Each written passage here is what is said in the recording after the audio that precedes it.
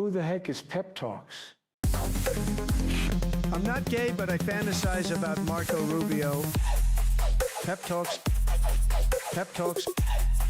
Pep Talks. Let's eradicate the Kung Flu. I'm literally coming. Pep Talks. Pep Talks. Who the heck is Pep Talk? They want our women. They want our children. Pep Talk. Sometimes no means yes. Grab them by the Pep Talk. Grab them by the Marco Rubio. Obama is a racist. Pep Talk. I'm literally coming. I'm Pep literally coming. Pep Talks. We found weapons of mass Pep Talks. destruction. My fellow Americans, it has been confirmed today from Pep Talks that we are indeed all high on politics. Good evening, everybody. Welcome to a new edition of High on Politics. Hope you guys are doing well. Hope you are joining us from this space. And I'm not sure if Ben is wrapped up or not. We did go a little bit late on the panel show today. If you guys do not know, I am on a panel show on at This Space TV on YouTube. You guys should definitely check it out. We have a good time over there. All right, let's make some adjustments early on in here, and also hope you, as you file in, please hit the like button. It does help the stream a lot. You know, just a small ask. Eensy binsy. Yeah, we're gonna have some fun tonight. So I got some fun content in Alex Jones crashing, and I mean full on crashing out over Tim Pool, and it's hilarious.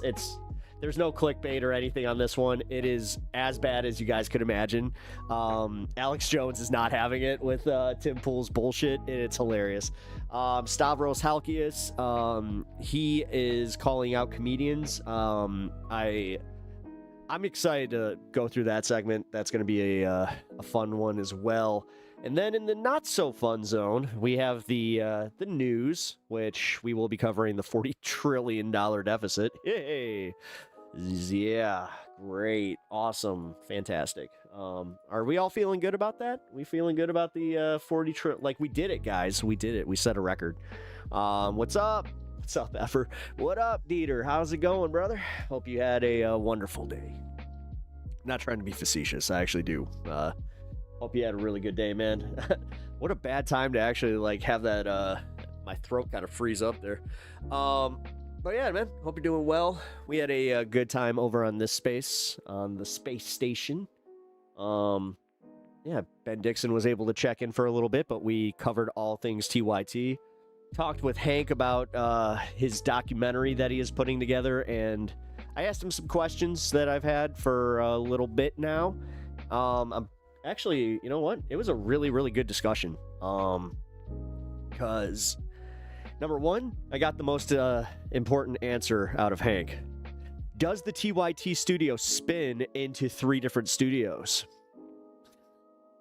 Dude, I actually believed that for a hot second there. When he said, like, where he's like, yeah, we, like, pull a lever. I was like, really? And then I had that moment where I'm like, he's fucking with me. Oh, crap. I am so gullible when it comes to that kind of stuff where it's like, wait, really? That's so neat. But yeah, we talked about union busting. That was hilarious to have Jeff pop in. He's like, wait a minute. You guys are talking about union busting the one time I can't come on the show? What is happening here? We did not plan that, okay? It happened organically. It was a good time.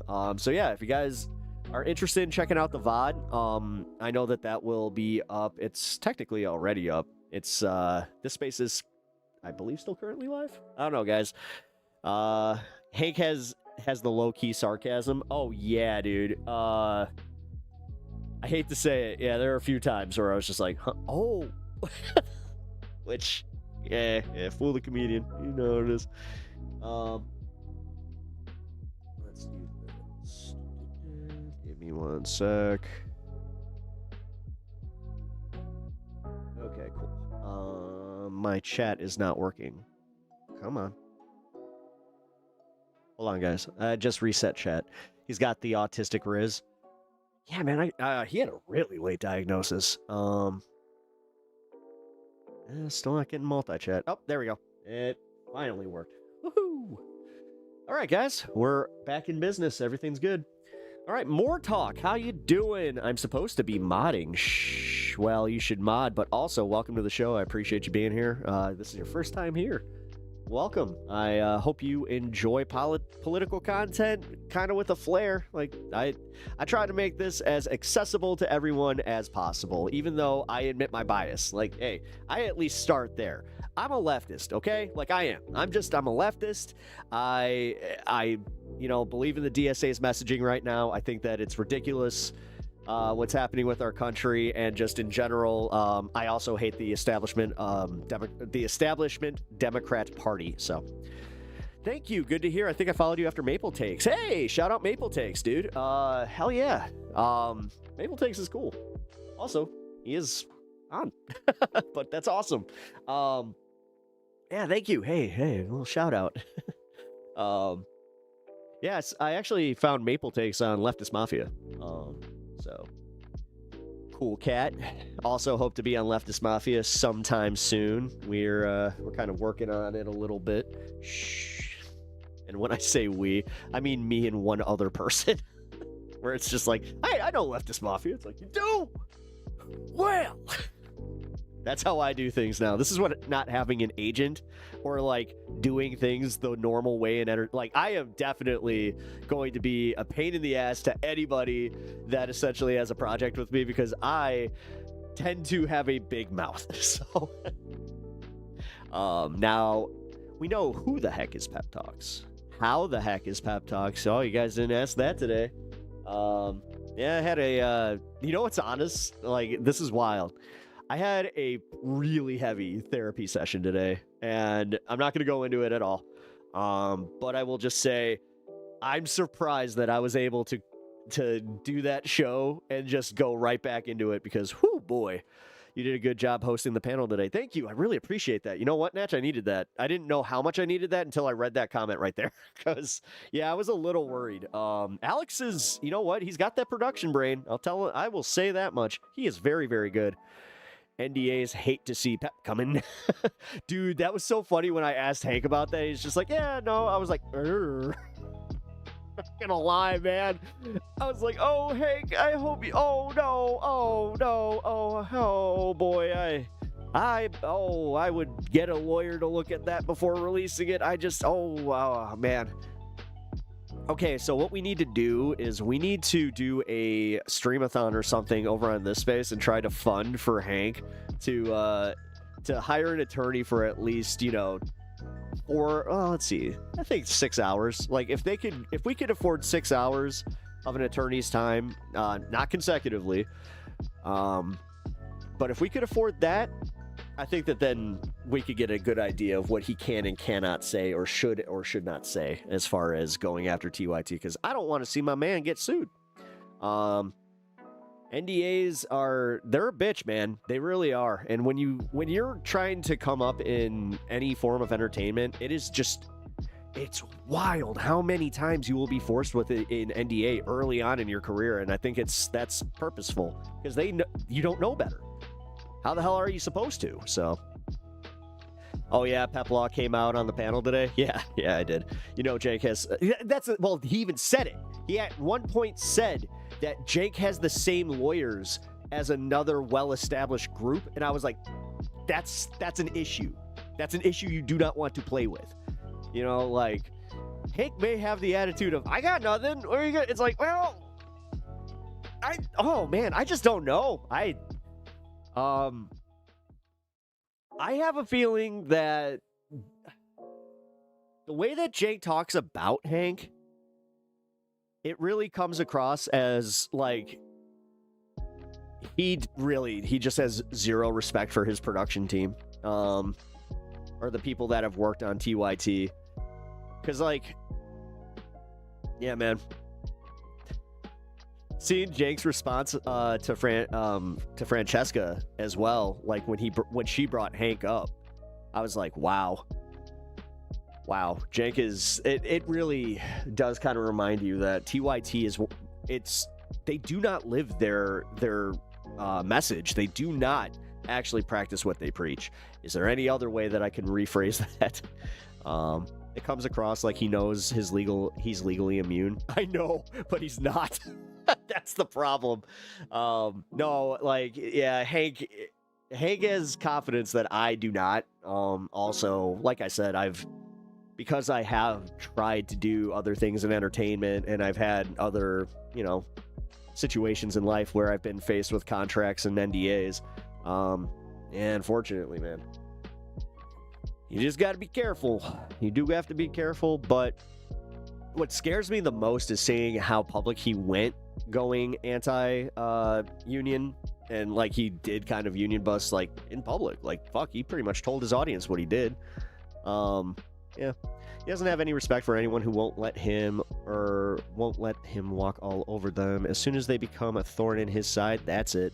Yeah, it does kind of seem that way. Like, I remember when Lance left TYT and stopped doing like freelance stuff on Fridays, where Jank really went after Lance, because I think that Jank really liked Lance's content and really liked his contributions. At some point, I think that Lance was even going to get onboarded. I don't know the ins and outs. It just seemed that way, because it seemed like they kept going to him. And I know like the trend of TYT, where if you got invited on the main panel show, if you got invited to cover like for other hosts while they were out, you were pretty much on your way to getting yourself either, a featured hour or get featured on a show. So it was kind of wild that like he went as hard as he did at Lance, where I was just like, damn, dude, like scorched earth on that one. And then Franny, like, he went after her really hard. And she, you know what, I got to give her a lot of credit for having the balls to go and just like not only have him on, but know what she was doing. Like, because you saw at one point, because I think Jank wanted to save that relationship, and he also wanted to maintain her as an employee, because from what I saw, she did numbers that TYT definitely didn't want to lose. And per what Hank was saying, that kind of tracks, right? Like, the more numbers you did, the more like ironclad your protections were within the company, which does suck when you're talking about a production team that just like, yeah, man, like it seems like they are the worst to work for in that regard. So the stuff that I wasn't really going to interrupt Hank with was, okay, so when I was trying to do radio, I got met with a whole bunch of situations where they were, and this was before in Illinois, they actually had protections for internships. So now they have to pay you for an internship, minimum wage or bust. Like, it's just how it goes now, and I appreciate that, but I did not have that. And the way that they were trying to sell it on all of us was essentially we were earning our spot as a permanent paid intern, and then a spot on the production crew. And they would tell you, like, oh, well, okay, so if you do this for 6 months, blah, blah, blah, make it through this, you go through one more hoop, and then in 1 year, you'll be on the production team, and you'll be getting, benefits, blah, blah, blah, blah, blah. So that's why I was kind of like, okay, so, because this is what I want to make sure it's not. And this is with all respect to Hank. Like, I love Hank. He's a great guy. And honestly, I want to just preface that this is not what I actually think. This is what I want to make sure it's not. Is the way that Jank talked about it, and like the way that they made sure that legally it wasn't technically an employee situation. When you're an independent contractor, it sucks, but there are protections there. That's why they do it the way they do it, the taxes, and split it. I hope that Jank isn't just being like, oh, this was an intern getting mad that he wasn't getting paid while doing more than what we required for an intern. Because this is also where when Hank said that he was working over the hours, that's insane. That's like right there. I was like, okay, if they knew what was good for him, they would have work, like they would work with Hank, because holy crap, that is borderline illegal, if not blatantly illegal. Because that's where I'll just say it, the like few times that I've actually worked or like done internship stuff, or like I worked in a situation where it was like super part-time, they were on that shit. I had to be off the clock and it had to be like on record, and I had to be out when I was doing broadcasting, I had to be out of the fucking building. Like it was a hard out. So it is just kind of weird that Jank is, not worried about it, because we've known that this is coming for a while. So this is also where I do have faith that he's not going to sue, is because he has known that this was going to happen for a while. I just imagine a timeline where Pep was on TYT, Shutters. Ugh. Yeah, I would have probably been like, background or whatever. I don't know. Probably not. I don't know, man. Listen, I'm just happy that the people of this space are, work with me, because we've seen how I am as a team player. I think I'm all right. I short sell myself, or short sell myself. Holy crap, talking too fast. But that, I caught myself. God, acting like my therapist is watching this one. Pep, you're no diva. I'll just leave that one there. Oh, man. Thank you, Mafune. Yeah, come and join the This Space Discord. You can catch some of my... I pop in occasionally. Not as much as I should. I should probably do a little bit more. He's stand-up, not improv. Okay.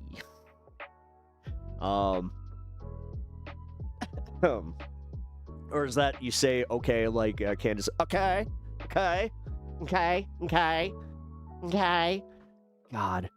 After listening to enough of her content, that's the one thing where I'm just like, wow. Once you can't unhear it, just, okay.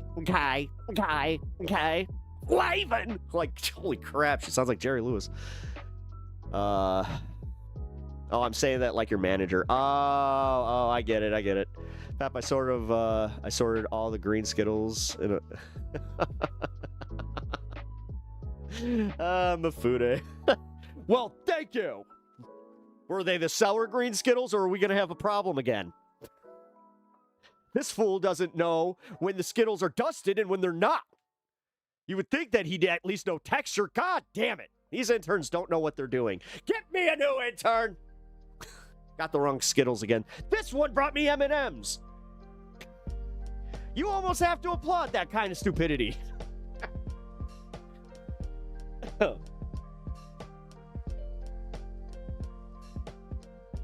Cheers, by the way. Demetrius. I can tell you didn't vote for a fascist. Carry on. Hey, Demetrius, thank you. I can't tell if you're subscribed or not, so, hey, if you're enjoying the show. I also have a more active chat over on the vertical, but if you guys want to chill in horizontal, that's all. Hey, it's a chill place. If you guys are lurkers, it is the lurkers' paradise, okay? Also, if you watch on a TV, it's the best way to do so. Look at me. I know how to sell my stream. Except not really. Oh my god. So yeah, I'm not gonna go into it. I'll just say this. It was very much I have to be nicer to myself, okay? Because I started deflecting with some humor, and I got straight called on it again. And this time was like, whoo! It was a lot. Getting called out by a therapist for deflecting with humor, especially when it's like, that's kind of your thing. Crispy Leo. Crispy Leo. Fan the Lizard King. That's a hell of a name. Welcome to the show. Appreciate you being here. If this is your first time. Oh, you are new here. Hey, look at that. Welcome. I'm Pep. Nice to meet you. I'm happy to have you here. Thank you for checking in on the stream. It's always cool when people are just like, hey, what is this? I'm a progressive commentator that likes to talk politics with everybody. I try not to live in a bubble, but I also, I do like, I don't, just keep it respectful, guys. Same with my mods. Like, be respectful to the mods. That's how it goes. But yeah, we talk about fun stuff. Like, we're going to talk about the GTA leaks and just overall news, fun shit like that. But the biggest thing that I'm about is chill vibes. I want you guys to enjoy just hanging. That's especially these Thursday night streams, man. Like I usually start at 4, so like these are late for me. God. Just realized it's been a really busy day. But either way, I'm happy to hang with you guys tonight. I linked a related GTA story in the general story. Georgia having unusual reenlistment. Yeah. I saw that they were literally planning like reenlistment around GTA 6, where they're just like, yeah, take your small vacation and then come back. So did the game leak or what? Well, hey, we'll talk about it, okay? Okay. It's just gonna be in a minute. That's how show structure works. Oh, gotta leave you guys like wanting for something. That's just, yeah. This is like broadcast 101, folks.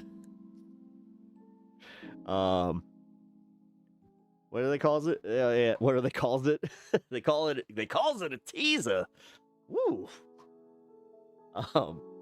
Yeah, no, you guys gotta stick around for that, okay? Or maybe it's the first story of the night. I don't know. You guys just need to stick around until I get to it. But until I do, yo, I'm broke as fuck, but I wish I could donate $500. I wish your wife well. Thank you. I really appreciate that, man. She's doing quite well. We're on, hopefully the back end of treatment. Like that's the thing. I try not to say anything in absolutes talking about this because. Yeah, right now, as it stands, she is cancer-free. We cannot say technically in remission yet. So, but yeah, cancer-free is good. All the tests are coming back zeros, which is exactly what we want. And she's healing up very, very well. She's doing so kick-ass. I'm so proud of her. Like the stream and sub to the channel. That's free and it helps. Yeah, it is. Oh, you already liked and sub? Hey, look at you. You get a double high five on that one. Whenever I put my my little poll thing up, I do that now. That's a thing I do. It's like a thing, you know? It's like a every stream thing. God. I will admit, when I do the polls, and it's like I try to make them funny, not as easy as it used to be. Like, I kind of ran through, like, the catalog of like my go-tos, but although the brown star one is probably my favorite one to just like gold star, silver star, brown star. Double K reacts. I really appreciate you subscribing. Thank you. That's so weird. Huh. Okay. Whatever. I guess. Sorry guys, I just had it freeze on one of my screens here. That scared me. I was like, did my stream just die? Oh, that's you. That's you. Oh, that's your channel. Oh, I didn't know you had a channel. Cool. You do reaction content? Let me check. Here. I usually check channels if someone's misbehaving. So. Oh, you do video game reactions. That's cool. Also, see you liked the movie Hoppers. I dug that movie a lot. It was fun. My wife also enjoyed it. I keep forgetting to write down poll ideas, my bad. Yeah, hey! I only really have one video. Hey, keep at it, man. If you want to do that. If this is what you want to do, man. That's the biggest key, is just keep at it. And don't, you know what? Have fun. Fuck. Like, trust me, I get it, man. Like, when you see somebody with an active chat, I understand that it can almost come across as like condescending, where it's just like, yeah, it's easy for you to say. You have people like, but just so you guys know, like I did have, when I was first starting, like, yeah, there were. Well, I guess I can consider myself lucky. The way that I built this channel was I got a viewer base kind of first, and then when I was able to, I started live streaming, and here we are. So. Plus, I tried making reaction videos, but it was a headache. Yeah, I mean, it is. Reaction content is its own thing. This is why I like what I do. Like, I like live streaming, and it's technically React content, but it's more so just also watching shit with friends is how I make it feel. I hope. Hoppers is so weird in the best way. The first half and the second half are like two totally different movies. Yes, it devolved into a fever dream. I loved it, though. That was so funny because me and my wife, we had just smoked a fucking... It was one of those, like, the special ones, you know, the ones dipped with the... It looks like a... how do I say this? Yeah, it's dipped with magic. And the magic dust... the magic fairy dust on it, and it just goes, whoa. Yeah, it's good stuff. Anyway, yeah, we were definitely hanging, and it was a good time. You don't have enough to subs to live stream. Yeah, I think, what is it, 500 now? Is it 100 or 500? I can't even remember. Yeah, you guys are saying it. I can't say it, but you guys are saying it. This is hanging out with Pep 5 nights a week. It is. I mean, here's the thing, guys. If I can make enough doing this, it's going to be 6 to 7 days a week. So, I'm not doing it. But for real, that's my goal, as I would like to stream on weekends too. Yeah, that's the goal. But right now, that's just not in the cards. It's 500 and you only have 5. Well, you might have 1 or 2 more come this stream, especially if you're cool. So, yeah. Hey, man. We are a supportive group here. I got another person that just started content creation. She made affiliate because, you know, I'm quite generous with the promotion. Because I like to pay it forward in the, like, I don't think it's because of karma or anything of that shit. I just know that I've been treated well by other creators. Angry Ginger, and shout out Angry Ginger, Letterhack, you know, and anybody on this space, Pastor Ben even. Like, these guys platformed me and they didn't have to. So, you know what? Why not? I don't feel like I'm losing anything. Like, that's... Because it is bullshit. Like, let's put it this way. Anybody that's just like, well, I don't worry about losing viewers. Well, yeah, I do. Especially if they stream at the same time. I will be honest. It's like, yeah, it sucks. I would totally plan my stream around everybody else's, but I also do like 8 hours. So what am I supposed to do? It'd be great, but I mainly watch random live streams and giving creators love. Well, I appreciate that. That's good vibes right there. Glad you found us. This space got you here? That is so crazy. That's so crazy that, like, me going to this space is essentially what, you know, brought you guys here. Well, a lot of you guys. Streaming is fun, but everyone I know IRL are haters. And since somebody was watching, I allow myself to basically just let my channel die. Oh, that sucks, man. I'm sorry, Ghost Dog. Yeah, I mean, so my friends are very supportive. You know, I've brought some of them on. Like, that's my big thing where I'm just like, hey, man, if you guys are a huge part of my life. If you want to, you know, hop on, cool. But the problem is I do political content, which I don't, you know, I do warn them before where it's just like, hey, just so you know, some people be crazy out there. Talked about that, you know, having my 3rd confirmed death threat. That was fucking weird. Oh, did I also tell you? Oh, yeah. The update. I'll just say, yeah, confirmed. Apparently this kid was a psycho. Has done this to other creators, and I guess I have to consider myself lucky that I put the provisions up that I did.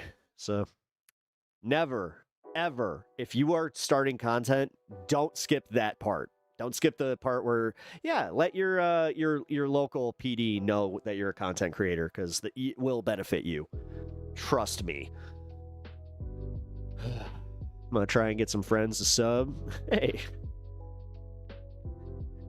DJX does it right. He'll stream no matter how many folks are watching. Hell yeah. That's the way to do it, DJX. I know that he said that, where he's like, yeah, occasionally, you know, 1, 2 people.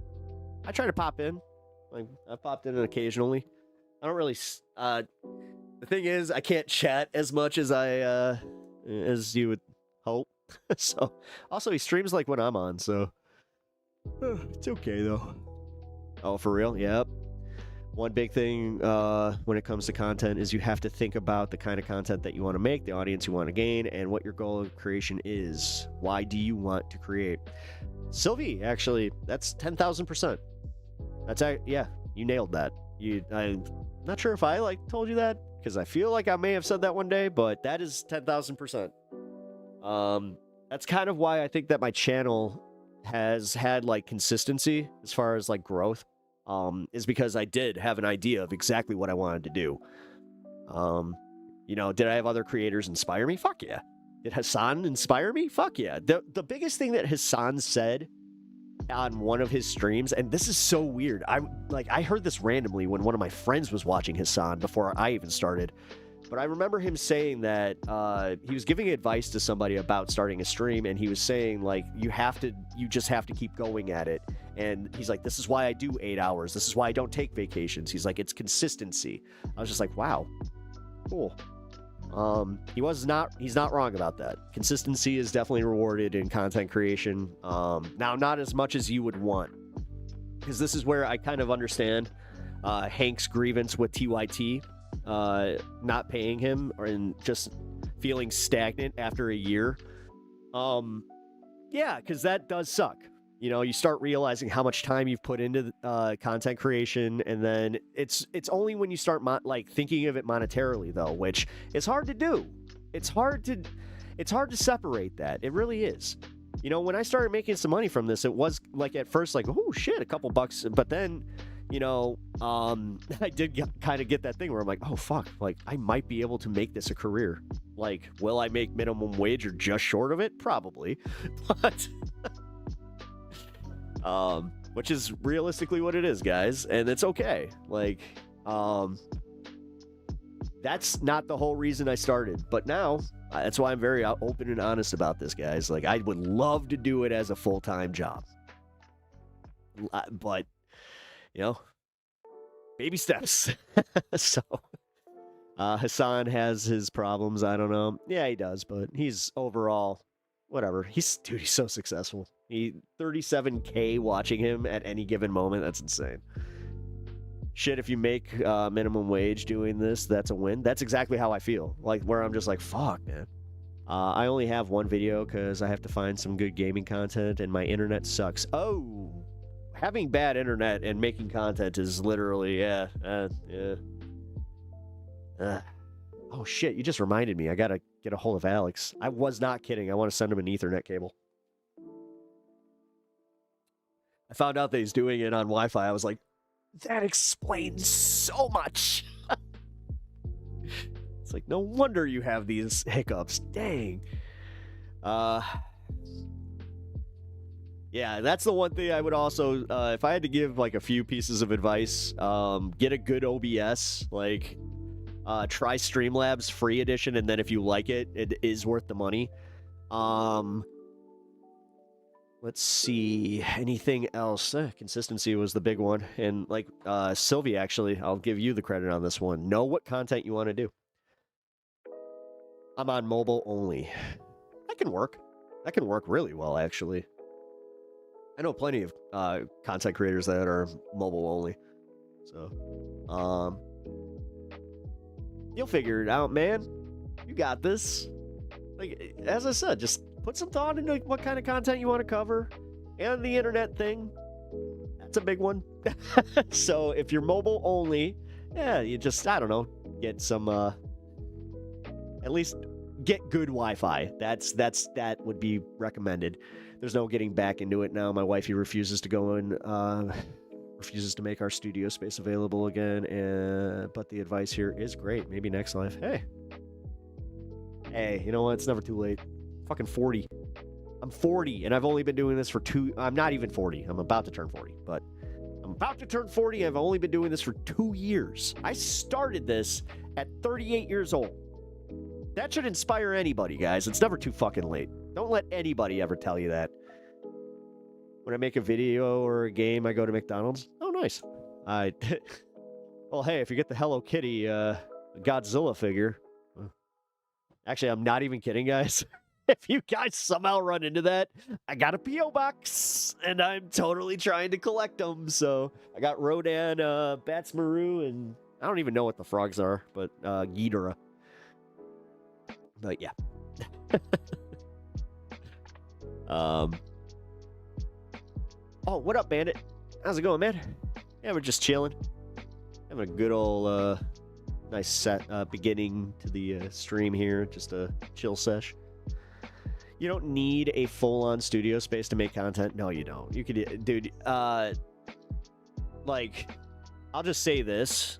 What's crazy is how much more space I have to make content here than I would have if I had done this professionally.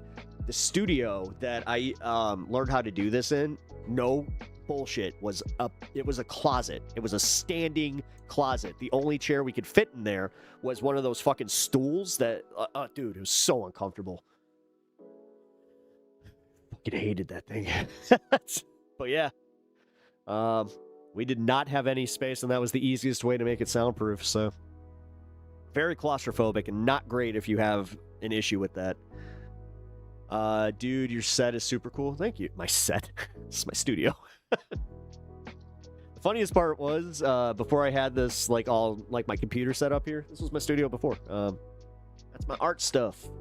That's where, yeah. I was lucky to have a little space in this house. Actually, it was, when we got this place, this was, like, a major selling point for me, where I was just like, oh, hell yeah. So, you're such a chill guy. I feel bad that I can't donate. Plus, I'm oh, jeez. Well, hey, don't worry about that. I appreciate chill guy. Also, Jesus, I feel like you need to like ask your parents' permission to watch this shit. All right. Well, PG Pep is on. Okay, I'll try and keep this PG. If you ever try to get back into it, I know a lot of good editing and studio equipment for your home studio. What's up, Rev? How's it going? Little brah. Yeah, let's be PG. I was about to say, yeah, let's keep... let's definitely keep it PG. The Pepperinos. Oh, wait, are you guys changing the name on me again? I thought you guys were the Peptides. Don't do this to me. It was Pep Squad. I got used to that. And now you guys abandoned that and became Peptides. And now, man, having a fan base is weird, especially like when you guys like start collaborating with like cooperating with each other. And then it's just like, I don't know where you like, I don't know. They just kind of did their own thing. I don't even know. Favorite Barbie movie, Every Pony. Hashtag PG time. Barbie movies. All right, let's see. You know what movies I liked when I was a kid? And this is not, again, I'm being vulnerable here, okay? I liked the Mary-Kate and Ashley mystery movies. Me and my sister used to collect those and watch those. That's why it was always so creepy when these guys were just like, I can't wait till Mary-Kate and Ashley are 18. I'm literally the same age as them, and I'm just like, you guys are fucking weird. Fucking creeps. Like, straight up creeps. Andrew, what's up, man? Welcome to the show. Oh, you remember those? Yeah, dude. Yeah, you guys remember that shit? Dude, they had an internet countdown clock for when the Olsen twins turned 18. That should tell you why the Epstein stuff wasn't exactly a major surprise to a lot of us millennials, where we were just like, huh. Yeah, weird. You watched Hook a lot. I love that movie. Hook is a great movie. I met Rufio at a Comic-Con. Really nice dude. It was also cool too. He actually had he had the Rufio hair. It might have been a hairpiece, but it was cool. It's cool as shit. One of my favorite bands, Tally Hall, made a song about that. Nice. Tally Hall. I'll check them out. The home. Wait, I meant the Mary-Kate and Ashley home video empire, but yeah, I do remember that part too. Oh yeah. Oh yeah. You were like talking about the innocent part of it. You're like, oh yeah. I remember when they were like the biggest thing, yeah, in home media.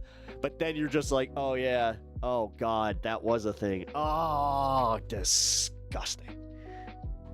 Yeah, dude, that was wild. And then they did the same thing. They did the same thing to Hannah Montana and Hillary Duff.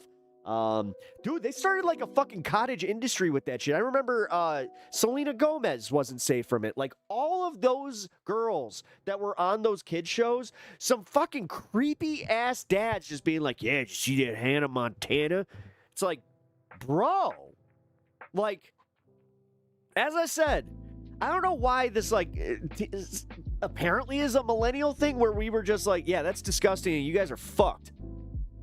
Like, how did this get normalized to that degree where I have had multiple 50-something-year-old dudes that I've played hockey with where they talk openly like this one. One of the most disgusting conversations that I had to call out when I was playing hockey was this guy talking about like how his teenage daughter had some he's like, yeah, it's becoming a problem, you know, they got some hot friends coming around. It's just like, and I just said it where I was just like, I don't know, it sounds like you're the problem. And he was like, what? I'm like, it sounds like you're the problem. You had daughters. You should know how this fucking works, bro. And he just shut up real quick because you could tell that everybody in the locker room, like, quickly was just like, I'm not going to argue that point because that would probably be problematic. It's like, oh, does anybody else want to expose that they're fucking creeps? Anybody? Anybody?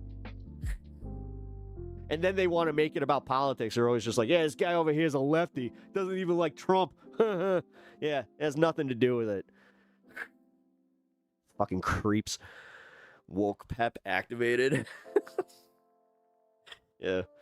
Shouldn't be a woke thing. This should be a, everybody should agree that hitting on teenagers is, fucked up. That's, like, what's wrong with you? What is it? What is it?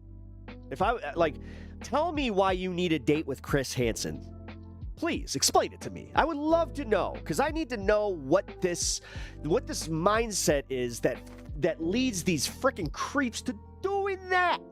And then, like I said, being like so comfortable that you say this shit in a locker room with fucking just a bunch of dudes. And then you try to gaslight the one person that stands up against it because they admit that it's like, they're just like, hey man, that's genuinely fucked up. Like, God, there were so many different times I wanted to stand up and just be like, do you guys hate your wives? Like, I'm pretty sure that you guys hate your wives. Like, I can't tell you how many times I was in a locker room with these dudes where they're just like, oh, yeah, the ball and chain. Yeah, you know what? She says I can't do this weekend. I gotta do the family thing.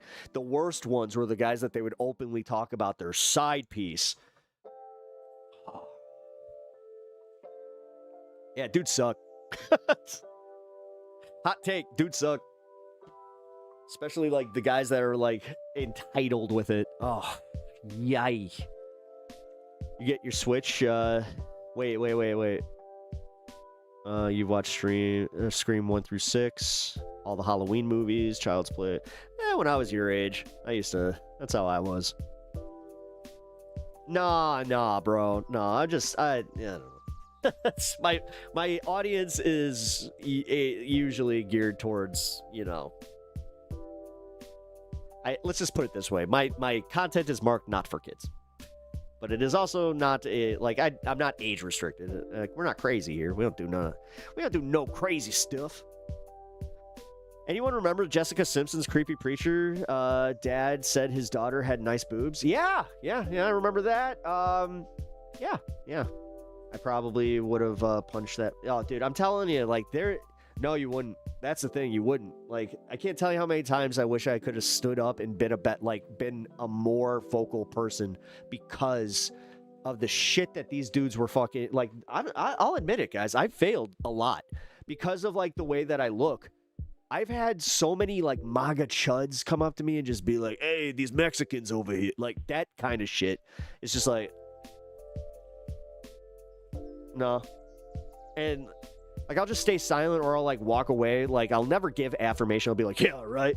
But Yeah, there have been times where I'm just like, I don't want to deal with it. But then you know what? To my credit, there has been more times than not lately where I don't have the ability to shut that off. Where I'm just like, oh, you want to tell us again how you belong in a fucking a cell with, or it's like, or just tell us how much of a shitty person you are. Yeah.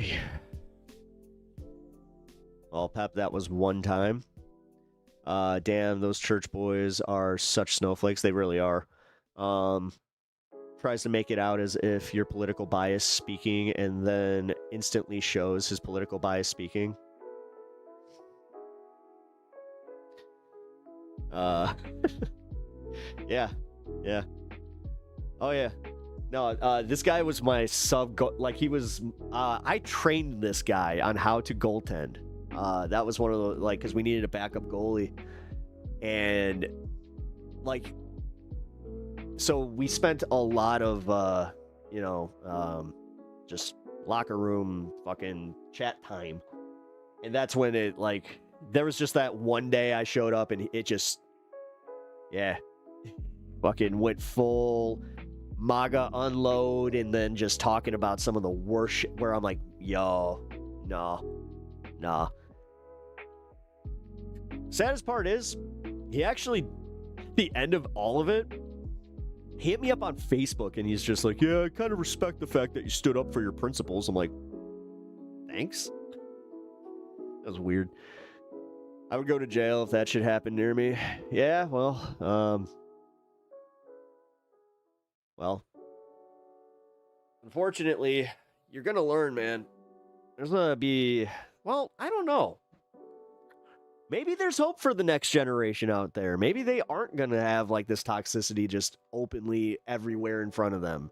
Because I'm telling you, man, the way that shit got normalized in our daily lives was really messed up. Dude, go back and watch American Pie and seriously, it's just, it's not even woke culture destroying anything.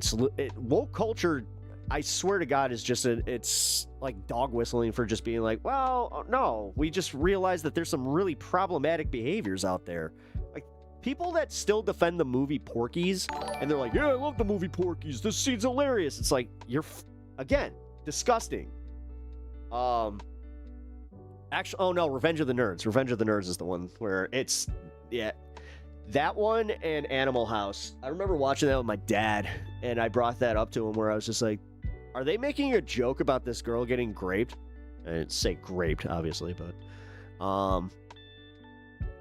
the F is that sound. What the F is that sound? Horrible. Or wait, is that sounds horrible? Oh, not the sound. Sorry. Ugh, man. I'm trying to keep up. Revenge of the Nerds did not age well. No, it didn't.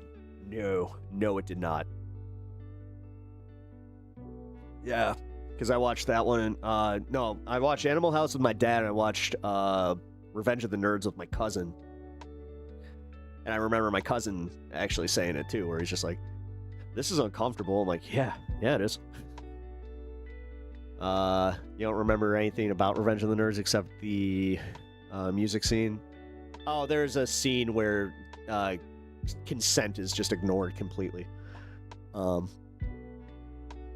that's why all these shitty Christian knockoffs of popular media, they can't make anything original or well. No, that's always been a thing. That was one of the things, growing up as a Christian kid always sucked. When my mom would say we're going to the Christian bookstore to go, get some videos. Dude, again, I grew up with fucking Salty, the songbook, Veggie Tales, Gerber, or Gerbert. Yeah, Gerbert. I actually like Gerbert. I still have Gerbert. He had, a little stuffed lion. He's like a little puppet. Let's see. What else was there in Christian media? There had to be something else that was interesting that broke through to some of you guys. Oh, Veggie Tales. Duh. Yeah, Veggie Tales. Veggie Tales. Larry the Cucumber and Bob the Tomato. Christian bookstore sounds kind of hilarious. Oh, yeah, dude. Yeah. Bible Man. Bible Man was a thing. Yeah.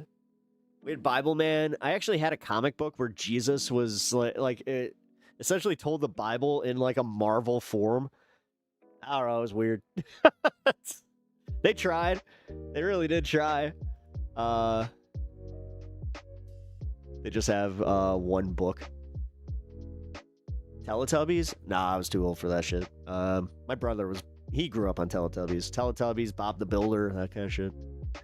Dude, one of my favorite like memories I ever have. I was babysitting my little brother. I was like 14. So I was obviously, you know, I was getting high, you know, partying with my friends and shit. So my dad's gone, and I'm like, hey man, I'll be right back. So I went out into the garage. I smoked a nice little, you know, it was a nice little glass bowl that was able to be hidden. I come in and I'm high, dude. I am just ripped as shit. I'm just like, man, like I kind of had that moment where I'm like, I shouldn't be doing. And my brother, he just went, "You smell funny." I'm like, nah, yeah. I mean, I was outside, so you know, you just I don't know, man. I didn't even really have like a good excuse. And it's just like, can we watch Caillou? And I was like, no. Like, we cannot watch Caillou. I'm like, I hate Caillou. He's like, why? Like, and I got into an argument with my fucking like little 3-year-old brother about why he couldn't watch Caillou. And I remember like specifically telling him, I'm like, Caillou's got a bad attitude. If you're gonna learn how to be like somebody, you gotta learn how to be like Bob the Builder. And he was just like, we can watch Bob the Builder. I'm like, hell yeah, yes we can. And then we did. And then I sat there high as shit going literally like, Bob the Builder, can we fix it? Bob the Builder, yes we can. I love that attitude. Let's go. That's a go-getter right there. All right, folks? And then I heard that they changed the theme song. I'm like, why did you fix something that wasn't broken? This is ridiculous. Seriously, this is why physical media is so important to you have, especially if you have children. You're gonna need to show them the old stuff, because I swear to Christ, if you guys show your sons or daughters Caillou, I will haunt you in your dreams. Bob the Builder was a white supremacist? Oh, do not ruin Bob the Builder like that. That is blasphemy. Bob the Builder was a good man. And what do you mean he was racist? He was friends with... Dude, my man's was fucked up. You want my case to why Bob the Builder was high as shit? Because this motherfucker was out there talking to his tractor, his fucking bulldozer, his crane. Like... This dude was out there literally having conversations with inanimate objects, and you guys are out here saying, oh, Bob the Builder was racist. It's like, no, he was high. What are you talking about? Thomas the Tank Engine, Shiny Time Station. See, people, that's how I know what era you grew up in. Is because if you call it Shiny Time Station, you're an OG. And I mean that. Like, we're OGs. Season 1, Thomas the Tank Engine. What's up? That's back when fucking Ringo Starr... That was before Ringo Starr. That's when George fucking Carlin... See, George Carlin was always destined to be my favorite comedian because he was the conductor in Shiny Time Station. Also, Percy... Shout out Percy. We all want to be a Percy. Nobody wants to be a diesel. You strike me as a diesel. Dude, Bullet Train is such a good movie. Also, what up, Reference Frame? Good to see you. Every time Pep says Caillou with an English twist, my ears bleed. An English twist? What, Caillou? Or what? How do you say it? Caillou, Caillou, Caillou, Caillou, Caillou. Okay, now I'm just being a dick. I didn't even know I was saying it wrong. I thought it was like 1000% right. Ah, that's unfortunate. It's called the American Dream because you have to be asleep to believe it. Oh, yeah. Yeah. I remember George Carlin in Bill and Ted's Excellent Adventure. Then he popped up in my favorite movie, Bill and Ted's Excellent Adventure. Holy shit, I just did realize that I was always destined to, like, really enjoy George Carlin's work, because then, let's see, what was the first? Because my mom showed me his first special. It's from the 60s. He did it on the Ed Sullivan Show. It was cool. Like, he was definitely a lot more everybody friendly. And then the seven banned words or whatever. Oh man, the cameo in Jay and Silent Bob. Oh, cameos. The Dogma cameo. Betty, dude, when he unveils Buddy Christ, we needed to go with you know, a new image for a new audience. That's fucking Buddy Christ. All that, the Amanda Show. Oh yeah, he was. Wait, was he in all that too? That's crazy. If it'll get me across the country, oh wait, yeah. Hey, if it gets me across the country, I'll take a shot in the mouth. Just remember the golden rule. Oh my God! And then the nun. Yes, I live by the golden rule. You know the golden rule? Of course, everybody knows the golden rule. All right. What?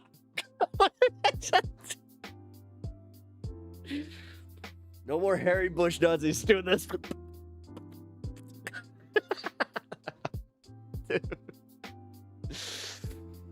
Oh, fuck. Very funny. Also, Takecast. Physical media doesn't matter when CERN opened an alternate timeline in 2008 and the Mandela effect took hold, and we can have media from different realities. Yo, dude, I wish I could believe that. Am I right now? Yeah. No, I'm pretty good right now. I started the show in a pretty happy position. No, guys, I was able to go upstairs, relax a little bit before I started the show. You can find compilations of full episode blocks of 90s Nickelodeon shows on YouTube. Nice. Yeah, me and my wife, back when we had cable, we used to watch 90s Nick. It was essentially our Nick at Night. And we used to watch, we have seen every episode of Nickelodeon's Doug. We have seen every episode of Nickelodeon's Rugrats. Let's see, Rocko's Modern Life. I've seen all that. Hey Arnold, I've seen every Hey Arnold episode at least 4 times. If I ever see Epstein, well, I don't think you will. I mean, unless the theory that he's still, whatever, man. I hate conspiracy theories. I really do, because they can never be proven. Because once you do, they just move the goalpost. It's the worst part. Is God forbid you actually prove that, like, oh yeah, there's definitely this shadowy cabal of globalists, like, running everything, and these billionaire elites that are running literally everything in this world, and they're conditioning us to hate each other. Because the more we hate each other, the more we don't talk about how we're getting screwed over. And the more that you hear that, the more they push, me into, oh no, this is stupid hippie. Like, and this is why shitheads like me that, like, look like this all of a sudden show up with a suit trying to fucking get a new audience, because we get condescended to like that. You have Rocko's Modern Life on DVD. Me too. They have what's called Stations on YouTube, a channel devoted to whatever it is. Oh, yeah, like Three Stooges. Yeah, no, Godzilla had one. Tokusatsu had one. Even though that one's gone. It sucks, because whoever... I think it was Funimation? I don't know. Shit. Oh, no, it was Shout. Shout Media. They had the rights to all of the Tokusatsu stuff from Japan. And if you don't know what I'm talking about, it's essentially all the Power Rangers original series from Japan. The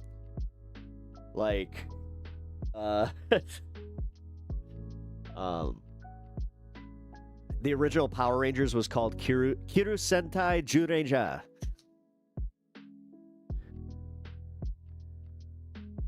And then they had their song, Shooting-ja, Shooting-ja.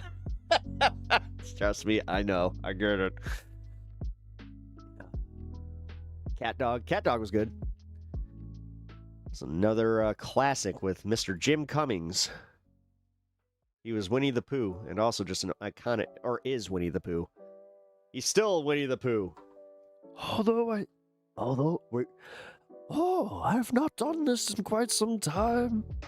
He won't be Winnie the Pooh for much longer until this Pep Talks character gets a job doing some voices. Oh, Piglet. I think that, hey, PG Pep, we didn't do the thing. Wait a minute, I have one more thing to say. You come in here acting a fool in the 100-acre wood. You best believe you're about to catch a cap in the ass.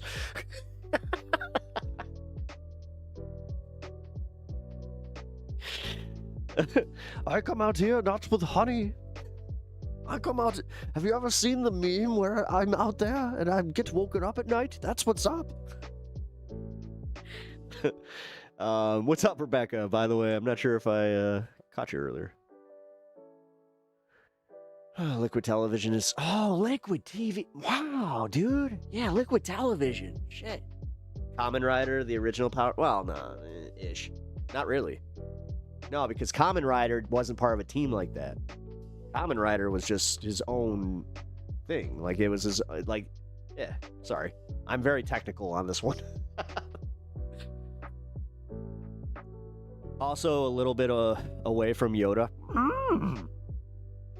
Yes.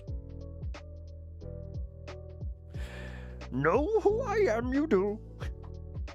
What impression it is, the Pep does. Oh, man. See, I need to get better at Yoda. Then I could do, wait, right-wing Yoda? Yes. Donald Trump, great president, is he? Red hearts all around. Wait, now I'm doing literally Pooh Bear into Yoda. Who would win in a 1v1 with Spider-Man and his new, with the new Black Eyes or OG Captain America from the movies? Damn, that's actually a good question. I'd say Spider-Man, actually. I think Spider-Man, yeah, like, well, let's put it this way, because he got control of it. Anytime that Peter has control of something like that, he immediately nerfs himself, but if we say where he loses control, I think he could take out Cap. Yeah, because, I mean, dude, he went toe-to-toe with the Hulk, which Cap can't do that. He can for, like, a hot second, but... Gotcha Man came before Super Sentai? Oh, really? I didn't know that. Oh, well then. I guess my nerd cred is not as up to date as I thought. Wait, Gotcha Man. Really? I mean, you know what? I trust you on that one. I don't feel like looking it up. Right-wingers love to do Yoda impressions, so it's probably not worth it. My wife hates me, she does. Dude, I can't. No, because I just go right to Winnie the Pooh. Let me tell you something. If you think that this is the best impression that Pep has, you have something coming for you. He's a big orange idiot. I don't like him personally. Even though this guy over here tells me that I'm right-wing, just because I wear a red shirt and no pants doesn't make me right-wing.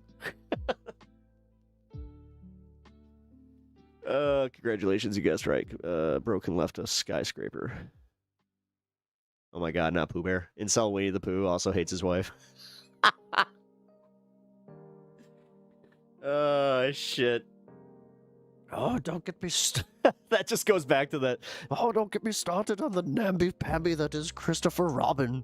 I've been trying to man him up for years. Tried to show him some Nick Fuentes. Let him know what's up.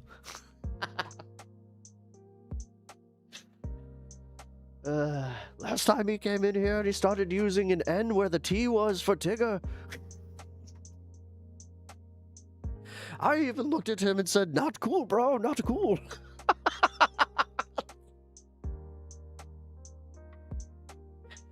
Oh, man.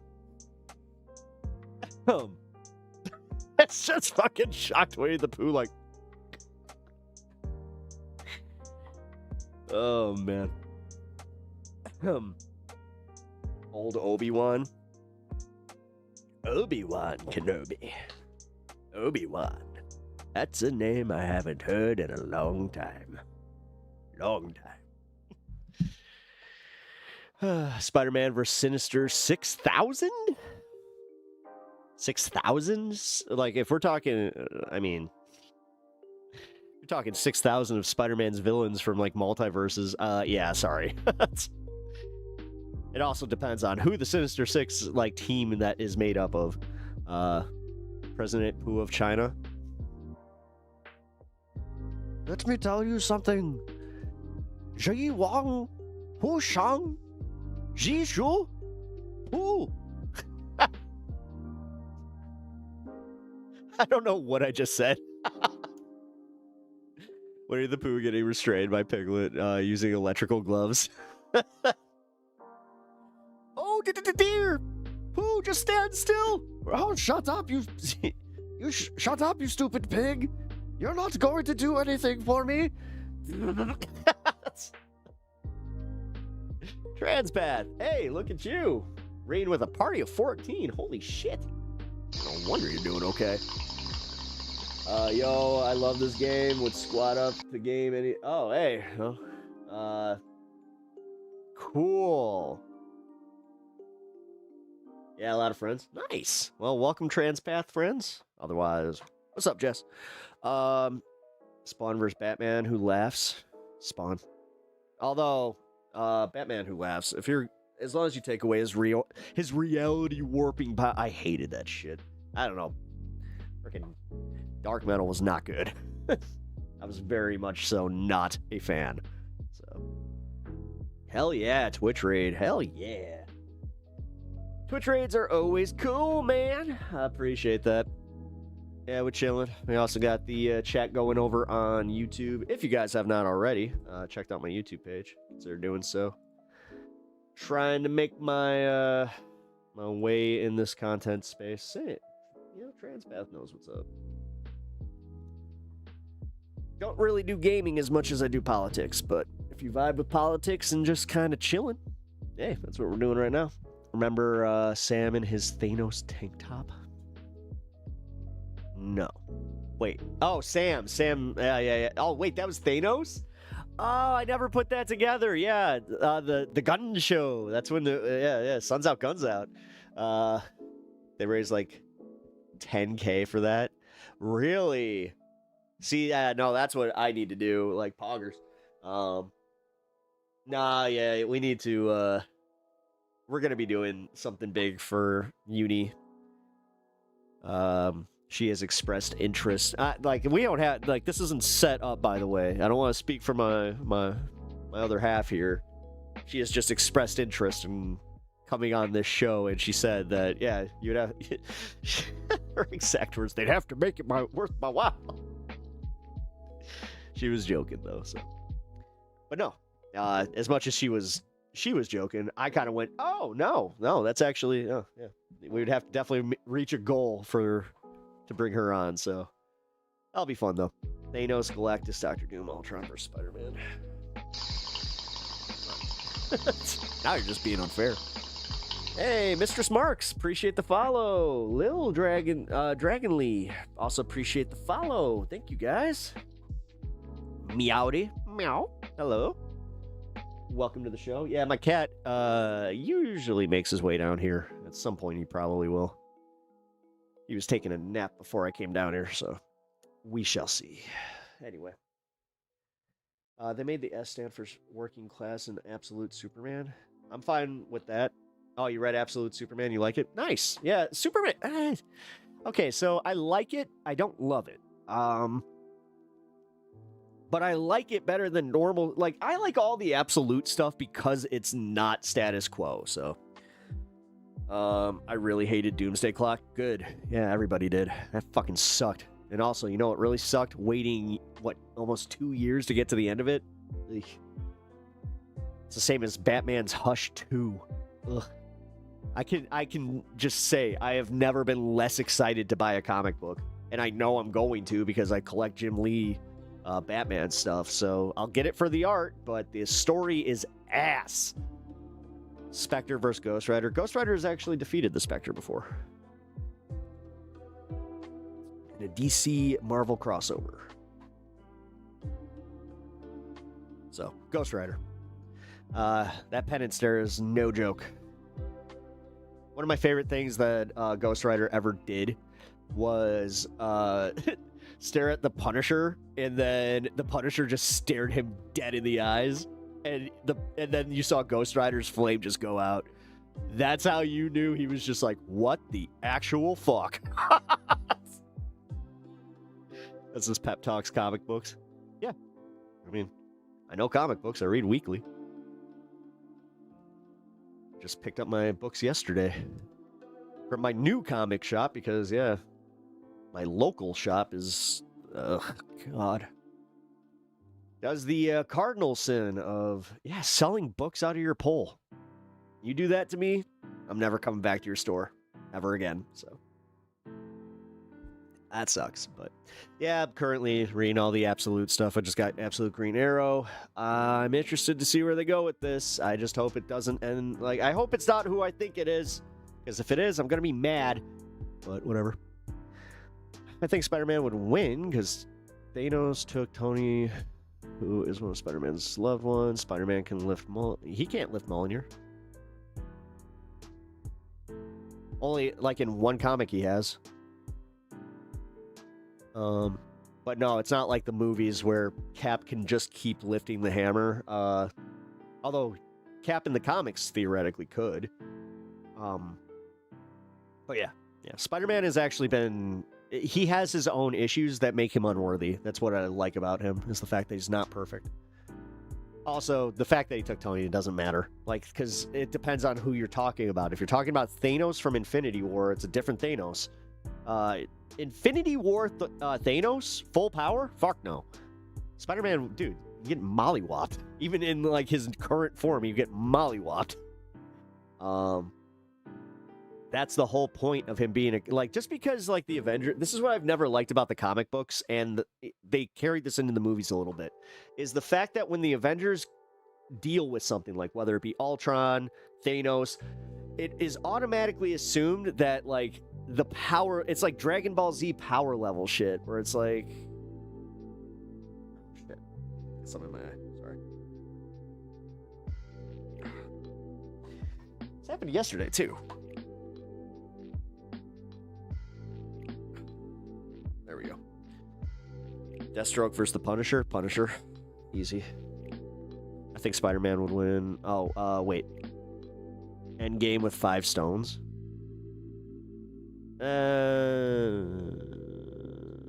Again, and the problem with Thanos in Endgame was that was not Thanos who had an actual motive. Pab, what the actual fuck was that? What, my eyes? My eyes just, like, I got something, like, I'm pretty sure it's either a speck of dust or... It's still there. Crap. I think it's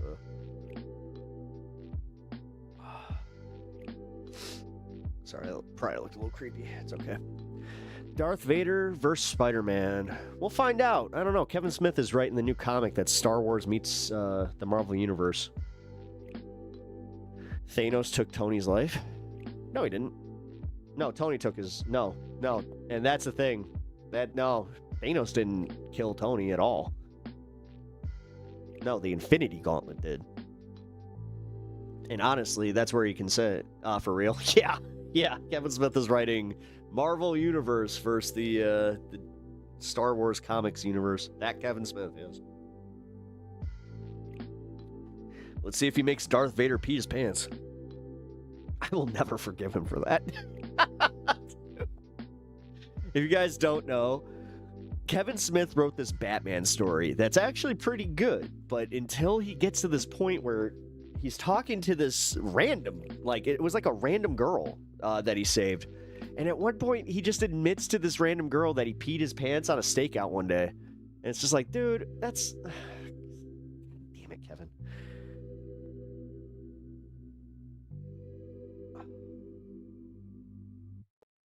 Sorry, guys. You know what? I might need some... Do we have... Uni, if you're watching, do we have eye drops?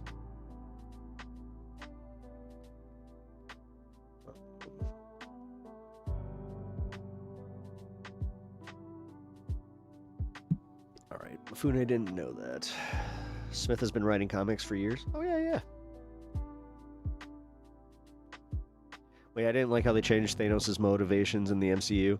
Yeah, I mean, what I don't like about what they do in the MCU is the fact that, like, they'll introduce something that could have been introduced a lot sooner, a la Death in Agatha All Along. And yeah, then we could have had the Thanos that we all wanted. Yeah, I'm still a little upset about that, but whatever. It's all good though. I don't know. I didn't mind his motivation in the movies. I really didn't. I just wish that they wouldn't have established that like the movie universe is 616. I was like, come on, man. Do you understand like what they just did?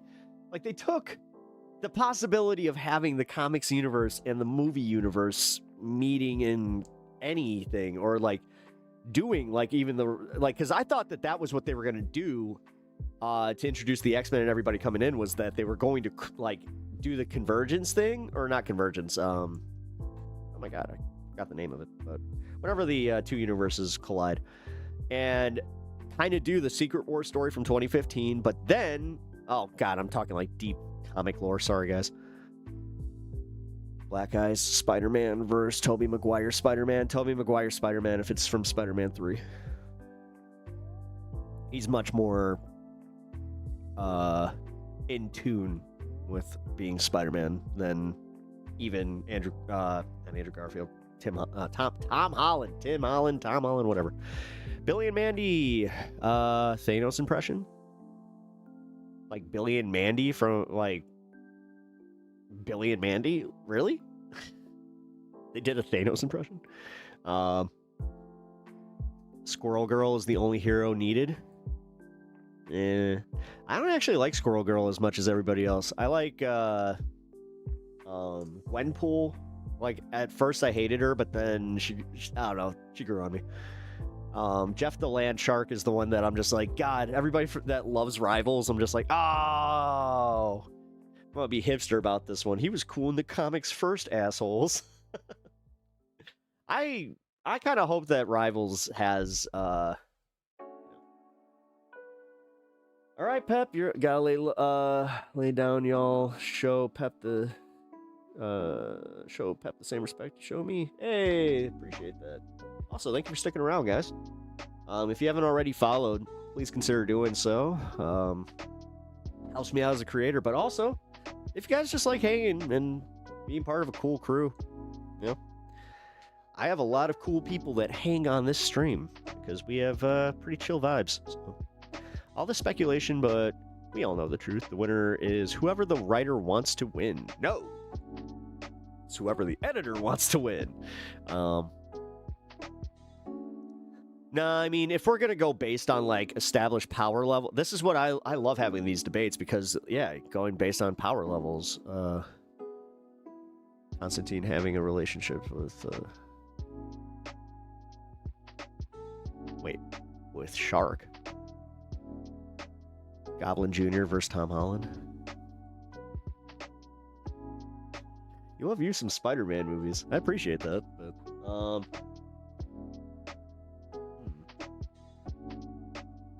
I don't know. Goblin Jr. Harry's Goblin. Harry Goblin. Wait, maybe not better. Nah, Tom Holland would win.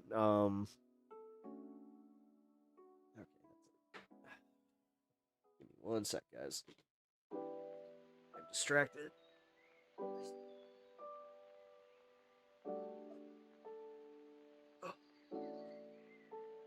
Oh, fuck. I felt that one. Okay, there it goes. There's one of those eyelashes that was, like, stuck, like, right in the side of my eye. So, like, it would feel for a second like I got it, and then all of a sudden it'd just be like, I'm stabbing you again. That or whoever the producer's niece wanted to win. Yeah, that shit happens more than you'd like. More than I'd like to admit.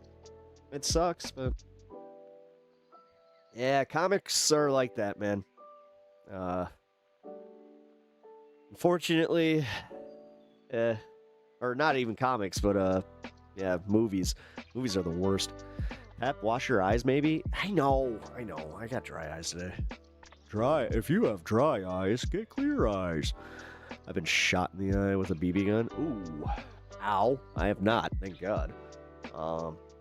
Wait, how are you? Wait, is your eye okay? Like, did you get shoot in the eye, or did you, like, was it, like, you know, eye adjacent? Why does Tom Holland's eyes turn so yeah, essentially what's happening is that's his arachnid DNA taking over. So instead of growing 6 arms, which I know that was part of the original script, he essentially dealt with, like, his mutation, because I'm not sure if you guys understood that was technically the whole theme of the movie. But yeah. I'm not spoiling anything in the movie, by the way, because they have shown all of the stuff I'm talking about in the trailers. So, Dr. Doom and all 3 Spider-Man live actions. Oh, frickin' Dr. Doom all day. Especially, like, the new Dr. Doom that they just established. No, they established that he has the same powers. There's no way. This Dr. Doom is stronger than every Doctor Strange, which Doctor Strange, again, like, he was the most underrated character in all of the MCU. My eye had a red spot for a long time, but it healed. Damn, dude. Damn. That shit has always scared the fuck out of me. Like, I got real close to something like that. My buddy was fucking around with a slingshot, and he hit me, like, right under the eye. And just, like, the blurriness from that, and then the way that my eye swole up because of it, I was just like, ah. This is straight up nerd talk. I guess I don't pass the bar for this. It's okay. I mean, I'm gonna move on a little bit. I do want to talk about politics and stuff like that. News of the day type of stuff. But I'm gonna make one final request from you guys, and that's if you have just joined us or you've been here for a minute, have not already followed or subscribed, please consider doing so. And cross platforms, because yeah, on Twitch, I'm on YouTube. Please check me out there. And for YouTube, check out Twitch and X, guys. Follow me on Twitter. But trust me, it's one of those times where I'm like, oh, hey, if you have a Twitter, like, honestly, don't go back to Twitter if you left. Yeah, just stay away. Stay away. God, I wish I never went back. But I also happen to stream, so that's how it goes. I know nothing of comics. Oh, it's okay. Don't worry about it. This is the night. Like, I love that, man. See, I got friends that are like that. They know nothing about comic books, but that's what they like about me, is the fact that every time we go to see a comic book movie, they can ask me pretty much any question. So I only know about the movies except for the YouTube shorts of the comics. Honestly, let's see. Who's my favorite comic YouTuber? He gets a little annoying sometimes with his commentary, but realistically, he puts together... Comic Drake. There we go. That's not who I was talking about. Comic Drake is my favorite comic book YouTuber. You guys...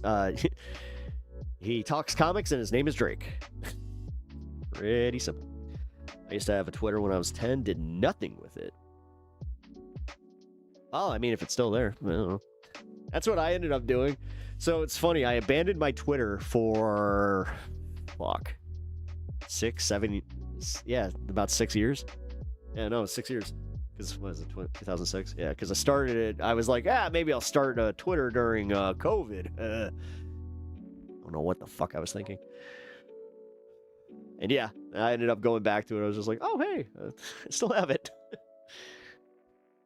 The last Marvel movie I watched was the third installment of X-Men. After that, I was like, that's enough. Yeah, man, I always hate when, like, somebody's like, the last movie I saw was the one that kind of killed interest in comic book movies to begin with. X3 was that. Only way I can join Twitter is if it's the only platform. Yeah, okay, so that's the thing, yeah. If that ever happens, then I do respect the shit out of that. But, yeah, if it's the last resort, it's the last resort. You never know. You never know in this fickle game we call content creation. But I do appreciate knowing that, hey, some of y'all would follow me. Every, like, so often, you go deleting all my accounts. Oh, yeah. Yeah, I should do that more often. I don't know. The one that I'm proud of is I never did Instagram, and I never will, so... And that's the one that I keep getting told, like, oh, you're pretty dumb for not doing that. I was just like, really? I don't feel that way. Oh, thanks, Atch. I appreciate that. Thanks, guys. All right, so let's do this. Hold on. While I get rid of the music, this is going to take me a second. Ignore the black screen. Usually I have this stuff ready-ish.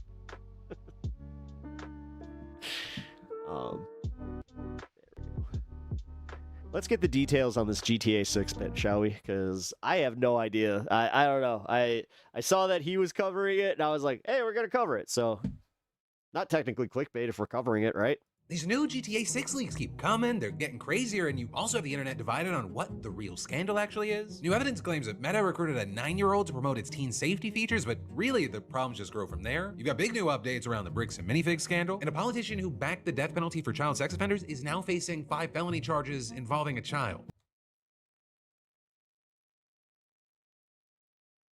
We're talking about all of that and even more on today's brand new Philip DeFranco Usual show, suspects. the daily dive into the news, starting with this. You just cannot trust Mark Zuckerberg with kids. That is an actual quote we just got You from have IG for absolutely no next reason. Facebook engineer, and it seems to be confirmed day after day. Because you have Meta in the news for several reasons right now, and all have to do with its harmful effects on kids. Starting with this latest investigation from the Tech Transparency Project, which knows that as governments around the world debated proposals to ban social media for kids under a certain age, Meta fought back with a global PR campaign, saying they were recruiting lifestyle, parenting, and mental health influencers. Day hassle-free returns. I'm sorry, I'm Then just not diving right interested back in into the news. We've that got to as talk much. about these Grand Theft Auto 6 leaks and There we all go. the scandal. Because there's actually a long history of GTA leaks, but what is going on right now is reaching new heights. Because you have this hacker or hackers known as CyberLeak leaking just so much ahead of the November 19th release and ahead of the Netflix extended look that's set to premiere on August 27th. Well, right now you have Rockstar, GTA's development studio, and Take-Two, Rockstar's parent company, scrambling to take down the leaks and put out these fires as fast as they can. A, that's been backfiring because it basically shows people that the leaks are real, and B, The problem with that is, dude, do you know how many people just act like they thought that they were doing something like, oh, I just did, oh, look how cool this is. They have no idea they just nuked their account.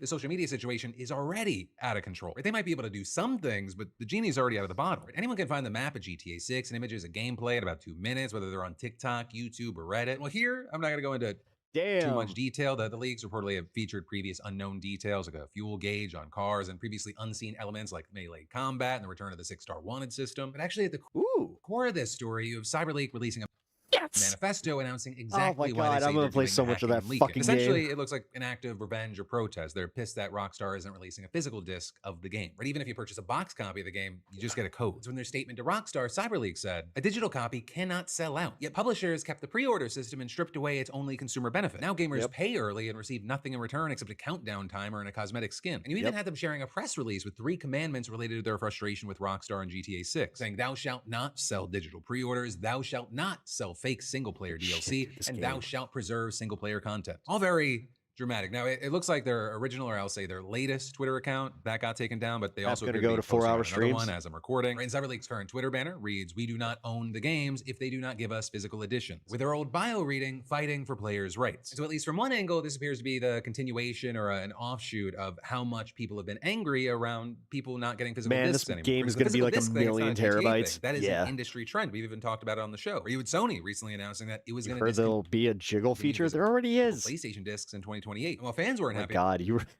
about that news, we're very likely There's no question. going to see more announcements like that coming in the future from other companies. But then also regarding the CyberLeak hacking, you have a number of people saying, well, is it really just a moral crusade to You protest know what? Just enjoy it, man. You're about the age that I was when I got to play GTA 3. the lack so- of physical discs? And that's because you've had many noting, and Forbes even reporting, that many of the releases have had watermarks promoting a cryptocurrency for purchase. So you've seen a rise of course. people going, oh, okay, well, it seems like the leaker or leakers might have an ulterior motive. But then also regarding the public's opinions about CyberLeak's leaks, you've got some cheering them on and others complaining about the fact that they're spoiling the game. Right? One person commenting, seriously, keep up the great work, saying, I totally agree with what you're doing. Big corporations have just been completely screwing over gamers lately, and we absolutely needed something like this, even though it's a GTA 6. But then you've got others saying things like, buddy, stop, enough is enough. I understand that you're angry with Rockstar. You've already made it clear to them how you feel, but please stop. If the game gets delayed, believe me, a lot of people will see you as an enemy rather than a friend. Also, a thing that we're seeing is that people are reacting to and judging leaks without fully Yep. understanding what they're looking at. Or you've got people that are up in arms about the quality of the content. There, a key thing is that CyberLeak confirmed that some of it is 3 years old and incomplete. Well, yeah, right now, I was about to say half of it was run on the GT5 engine. regardless of how accurate or I inaccurate noticed. they are, Okay, so the biggest one that I noticed,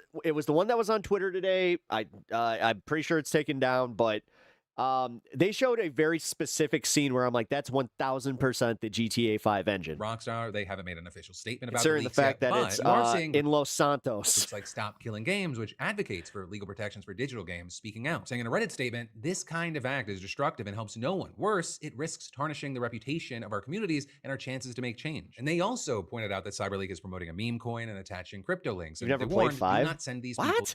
your money. Now, with Yo, play the single player campaign. What are you doing? It's so good. all that said, right, is this Fuck. situation going to have some catastrophic impact on Pretty how sure GTA you can 6 play that for performs? almost free Personally, now. My gut says no, considering only we're talking played GTA about one of 2? the most successful Really? You never played a 3D installment of GTA? franchises ever. And I mean that both for Wow. the core game of GTA 6 as well as the online version. And as far as is Rockstar going to meet the hackers' demands, that seems I have a PlayStation 5, but my foster brother broke my TV on 2K25. unlikely. But there are Like, he rage, like, oh, come on, man.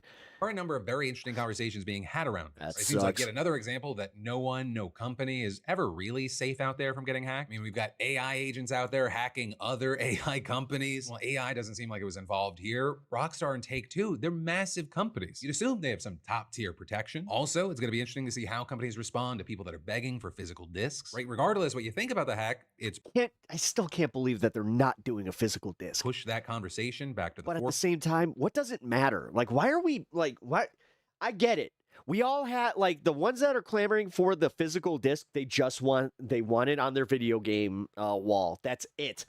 If there was an actual disc in there, I don't think that would matter because, like, what happened with Final Fantasy Rebirth? The fact is, the discs don't matter. You should just download it because it doesn't matter. It doesn't add anything. It's not. It doesn't help with frame rates or any of it. Forefront. And then lastly, Fucking how does pisses me off. this affect potentially sales down the road in Just November, rage as quitting well because as of our the internet? hype Ah. or maybe lack of it regarding the Netflix event in a few days. So there, my personal prediction is that event is going to be even bigger now because you've got people scrambling and scouring the internet to get all the different leaks together, and then they're going to want to compare it to what Rockstar puts forward to the public, right? How much of the leak was from 3 years ago? How does it compare? How much have we seen polished or maybe removed? And then my guess from there is that unless there is a playable and like decently playable version of the game that gets leaked, the sales of this game are going to be like we've never seen If that happens, we're fucked. before or rarely have seen before. But hey, let me know your thoughts, opinions, and reactions to everything that's going down right now in those comments down below. But then actually from that, we've got to talk about the situation in real world Yeah, Florida, we'll because talk you just about had this. a Florida Yeah, why Republican not? who backed the death penalty for pedophiles get arrested on 5 felony child sex abuse charges. Yeah, and so this guy is Michael Caruso. Caruso. He's a 67-year-old married father of 7 who also happens to be a close political ally of Governor Ron DeSantis. Right, as Oh, far go as his figure. politics, he was elected to the Florida House of Representatives in 2018. He served until Don't you August love of how these guys are 2025, like when he was elbow nearing and the end of his elbow term limits, with and these DeSantis guys? appointed him as Yeah, Palm yeah. Beach County's clerk of courts, with it appearing like he had a close working relationship with the governor, who regularly praised him for supporting hardline causes in the legislature, reportedly calling him my representative after he became the only backer of controversial immigration legislation. Beyond that, you had DeSantis giving Caruso's wife Tracy at least 3 juicy local appointments. Caruso even campaigned with DeSantis in Iowa when he ran for president in 2024. And a key thing that you have a lot of people pointing to is that back in 2023, while he was still serving in the state, you had him becoming a vocal supporter of Florida's capital sexual battery law, which allows prosecutors to seek the death penalty for people convicted of sexually battering a child under the age of 12. And Caruso, he voted in favor of the bill. DeSantis, who signed it into law, reportedly called him a legend for his support of the legislation. But now, DeSantis says that Caruso could literally face the death penalty under that same law if convicted. Or because he's been charged good. with kidnapping, child Good. molestation, Do you understand how cathartic that would be? exhibition, luring or enticing a child, and child abuse causing Fuck mental 'em. injury. And according to the arrest affidavit, the victim is a male child under the age of 12 and a relative of Caruso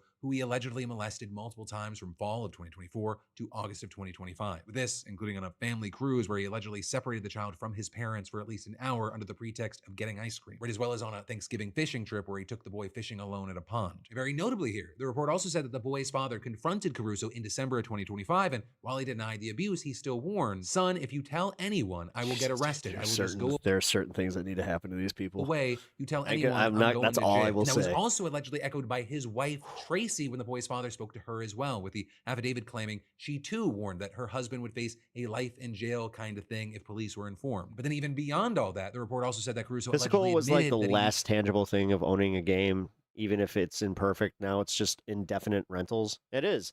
Although that his daughter had previously accused him of sexually there's a catch-22 with them patching games, because now they can fix a bad game. Like if No Man's Sky had just released as its physical copy, they would have never been able to save that game. Same with Cyberpunk, but you know, look at them now. inappropriate behavior, including sexual battery, and that he, quote, acknowledged that he had showered with all his own children. Now, Caruso, for his part, he's denied the allegations, with his lawyer telling reporters Mr. Caruso is innocent of these allegations and intends to vigorously defend himself against these charges. But also, just a few hours after his arrest, DeSantis signed an executive order suspending him from office, denying that he or anyone in his administration had been aware of the allegations. And you had DeSantis also touting that 2023 capital punishment law, which he called the death penalty for pedophiles, and said that if Caruso is convicted, quote, he's going to be in a world of hurt. Right? And with all that said, while Caruso hasn't technically been charged with a sexual battery charge, the affidavit does claim that he committed an act of sexual battery of a child under the age of 12 years. So we're going to have to see how that plays out there. But then also, apparently, we're waiting to see if he is still going to appear on the ballot in November, right? Because he is currently running for re-election, and despite the fact that he is now literally in jail, his suspension reportedly doesn't impact his candidacy, with his lawyer telling reporters that he had no comment on his client's election plans and whether he would withdraw his candidacy and allow the Florida Republican Party to replace him. And then actually, from that, let's cram in some more news you need to know with some quickies before I let you go. We're starting with this news and a video that's gone viral of a Detroit news anchor just crashing out on a supervisor. I don't think you are. You're walking out really angry. Bitch. Jeez, oh, Pete. Can I please finish what I'm going to say? What the f? Grow up. I'm so done with her antics, telling on me every 5 seconds. I'm done. So a lot of people have seen this. They don't know the full context. That was Taryn Asher. And while this video just blew up this week, it actually happened back in 2023. And it's been reported that apparently this was the type of behavior that got her pulled off the air in November of last year. She was then officially fired in June. But notably, that was also when she ended up filing a sex discrimination lawsuit against Fox television stations and New World Communications of Detroit, the owner and operator of her station. And you were claiming that the station manager was treating her worse than her co-anchor, Roop Raj, giving Oh my God, it's that guy. We've been watching him on Detroit, Fox 7. more guest interviews, a better Damn, she. That's okay. schedule, stuff Didn't- like that. And she reportedly complained to the station manager about it, which she claims is what actually got her fired. But there, you had Fox speaking out this week saying that her termination was not retaliatory or about her being a woman. Instead, they say it was about her unprofessional workplace behavior and outbursts. In addition to that, you have people claiming that she had a pattern of this type of behavior. For example, you had her co-host complaining to Fox's HR department in the past that she was jealous and had an issue about men versus women. But you then also have Asher's legal team denying that she had any outbursts that warranted disciplinary action or termination. And then you had them I mean, also that outburst right there was enough. adding that even if she did, other employees had similar, if not worse. God damn, dude, the standards. Like, do you understand that? Like, when I was going through this shit, that was more than enough like cause to fire her. issues, and they didn't face the same Holy consequences. shit, You had them man. specifically calling out one employee who was caught drunk. What's really bothering me is apparently if you're just a shitty enough human being, you have no shame, so you just go out there and you will fucking say whatever, do whatever to make sure that everybody feels that they're wrong in this. And then some people will even go, yeah, you know what, maybe we are. It's so fucked up. driving, and another Donald Trump does this on a daily who basis. apparently had severe anger issues and violent tendencies. But both of those people apparently got to keep their jobs. Though also, whatever the case actually is, Fox is already saying that they cannot Oh, be Fox 2 Detroit, not 7. held responsible for any discrimination she may have faced, by claiming that it was contrary to their good faith efforts to comply with the law. And so as things stand now, Asher's kind of just stuck waiting for this to play out. And that's because even though she's now out of her old station, she's dealing with a 6-month non-compete clause that's keeping other opportunities on hold until things get settled. But she's also fighting to get out of that in the lawsuit as well. Also, you've got the news that it appears that the power of outrage has finally forced Bricks and Minifigs to pull out its checkbook over an allegedly stolen 200,000 or Really? so Star Wars collection. It's actually if you've been happening following now? this, they've agreed to settle with Brian Manziel, and as a cherry on top, they even had to apologize. But also, if you missed this crazy train or you need a refresher, Manziel consigned his father's massive Star Wars Lego collection to a Bricks and Minifigs in Oregon. Then, there was an owner swap and the collection allegedly went missing. I'm sure she has plenty of money in the bank. I don't need to go through the Bricks and Minifigs thing again.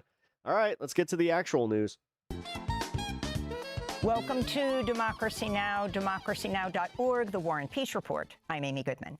The U.S. Treasury reports the national debt has passed the $40 trillion mark, months Jesus Christ. earlier than previously expected, mostly due to lost revenue from President Trump's tariffs. And there's no sign of deficit Crystal did we're going to watch it. Crystal did a perfect breakdown on why this is so bad. spending ending anytime soon, yeah, as the man. Pentagon seeks tens of billions of additional dollars to pay for the U.S. and Israeli war on Iran. And course. after the Trump administration in I April guess she calls it the U.S.-Israeli war on Iran. asked Congress to boost war spending to $1.5 What's the trillion. debt limit? We don't During have his one, from my 2016 understanding. campaign, Donald Trump pledged to completely eliminate what was then a It was $19 $4 trillion when you first learned of this.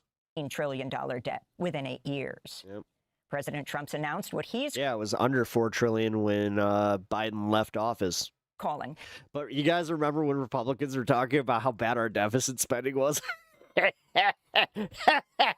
That's hilarious. If I ever hear from a Republican or a right winger about the deficit, I'm going to genuinely just cackle laugh like the Joker in their fucking face. the most crushing economic operation ever against Iran. In a social media post, Trump warned countries that trade with Iran will only way you also should face, respond to quote, that. unquote, tremendous And then point, economic and I mean literally point like they just pissed their pants. consequences, adding, quote, this will be economic essentially did. warfare and isolation on an unprecedented scale. Trump gave no details on whether the U.S. would impose any new sanctions or which countries could be affected. In response, Iranian Foreign Minister Abbas Araghchi said Trump's announcements designed to distract from unprecedented U.S. national debt and surging interest costs. Meanwhile, the Financial Times reports Iran could target U.S. military installations in Europe if the Trump administration escalates the nearly 6-month-old war, with U.S. bases in Bulgaria and Cyprus among potential targets. Casualties estimated at this point of the Israeli-U.S. war, U.S. casualties, are over 750 people wounded and 18 dead. In Gaza, Israeli strikes killed 10 Palestinians in 2 separate attacks Wednesday, one at a police post in Gaza City and another at Nuseirat refugee camp. Israel's continued attacks came as residents of Gaza City held a mass funeral of 50 Palestinians from 3 families killed by Israel whose bodies were only recently retrieved from under the rubble. On Wednesday, Israel's military admitted for the first time that its soldiers opened fire on a car carrying 5-year-old Palestinian Hind Rajab, killing her and her entire family, as well as Palestine Red Crescent Society medics dispatched to rescue the family. Israel's army fired more than 300 bullets in the attack in January 2024. In Gaza City, Hind Rajab's grandmother rejected Israel's claims that it had opened an investigation into the killing, the first criminal probe by Israel into the conduct of its troops in Gaza. Hind Rajab was named after her grandmother.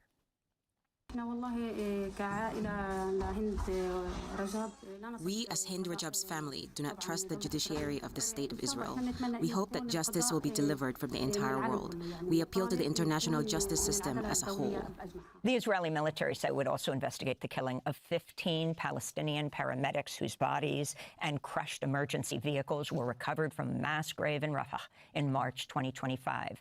Ghada al-Attar, the widow of Anwar al-Attar, one of those 15 medics, spoke while holding the couple's young daughter.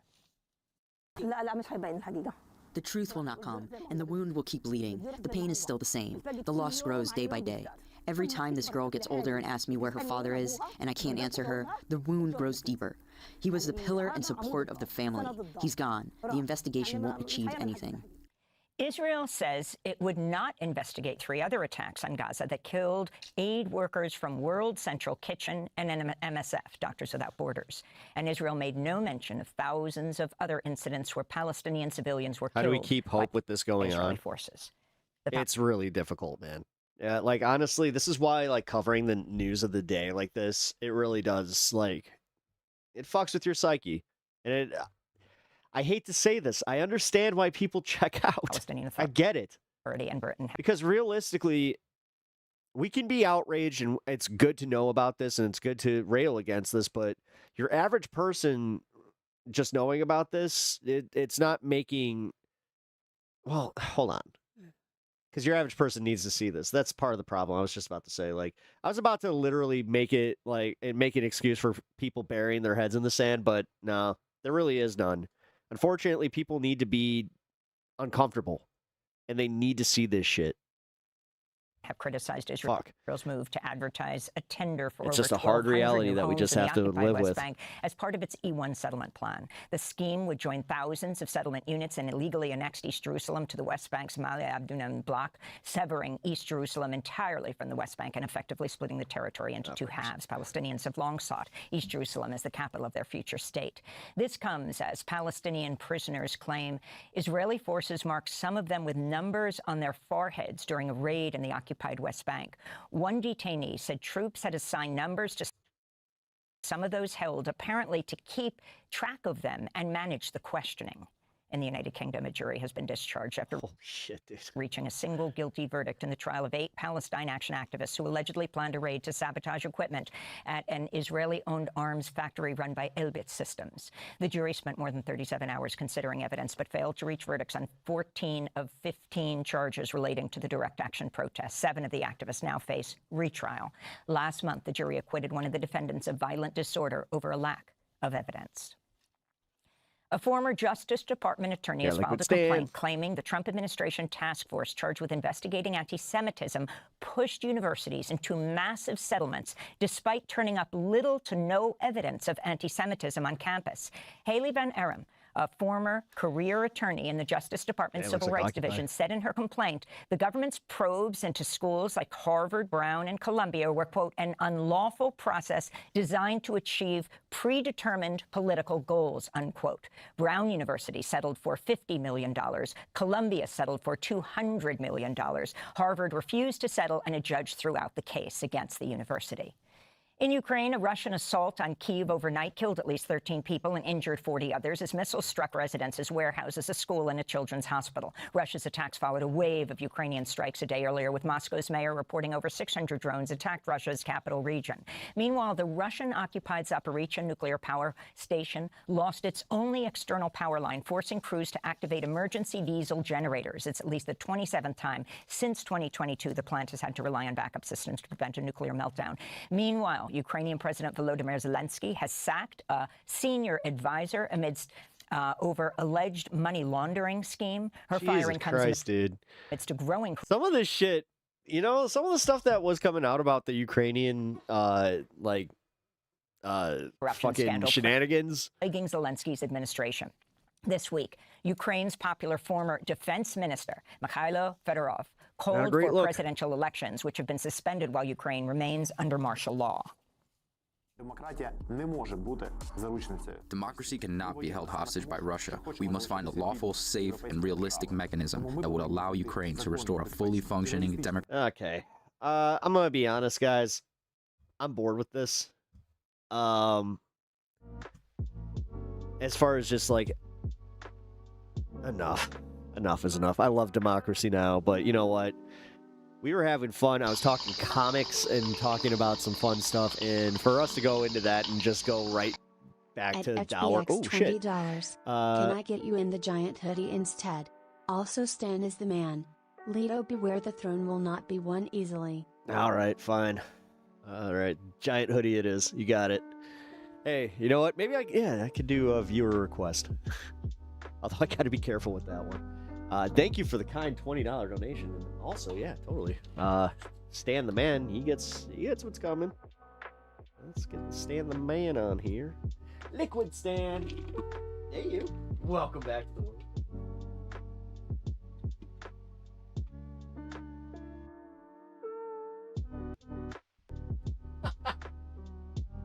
Watching you try to figure out how to do this sideways, he's just like he's taking his tongue and he's kind of like moving it to the edge of his mouth.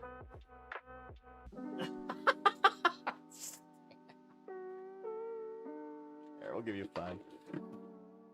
Actually, no. We'll give him a kind of $20 donation. We'll give him 8 since we're low here. I usually try to go dollar for milk bone for dollars.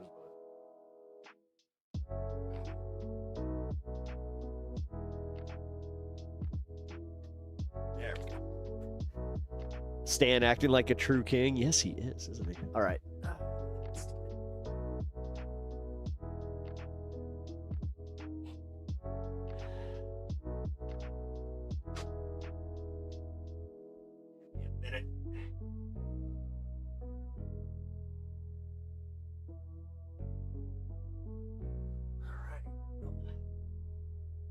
Liquid Stan.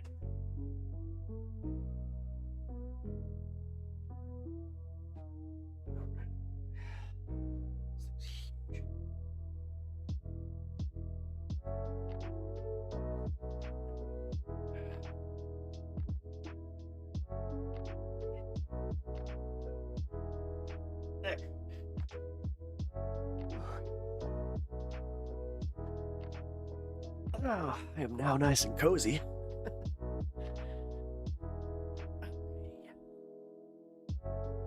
Got to get one of those. Oh, I love this thing. I haven't worn it in a while, though. It's been kind of warm, so. But the AC has been on all day. Actually, we had 65 degrees. Nice. All right. Let's get to the next one. Eating while he's sleeping. Oh, yeah, dude. Yeah. He just wakes up and he's just like, It doesn't have to be for long. Oh, no. I'm good. I'm good. I'll go until it gets to the point where I'm just like, and I'm overheating in this thing. It happens. It was funny. I recently was wearing this, and I was looking for my wife, and she was out, like, just chilling in the garage, so I went out there in this. Number one, I don't give a shit if my neighbors probably think I look crazy, like, seeing me in this thing. They're just like, what the fuck? But yeah, I was only out there for like 5 minutes. I came back inside. I was just like, oh my God. I was just like drenched in sweat. But this thing has been washed since then, by the way. Yo, I'm back. What'd I miss? Oh, one of my awesome chatters just met a goal, so we are celebrating. Also got the dog in the background. We call him Liquid Dog. Liquid Stan. That's his name. So yeah, we just chilling. We're going through some news. I did some of the world news, but we're gonna skip some stuff tonight. All right, here we go. Scott Jennings. Here, this is good. Scott Jennings freaked out on Abby Phillips. And I hate to say it, Abby got exactly what she deserved because she has put up with his bullshit and like let him dog walk her. I guess that's the word of the day. But yeah, phrase of the day. But yeah, she gets dog walked by fucking Scott Jennings constantly. And not like from my point of view where it's like, oh, he really hit her with the intellectual 1-2. It's just all right, dog walking is actually not the right term. He just walks all over her. There we go. Yeah. Yeah, he's a prick.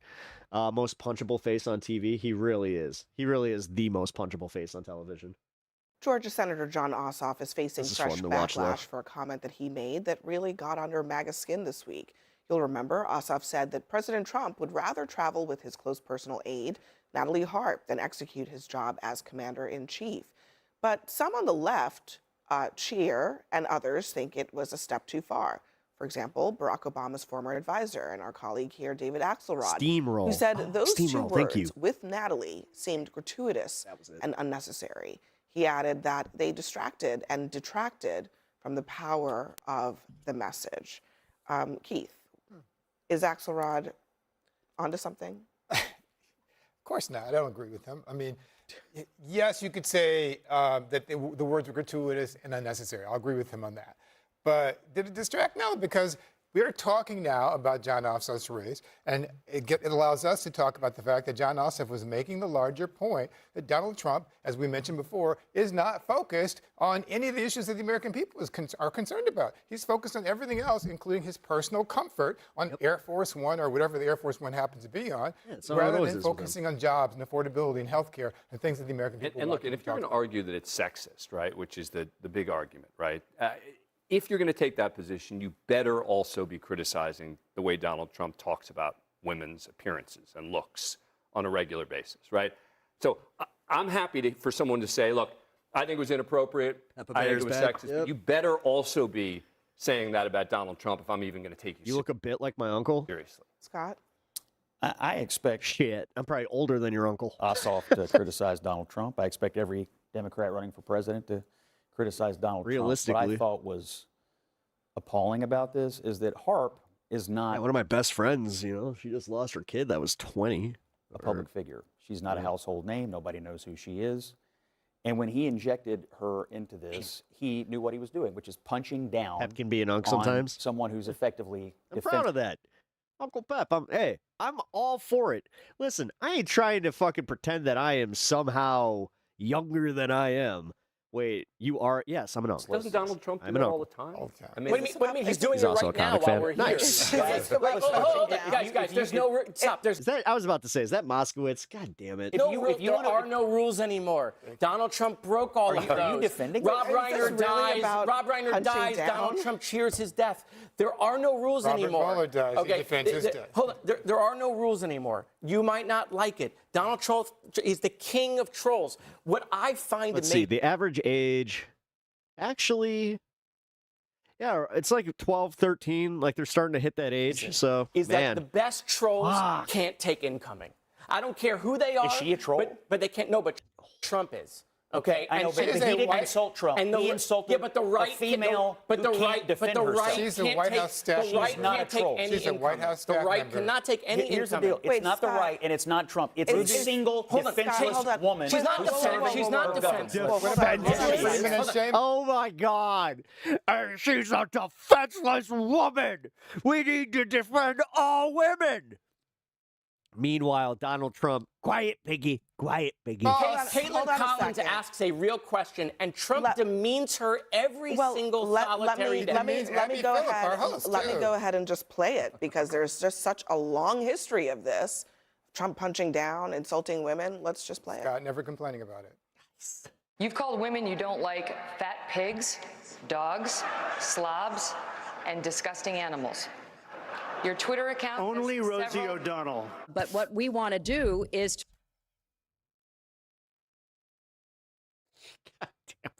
I hate it. I hate that he's legitimately funny. Like, God damn it. That's what Shea Gillis was saying. He's like, yeah, but that doesn't make him a good president. This doesn't mean that he should be where he's at. To replenish the Such Social a Security nasty Trust woman. Fund. You are the Damn worst it, dude. reporter. The way he No dropped wonder the timing, CNN has too. no ratings because of people like you. You know, she's a young woman. I don't think I've ever seen you smile. I've known you for 10 years. I don't think I've ever seen a smile. This is my appalled face. Well, I'm asking you about survivors of Jeffrey Epstein.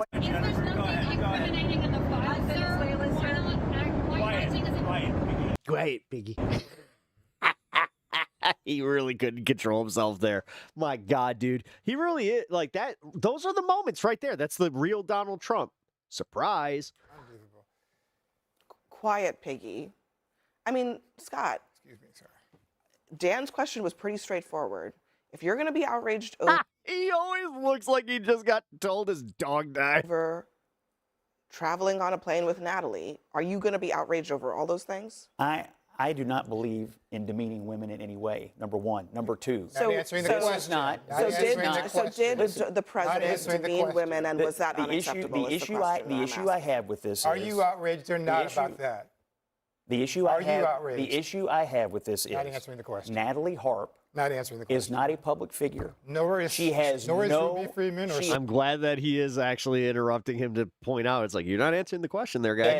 She has no ability to be honest, you are not answering the question. You are Democrats you are saying they avoiding are the the party question of again, women Scott. and dragging You her continuously into- distracted, devoid, It has avoid nothing You have, by the way, at home, you to have no idea do- how loud this is. But It's Scott, screaming in your ear. listen. Well, you have no idea how dishonest you It are has to nothing come on to and say do with this stuff. Natalie. She is Yes, it she is does. a defenseless If you want You are to being defend inconsistent. her, You're just being go ahead, hypocritical. but I'm not going to do Just it. to be clear, inconsistent, hold on a hypocritical. second. What do you think, Lydia? Hold on a second. You're a Republican or conservative woman. Just to be What do clear. you think? You were asked a question. Hold You on a avoided second, answering Keith. it. Just to be clear, I think the idea of continually describing a 35-year-old woman as somebody who has no agency and is defenseless and is just a victim, that is She's a kind victim of of John demeaning Ossoff's to begin character with. assassination, But the second, 100%. but the second Top thing Trump is, White House official. but the second thing is, Scott, you are so concerned about that, but you have not expressed any concern over Trump's repeated demeaning of all kinds of other women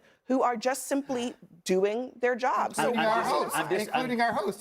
He attacked our host here. I'm disappointed you don't remember this, but during the president's first term, you actually got into it with him on the South Lawn, and we did a show together, and I said, I don't think that's good. Okay, He you shouldn't got talk one to you that example way. because you happen and you to don't be remember. with But the bottom line is, But that's- the but fact so- that you won't defend Harp here But hold on. is What about crazy all to me. these Hold on different a examples? second. You are so good at That's turning why the I subject asked you away this, from the Scott, reality because of what you just you said, easily Scott. It's could now have- even more decibels than you it was. easily you're could have playing said- more I decibels. know you're playing to the Guys, audience here, but Scott, you're just so a second. off the subject. Personal space? Hold on. Yeah, Scott, it's- you it's easily could wonderful have said, Oh, yeah, personal space. Dude, you'd be filing assault charges on somebody that fucking literally went, I'm not touching you, I'm not touching you. We saw you with Adam Mockler. you but easily you're could have avoiding the said, subject. in this very same way that I denounce what John Ossoff said, I also denounce all the things that Donald Trump has said. You didn't say that I tonight, even literally when just you said, were I don't asked. believe in demeaning so women. I I so I literally will just say, said, I don't I believe will in just demeaning condemn each say of those that you incidents. are not holding him to the same Thank you. standard that you Thank hold John Ossoff. You have a lot to say about John Ossoff and very little to say about Yeah, Donald Trump because he and drug his a defenseless treatment of women. What about government servant through the mud, and he Ruby deserves Freeman? it. He Ruby deserves Freeman. it. The Ruby president Freeman of the and Shane United Moss, States two- does that on a regular I mean, let her basis talk. to women. defenseless So she government, deserves it? government workers, and Donald Trump attacked them. What did you listen, say about that, does she Scott? deserve it? What did you Nope. say about that, Scott? Okay, nobody is saying that. First of all, that she deserves anything. You seem to be defending But it. the only Scott, point, you're the only deflecting thing that we again. are saying is that if you're going to be mad at John Ossoff Be over saying consistent. he likes to the president likes to travel with her, you should be mad about the president calling a reporter doing her job piggy. Be consistent, Scott. That's a pretty simple thing. consistent. Guys, Not controversial. be consistent, It's pretty simple. Scott. We gotta. Boom. That's what it takes to be a Be consistent. Democrat. Drag No, defenseless Scott, women you're through the not the mud. victim here, Scott. Drag defenseless women through the You mud. are not the victim here. You are the perpetrator of Donald Trump's fraud on the American people. So All don't- right. I mean, can you don't filibuster with like nonsense, dude? At least like bring up some like what does that have to do with anything? I don't know. I don't know why we Yes, you are, have because to you sit insist here and on. defend him every time I don't you know come why here. we have to insist on describing Natalie again, a 35-year-old woman. She's a government employee, as a defenseless She has no microphone. woman. Nor did She doesn't get to speak at her Ruby house. Freeman. She was. Oh my God, dude! Tell us you want to lick her ass more. Or Shane Moss. Fucking Christ! She like everybody else, We all know you like his sloppy seconds. By the way, doesn't she run is doing Twitter? their job. She doesn't has- deserve That's to a be pretty big attacked. microphone. If I got a list, Jared, of every female who Yeah, worked let's in be your real, office the only and read reason their he first wants to names suck and said, that ass is 'cause "Gee he whiz, wants- Jared, he why are you wants spending to so get much time with the, that lady?" You'd be pissed President right now. Scott, let me hold on. Ew. Hold on. So You'd be hold on. pissed. Do You'd I be pissed. hold on? Do I think what happened with the Natalie thing is that how we should talk? No, I don't think that's how politics should be. But what you should understand is we talk like that now because of Trump. Donald Trump. Thank you. It's literally how that dude. Yeah. It's called matching energies, motherfucker. Case closed. End of story. Do you disagree with that? Look, No. Dude, Abby Phillips out here doing a teacher voice.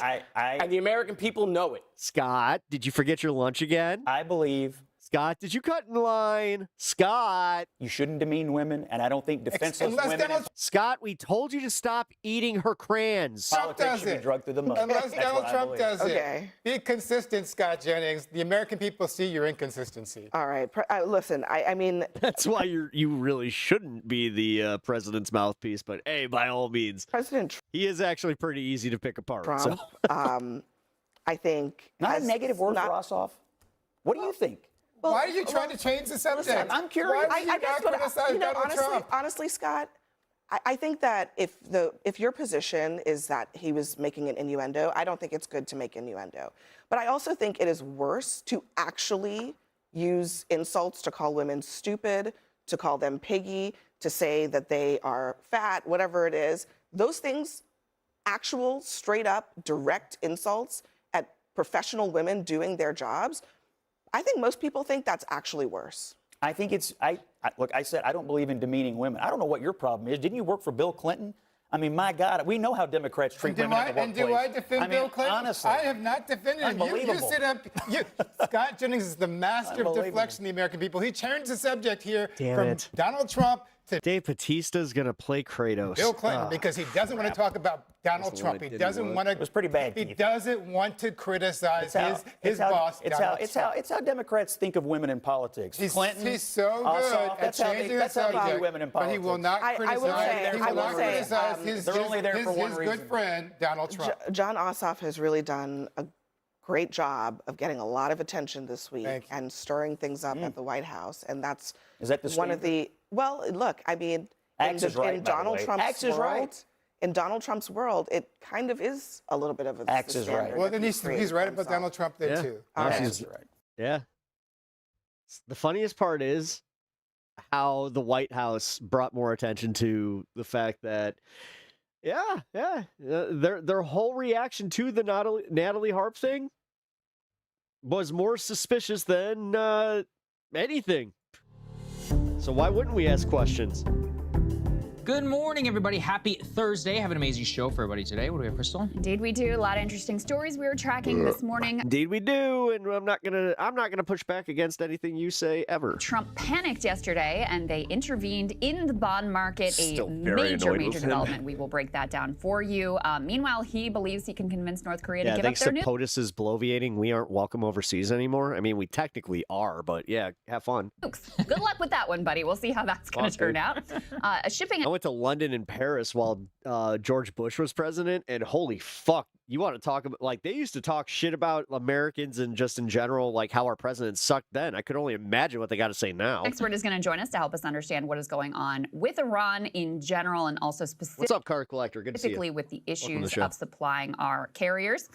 The tech world is freaking out about the data center backlash and trying to team up with Republicans to staunch the bleeding. Israel itching for war with Turkey. Definitely got to keep an eye on that one. And a Palestinian American who is under siege by terror settlers in the West Bank is going to join us live to tell us what is going on there with his land and his property. Yes, that's right. Thank you to everybody who has been subscribing to the show. BreakingPoints.com. It's the last couple of days we're going to have our free month trial, which it executes right at checkout. It's available. All you have to do is go to the website, sign up. You get access to the full show completely uncut early. And, of course, you get access to those premium subscriber AMAs. We had a really good one on Tuesday. Gave all of our reality television thoughts. Many are calling it the best AMA ever. All right. So yeah, if you want to see that, you're gonna have to go ahead and sign up. If you're watching this on YouTube, please hit subscribe to our YouTube channel. If you're listening to the podcast, share an episode with a friend. It really helps other people find the show and rate us 5 stars. But as Crystal said, let's go ahead and get an update on the bond market. Some genuinely crazy stuff. We don't cover it nearly enough.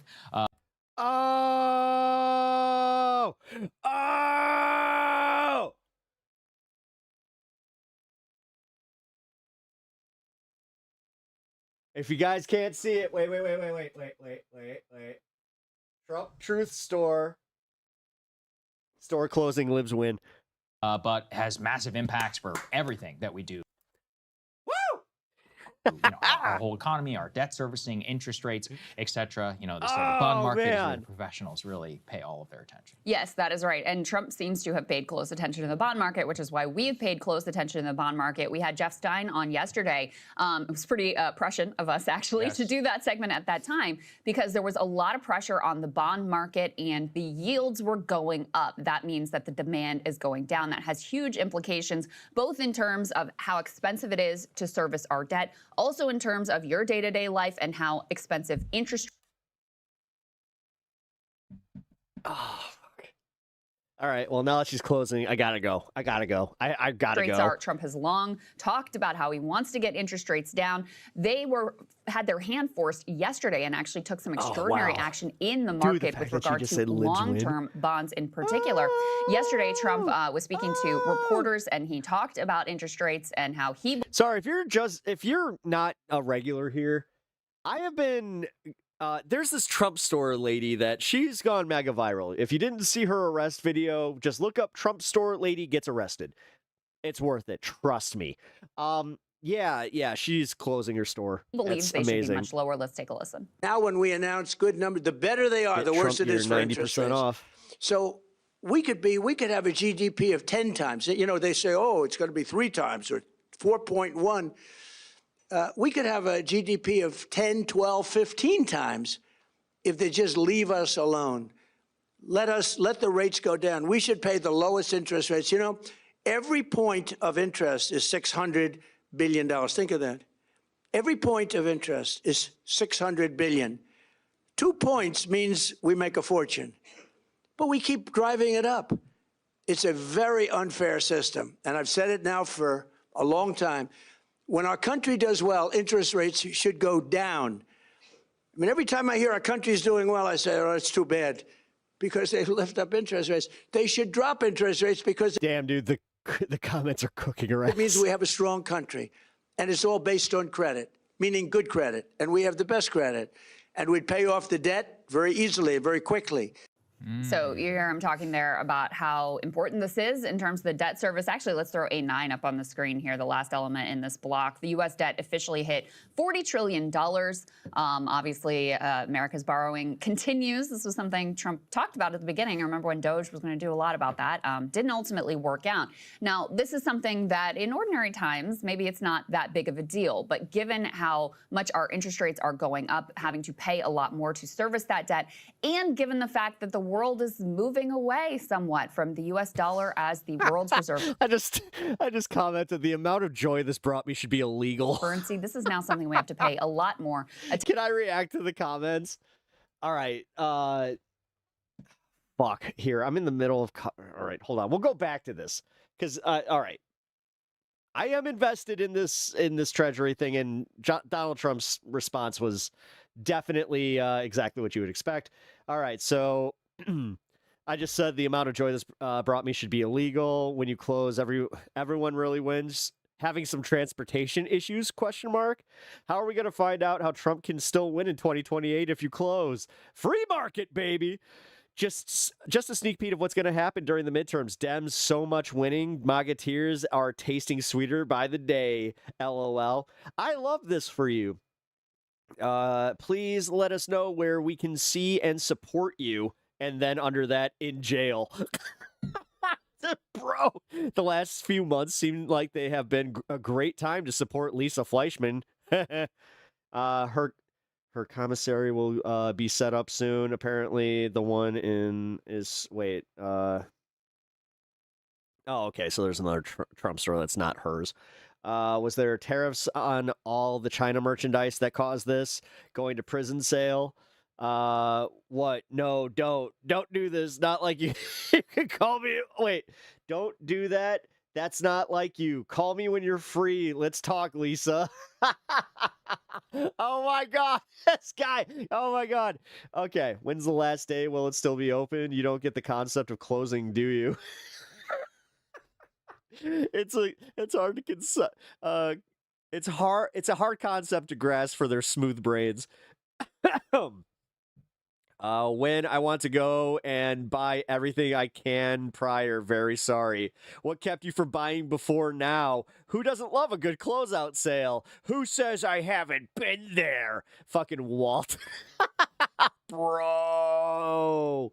MAGA dudes, if Trump sold his jizz in a bottle, it's fucking a picture of Luigi drinking milk. I'm sorry to hear this. I wish the best for you. Good luck going forward. Oh no, I'm so sorry. Couldn't happen to a bigger moron. It's tough to be in a cult, isn't it? Shouldn't you be upset with the MAGA folks since they're the ones who would buy what you're selling and they ain't buying? He's got a point. Court costs? Question mark. Just yay, awesome. Just keep posting on here. Unfortunately, we're living in the wrong state to be a Trump supporter. People mess with me all the time just for having my license plate say US 40, which I'm pretty sure most people don't know what that stands for either.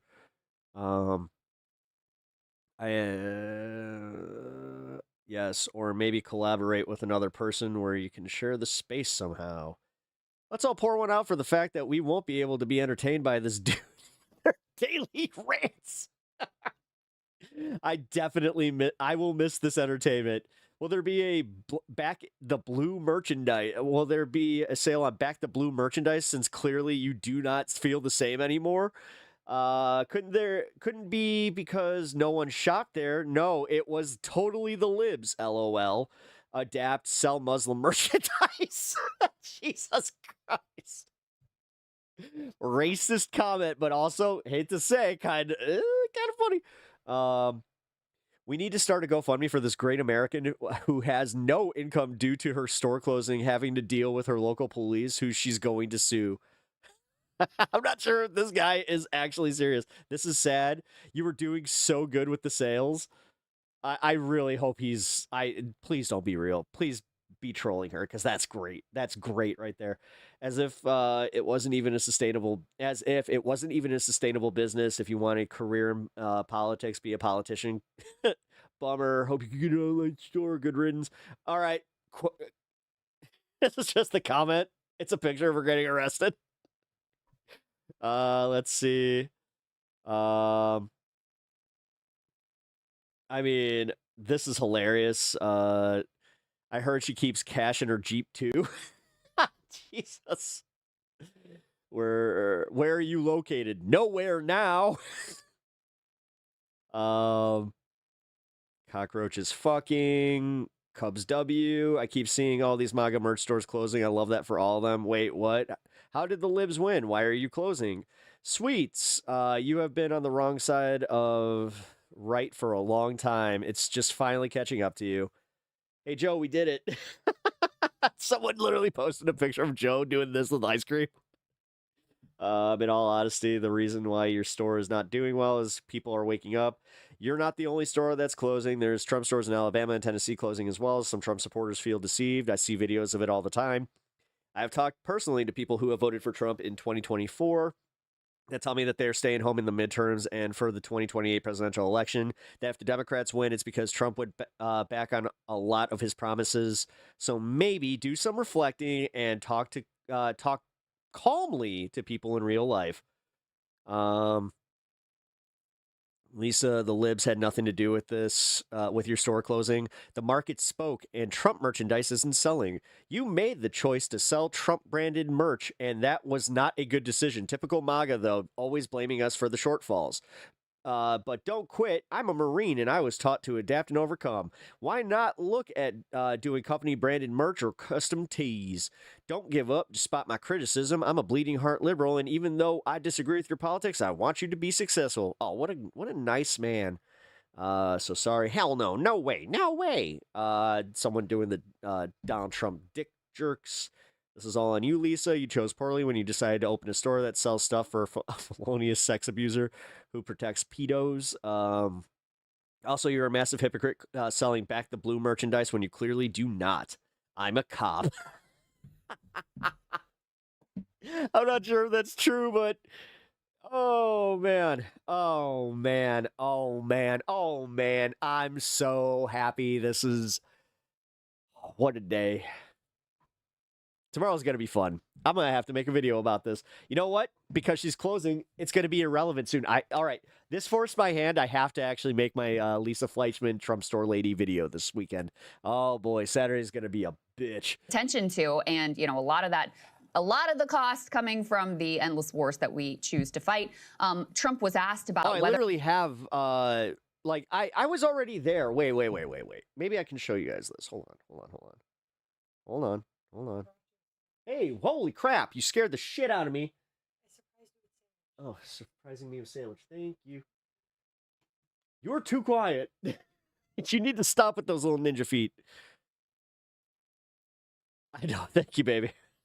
It scared the shit out of me.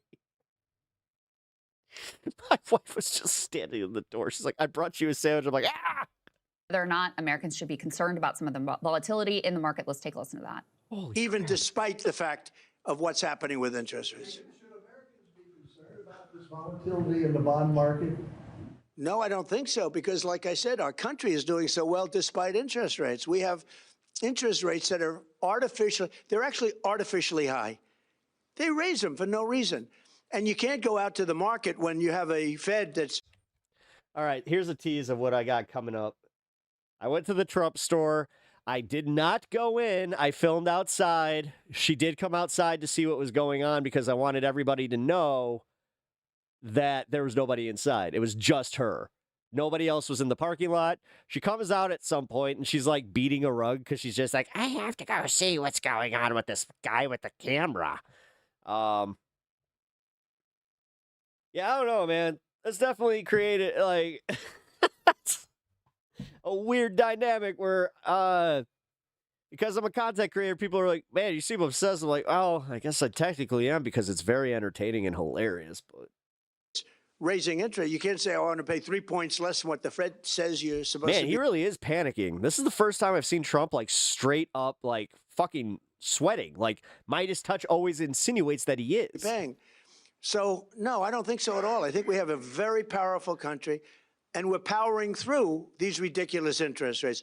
They're ridiculous. So there's two issues at play here. One is what the Fed is doing with their rate policy, and then the other is what the market is determining with regard to the Treasury bond yields. As I mentioned, extraordinary action taken yesterday. So we're going to put A4 up on the screen from the Financial Times. U.S. Treasury to boost long-term bond purchases in bid to steady market. This is a tell that they are very concerned. Cat just came downstairs. He's literally standing at the top of the stairs, staring at Stan, just going like, about what is going on with treasuries. This is an extraordinary intervention. The U.S. Treasury said it would at least double purchases of long-term government debt as policymakers seek to contain a sell-off that has sent borrowing costs soaring in the world's most important bond market. The more aggressive buyback operation affects Treasury securities maturing in 10 to 20 years and 20 to 30 years, increasing from $2 billion to at least $4 billion, the Treasury said on Wednesday. Surprise move comes at a time of growing strains in the $32 trillion U.S. Treasury market as investors fret over the burst of inflation triggered by what? Trump's Iran war and Washington's mounting public debt burden. The way that they're going to do this is basically using short-term debt to buy the long-term debt is the actual mechanism here. So it's a little bit of, I guess, borrowing from Peter to pay Paul, but that's the concept. How does that make sense? Listen, if you've ever done business, even on a small scale, you know this doesn't make any sense. Bottom line is very simple, is that we're taking debt to pay down debt. And what that means in the long term is basically that it will try to affect interest, in the short term, is they're trying to bring interest rates down immediately because the higher that they are, it increases the amount of federal spending, which is directly related to debt servicing. So I have some of the numbers here in front of me. Roughly 14% of current federal spending goes to servicing the debt today, which is obviously bad because that's literally just interest that's being paid on the debt. 3.3% roughly of total GDP. That is dramatically higher than where things were when we had much lower interest rate. That's why lower interest rates were really good for the government. But a lot of the other problem is that with interest rate demand side, et cetera, there's no idea that we could go back to where things were for a variety of reasons. Number one, we got ourselves into this mess of the Iran war, so we have very high inflation, which is part of the Fed's mandate. Say the Iran war going on with our unemployment sector. We also have this crazy situation now where in terms of our debt and our bonds itself, we have great instability because of what's happened here with Japan and with the general reduction of reserve I currency. like how Japan was the first canary in the coal mine that our economy is actually on the verge of collapsing. For the U.S. dollar. So with all the because of how we power of borrowed the to them United since States the 80s. now reduced, we're entering into territory which is very dangerous. Japan territory, where it's roughly 110%, debt to GDP ratio. Like, these are exactly the places that you don't want to be if you're not a global superpower. And we've always been able to avoid the pitfalls of the Eurozone crisis or the Japanese crisis because of our reserve status, because obviously of the great, United States military and power projection. As that all begins to fade, that will also have immense impact in our ability to trade. Is that a full body Snuggie?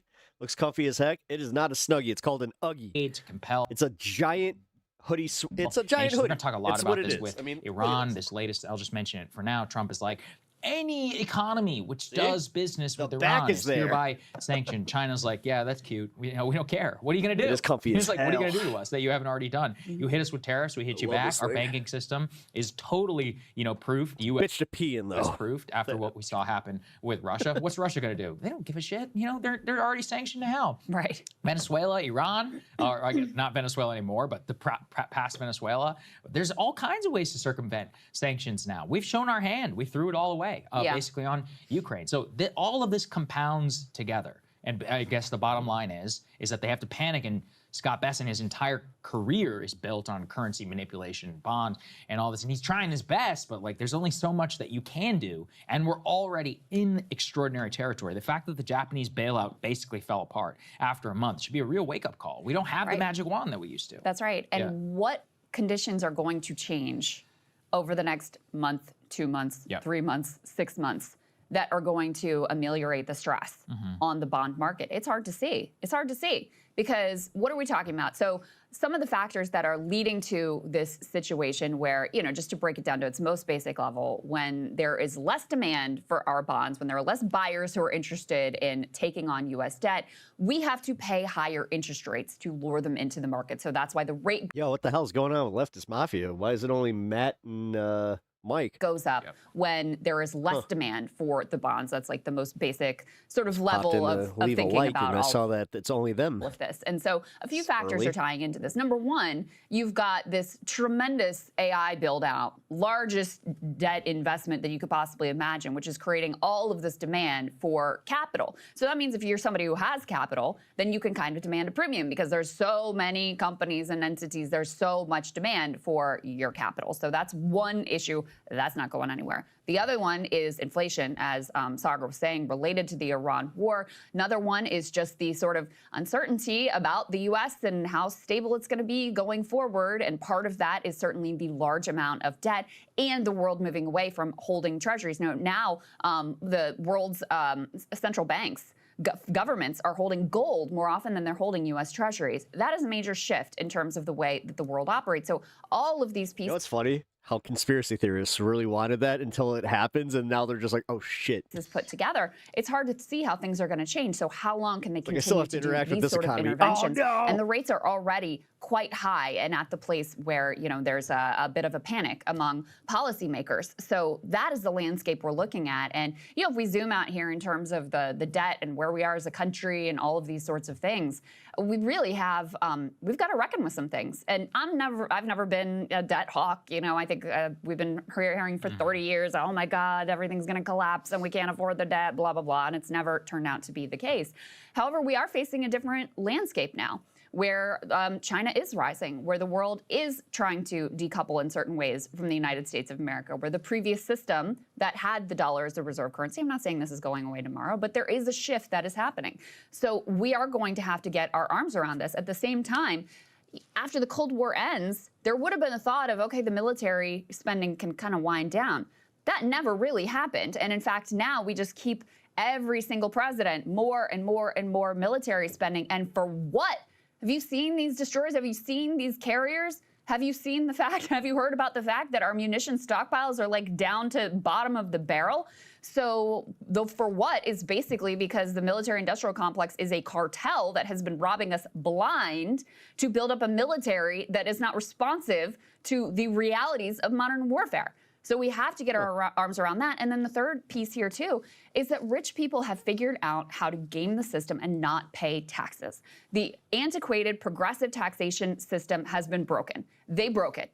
Okay, they figured out the loopholes, they bought the politicians, they broke it. If we don't figure out some way to tax the extraordinarily wealthy and only getting wealthy by, escalating factors every single year, if we don't figure out how to tax them, The funniest then part yes, is this now is her doing like her lip freak out. we are not going Yeah. to be able to do anything in this country that will benefit the sort of broader public, and we will face at some point there will be a reckoning for the direction that we're going in. So that's kind of the big picture on all of this.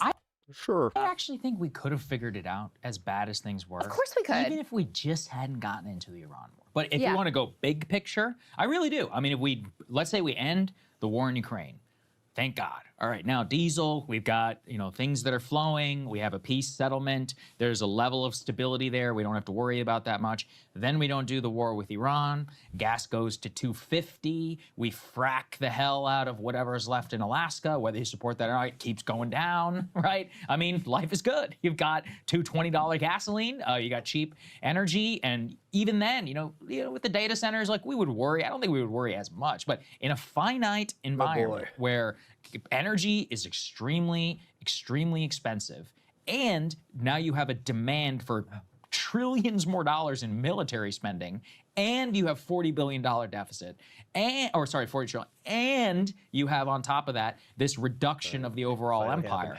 That's when things get really bad. And so, my wife is an economist, and she explained it to me this way. It's called like a Your debt wife's an spiral, economist? where you have I wrote it down, big deficits leads to governments borrowing why more, that made me leads to mad. investor demands higher yield, leads to interest expense rises, leads to deficit gets bigger, leads to government needs to borrow more. So that is the spiral that you exactly don't want to enter into. I kind of see that that's what's happening right now, especially with the persistent high inflation. And here's the thing, in another time period, it wouldn't really matter. So like, for example, Japan has much higher deficits debt than we do. That's right. Much higher as like percent of GDP. Hasn't really mattered because they have 0% interest rates.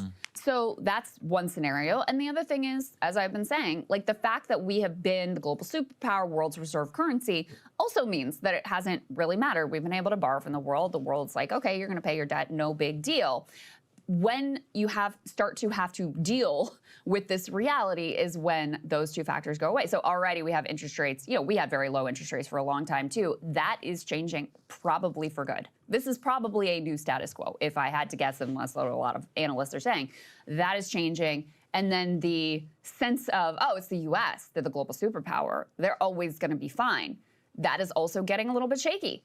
So that's when you have to really start worrying about those sorts of things like the debt spiral. So that's the situation we find ourselves in. I do want to flag what you were talking about, Trump announcing we're going to have these crushing operations against Iran. Put a 3 up on the screen here. It's a new True Social. Of course, this has already been broadcast. Scott Bessent said something to this effect: no one has given the Islamic Republic of Iran a greater opportunity to make a deal than me. Tragically for them, they've failed to take it. Therefore, today I am announcing the most crushing economic operation ever taken against any country. This will be economic warfare and isolation on an unprecedented scale. Their navy's gone, their air force is destroyed. Interesting. Their military factors are now rebel, really. Their currency is worthless and their country is hanging by a thread. Feel like I've heard this before. Today, I am also announcing that any country... Don't you love how everybody's like finally like onto this shit? He did. Do you understand that he had a year and a half of this bullshit where he constantly has been like, it's not what everybody's saying it is. Nuh-uh. Don't trust the fake news. Don't trust the fake news. I love how his own people are just like, dude, I'm starting to think that news was not fake. Oh, God. That allows its financial institutions, businesses, airports, or government entities to provide any type of lifeline to Iran will itself face tremendous economic consequences. Oil smuggling, swap lines, cash transfers, exchange houses, ship registries, front companies, it all needs to stop now. You know who you are. This will be an economic D-Day. And we need all of our allies to stand with the U.S. to isolate and defeat the Iran threat. These maniacs are on the ropes, and these historic measures will cripple them and their ability to project terror worldwide. Iran will never have a nuclear weapon. Thank you for your attention to this matter. As we've said before, hard to imagine how much more we could do to Iran. And certainly the maximum pressure we've ever been able to apply is to Cuba, which is in dire straits because of the blockade we have put on that country. That is a country that is very close. It is an island nation. You have to go through the teeth. You got to talk like this. You got to talk like you have dentures. And then you also got to you got to move your head a little bit. It is much. Eventually, you just become the man. And then it's all over. Let me tell you, the oppression starts becoming a lifestyle. Smaller, has much fewer internal resources than Iran. What we can do with regard to Iran is much more limited. But Sagar, I was reading this morning that the Iranians see, yesterday we covered, Emily and I covered that the UAE cut off all trade because they claimed that Iran had fired missiles at them. Iran sees that as part of this program of economic strangulation because they do have a lot of financial ties with Dubai in particular. And so they're seeing that as part of the economic warfare project here. Look, I mean, you said Cuba. It's actually, I mean, Russia is empirically the most sanctioned economy in the history of the world. How's it doing? They're doing okay. And by the way, in terms of what's hit them economically, it's got nothing to do with sanctions. It's got to do with these drones that are blowing the shit out of their diesel facilities. So what does that tell you? Is that their ability to export diesel is actually the only real thing which was keeping their economy afloat. They were doing fine. Their GDP actually increased. Their defense spending was 20% and all that. They transformed into a wartime garrison, and they are still living to fight another day. Their population doesn't care, and they continue to just roll along with the war. It had nothing to do with the banks or the finance. If anything, it actually helped Putin because any of the Western oligarchs either threw him in jail or they had to leave voluntarily. Everybody is completely around him. So with Iran, what is left to that country economically that we haven't done? Nothing. They want you to believe that there's some super secret secondary sanctions. It's just not true. I mean, again, and maybe it is true, but if it is true, get ready for some crazy realignments because then China, Iran, China, India, South Korea, all of these different countries which previously have purchased Iranian oil, then they're going to have to actually make a real choice. They're like, okay, which one do we choose? So we're going to have to choose less oil, higher inflation, higher costs to ourselves over the United States. Yeah, we're very much fucked in this. What are they really doing for us? Like, oh, I don't know, abandoning our military exercises and saying, screw you while we pursue a deal with the North. These things are all going to be taken into consideration by world leaders and world economies. And the balance sheet looks very different than it used to. Last thing I want to highlight here is A6 about the Federal Reserve and high inflation. Yeah. Because this was to your point about why interest rates just probably aren't going down within the next 5 years, potentially even the next decade. And many members of the Federal Reserve are concerned that persistently high inflation will lead to these rapid price rises becoming embedded into the world's economy, according to their latest policy vote. And they said that it highlighted the possibility after several years of inflation above 2%, continued elevated inflation rates could begin to affect inflation expectations and wage price setting decisions, basically saying it's baked in and they're choosing to hold borrowing costs at their current interest rate for their July meeting and potentially set for the future, maybe because of Iran having to even hike the interest rate. So that's important because their expectation, along with what's happening in the bond market, et cetera, is making it so that it becomes the de facto policy of these high interest rates and of all of this crazy bond trading. You know, even the Journal, their top headline this morning is Bessent leans into his role as America's bond trader in chief, a willingness to intervene after yields had hit a nearly... Yay, another Trump administration lackey that is totally making money from insider trading on the administration. Cool. No problems there. And I know, as you guys covered, totally to won't see lead it to back something at that's 07 totally, levels, you know, that can should give you collapse our jitters. economy I or mean, we should anything. not forget what it means to go through even a modest recession. It is Yeah. a disaster, a genuinely devastating if we had to go into that. Yeah, and the high interest rates, what does that mean? Housing affordability out the window. And that's part of why Trump is so concerned about, you know, all of our, any sort of debt interest you pay is related to what we're talking about here, both with the bonds and with the Fed policy. Well, that's why he was freaking out at the fucking Fed not lowering interest rates as he's been going here, because he knew this was going to happen. But do you understand how this could be so much worse if there were lower interest rates? The only people that will benefit from the lower interest rates right now are the uber rich, so they can take out fucking cheap loans. That's what they want. Jesus fucking Christ. How much more are we going to just crater our economy to benefit the rich? It's insane. At what point do we have enough Americans wake the fuck up that they do not fucking put this money back in our fucking economy? Thing, we talk about high interest rate. Who can afford the data center guys? I'm so sick of the morons that live in this country that think that these benevolent billionaires will somehow give them what they're deserving. They don't give a shit if it's no, they won't. Donald Trump is never giving you anything. 4% or 5%. But in another world, you and I are running a different type of small business. The difference between 2 and 6 is a lot, right? Whenever you look at a loan, I mean, I may buy the machine, maybe not. New cameras, something like that. If wow, you have to, so much if you energy. have to buy Thank it on you. the finger, I don't know, And so that's the type of stuff which actually has a much more shrinking effect to the U.S. economy. Restaurants, whether you're going to do a small business loan, even a normal loan that people take out for ordinary capital expenditure purposes, that's what gets screwed. So the tech people can afford the high interest rate. It's average small business owner who absolutely cannot, and that kills your expansion. Period. So that I think is the biggest cooling effect on hiring, as well as, like you said, at the personal level, whenever it comes to personal debt like car loans and or house loans. None of it good.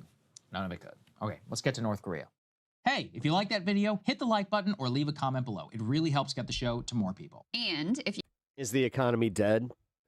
It's on its way. I mean, if it's not already, it's definitely on its way. We've said it over and over and over again. The economy is top of mind for voters this midterm election. While the president... She's getting sick of, honestly, you can tell because she sees the writing on the wall. She knows that it's going to happen. And then somehow, some way, the American people are going to be like, how come MSNBC or MS Now didn't tell us about this? Has not exactly responded to warning signs at the ballot box. His administration did make moves to address an alarmed bond market. I've told you this over and over. The bond market is his true daddy. That has seen long-term yields go up in response to the war in Iran and concern over the ballooning national debt, which in turn I'm glad has made that it it's more finally expensive catching up. for Good. businesses and individuals to borrow money and families to get mortgages. You know what? Good. I've been suffering. You've been suffering. If you make a certain amount of money in America, have all been suffering since Donald Trump even took office. Now it's catching up to them. Now you got companies that are worried that they're not going to make record-breaking profits through this fucking inflation gap, through all of this. You do understand how absurd that is, that these corporations were still making profits while we were all suffering, and they were saying that the economy was on the brink. I mean, that should also bother the shit out of you. They can buy a new home. I don't know. Maybe there should be some regulations on corporations and how much they can take back and how much they don't pay. I don't know. I guess I'm just an asshole. No new taxes, you fucking idiots. Back to the group chat. Peter, let's talk. Seriously, if you buy into a Republican sign that says no new taxes, you are genuinely one of the stupidest people on this fucking planet. About this. The bond market is the measure for Trump, right? And we actually saw Scott Bessent make moves yesterday to try to lower things. And the market already today is saying, we're worried about these risks. Look, to your point, the bond market is the reason that Trump blinked initially on the Liberation Day tariffs, if you remember, after stock markets recoiled to the tune of $5 trillion in the span of a week. The bond market gets his attention because if there's one thing Donald Trump, the failed casino magnate, understands, it's that borrowing costs really matter. But the fact that Bessent intervened and we still saw interest rates go back up tells you that the whole attempt to undermine the independence of the Fed in the name of, getting your hands on the piggy banking, lowering borrowing costs for everyone is failed. It's dead on arrival because the Fed doesn't control interest rates. The market controls interest rates, and the markets writ large, and we're talking about, investment pools around the world are looking at far more than the ballooning deficit, the $40 trillion long-term debt in the United States. They're looking at basic institutional competence and fitness. They're looking at the fact that we can't go to a fast food restaurant without worrying about getting poisoned. They're looking at the fact that at one of the grocery store largest airports in the world, Newark, we don't have enough air traffic controllers, and we're worrying that there's nobody out there, so we're taking off. I have heard again and again from people who actually control money around the globe that we don't know who's running your country anymore. We don't know if there are adults supervising the basic institutions, and that is a long-term fact that goes far beyond Trump in terms of that kind of stability in the global markets, like, trust me, for a minute there, all these oligarchs and all these rich fucks all across the world thought that they were going to benefit from Trump being in office. Now they're seeing that, yeah, he's kind of a greedy fuck that only cares about himself. And honestly, if he can fuck them over and benefit from it, he's going to do so, if not already has. Bigger issue than that. We don't know who's running the country. The answer is whomever is writing the president the biggest check. Okay, yesterday, the president had the biggest names in the crypto industry at the White House. Those who have given his ballroom or his crypto empire millions and millions of dollars, right? Business leaders in the crypto industry. Honestly, this entire room could have gone up in flames and we would have all been better off for it. Who have been facing DOJ investigations that disappeared when Trump took office. His family has made billions of dollars, as have other people in the administration, and he's now pushing Congress to lighten up even more on regulating the industry. Do the American people see this? Do they care? Because investors see more and more. Some say, well, this is great. You need something from Trump. Write a check, get it done. But that's a dangerous, dangerous game to play, and people see that. Yeah, because eventually it's going to be two people writing checks for something that's going to become an issue for both of them. Absolutely, and people are fed up. I mean, you're going to spend 15. And yeah, it's kind of funny. There's this entire contingent of people that, don't have a lot to do with it, but we're the majority of the country. Yeah, weird. $0.5 billion to regenerate. You do understand that one general strike from every single person in this country, if we all just stop working or doing anything, all of them have to fucking bow to us. Oh, wait a minute. Uh-oh. Yeah, if this stream gets shut down, I don't know. Take that for what it is. Billions. Your family's made billions, and we're trying to put food on the table, trying to figure out how we're going to buy clothes for our kids for the beginning of school. I mean, it's very clear that the corruption is mind-boggling. This makes Grant's administration and Harding's administration look like romper room. I'm waiting for the bee to come out. I just dated myself. Right? But the point is that I don't understand, and maybe you guys can help me understand this. Why are so many folk allowing the corruption, allowing the grift? Because he's doing it right in front of our faces. In front of everybody. They are doing it. In the business community, listen, corporate profits are so they were all like, because we're all benefiting from it. We now have corporations who are getting paid tens of millions of dollars in refunds from the tariffs, but the American consumer isn't, right? Target just revised their guidance keep reminding us on that and how nothing's getting done about it. Because they're getting these big tariff dollars, and if you go back to school shopping there, they ain't having a tariff refund sale. But when the president goes to Nevada, he comes back with no tax on tips. Dude, our deficit just hit $40 trillion fucking dollars. You can't even conceptualize that. Do taglines like... You understand that if you made, because I remember Crystal said this, if you made $1 million per day, this would take you over 100,000 years to pay. That... Have fun fucking doing that math. Still work with the American voter when at the end of the day, the tax cuts truly benefited the wealthiest and the biggest corporations out there. So I underestimated, I think, in 2024, Stephanie, how much the no tax on tips would resonate with some of the key constituencies in the Democratic Party, what a big labor state we are, a service industry. And I think that helped Trump win the state. But I think in Nevada and elsewhere, there's a lot of buyer's remorse now because they're not seeing the benefits that they were promised during the campaign. And instead, they're seeing, thanks to a lot of great reporting, by the way, how much money Trump is making, how he's helping his friends. I mean, in the before times, you know this better than I, Stephanie, Trump was very negative about crypto. And then suddenly... Called it a scam. Yeah, and then suddenly he sees an opportunity to make money for himself and his friends. And by the way, Trump was just in Nevada a few weeks ago, and you had this remarkable scene that Democrats were very excited about, where he called the Republican governor, Joe Lombardo, up onto the stage. And Lombardo, who is not great in an unscripted environment, started talking about how people are so mean to Donald Trump about helping his billionaire friends, but his billionaire friends help create jobs, so they shouldn't be mean to his billionaire friends. Now, you can imagine how the Democratic ad makers were thinking of that specific soundbite, but it's such a tone-deaf thing to say in this environment. And I think people are making the connection between their own economic struggles and the fact that Trump is enriching himself, his family, and his billionaire friends. When are Republicans lawmakers going to see this? Because Trump is doing this so blatantly and so brazenly right out there in the open. He doesn't, right? One could say, well, he's a lame duck president. He doesn't. Stan just ate cucumbers. Doesn't feel lame in any way. By the time he leaves office, right, he is on the way to becoming one of the richest people on the planet, Vladimir Putin style. Wasn't sure if he'd like it. Right? People always said Don Jr. is going to run for president. A very close ally to the president said, he's running to be worth $50 billion. Yet Republican lawmakers are out there. Let Don Jr. run for president. Seriously. Let that alleged coked up motherfucker run for president. I want to see it.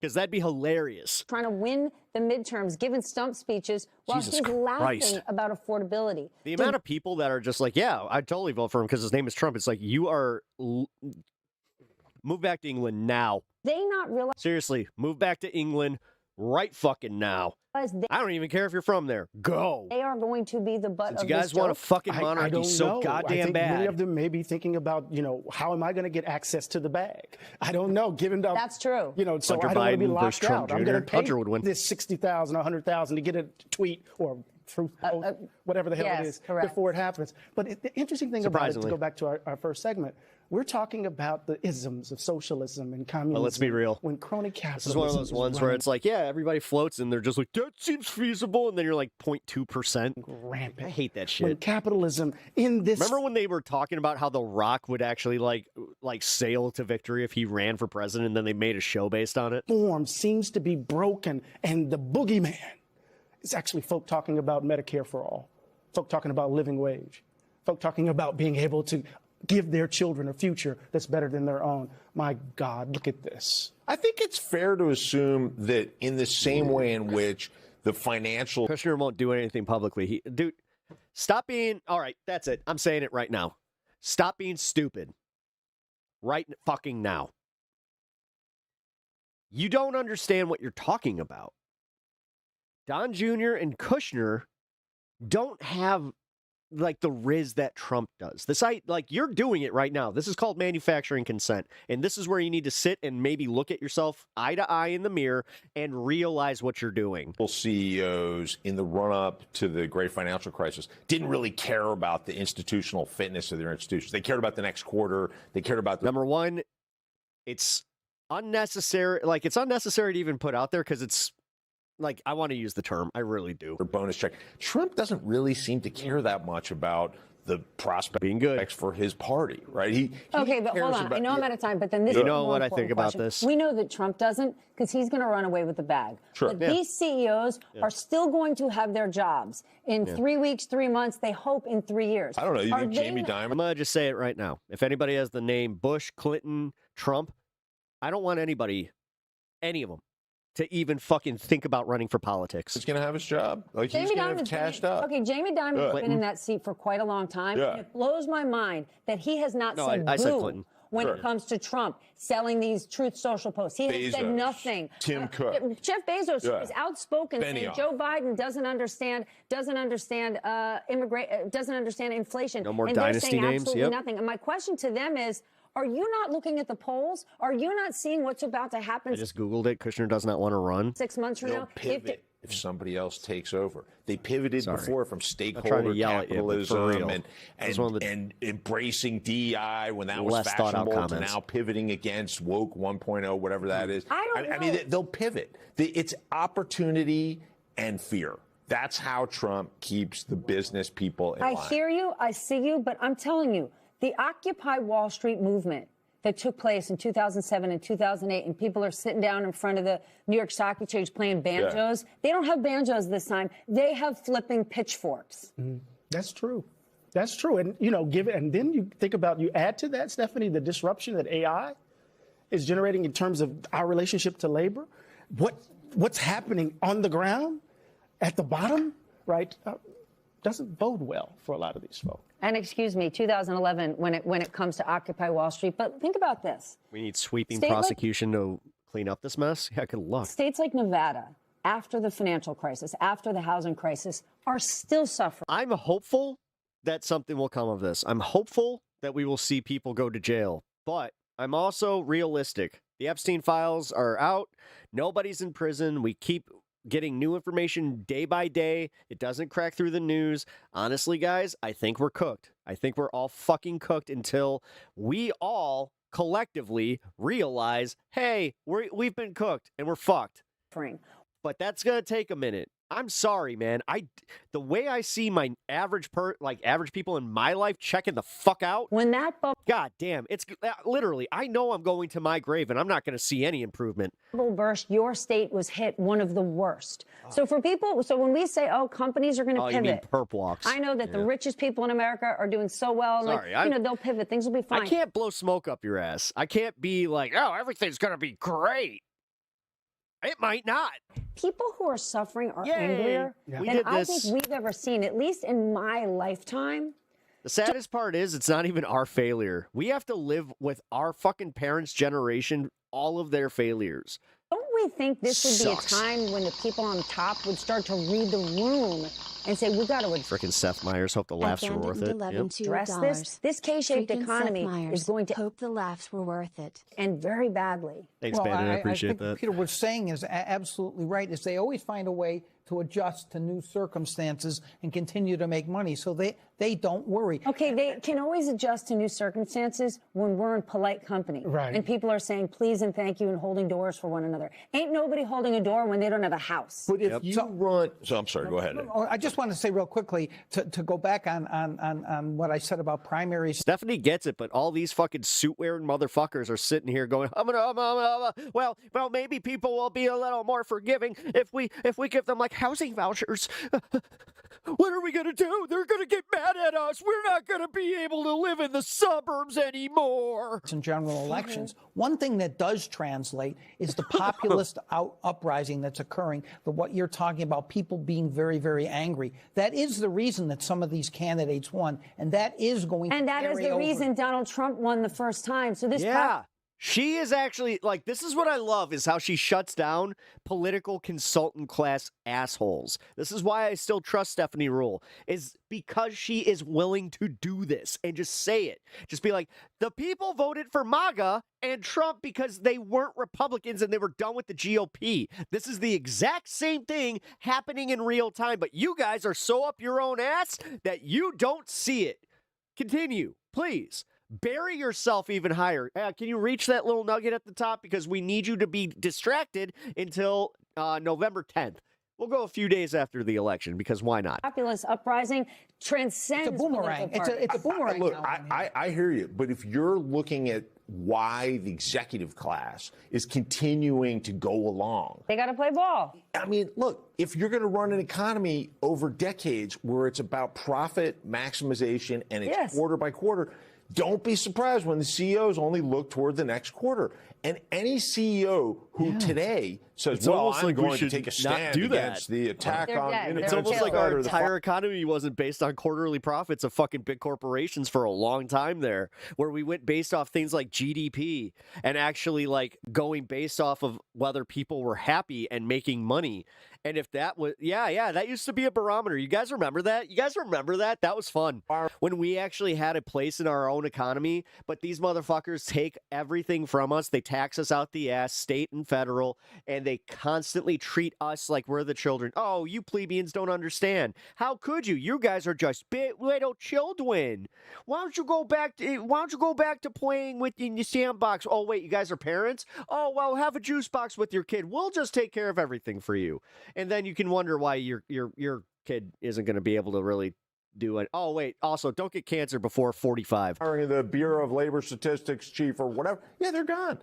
So they're not wrong. They're cynical. They're opportunistic. We can call them out for being cowards. Hey, Vote-Weiser. But How's it they're going? not wrong to say these are the incentives. And you know what? If I take on Donald Trump seem and I to say, overlap well, with you know, politics the and games. tariff war is bad for Yeah, America, and you're making One of my, actually, if you want to check out my channel on YouTube, you should check out me playing the Operation fucking... And the price of eggs go up, whatever, not down in Nevada and everywhere Epic else. Fury. I'm out of a job. Oh, Somebody Epic else Furious, has got that's my what it job, was. and they're playing ball at Mar-a-Lago. Hate the game, not the player. And I there's get never it. been a president who was, they know this, the CEOs, and was willing to use the power of the federal government to be vindictive, to demand. Yeah, because they can get theirs. This is the problem with having a president that can be a patsy for the fucking CEO class of America. This is what happens when you allow a president to create oligarchs. Good job. We became Russia in 2 years. And the piece of your company to do whatever it I'm takes so happy. to punish you. Does for your Vidania, comrade, except we don't get to use comrade in proper context as far as talking about comrades. And I've never understood that, by the way.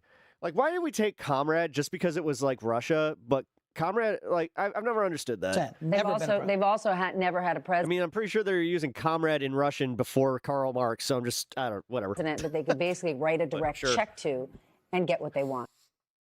All right, friend. Not even 2 years? Yep, not even 2 years. And here we are, 40 billion, 40 trillion in debt. 40 trillion. 40 trillion, yes, with a T, dollars. The number Oh, staggering. hey, and look at that. The Dow closed at 700 points under... arrived sooner than predicted. The debt its last roughly fucking doubling gain, in less than which 10 years. So it's what still over does all 50K. this mean to you? That's Seeing the as new Matt Egan barometer. is here to break it all down for us. I guess the big question is, how is this You're going not to Harry impact Enton. Americans? And not just now, but potentially for the long run. Yeah, Sarah, I mean, $40 trillion. This is another grim milestone.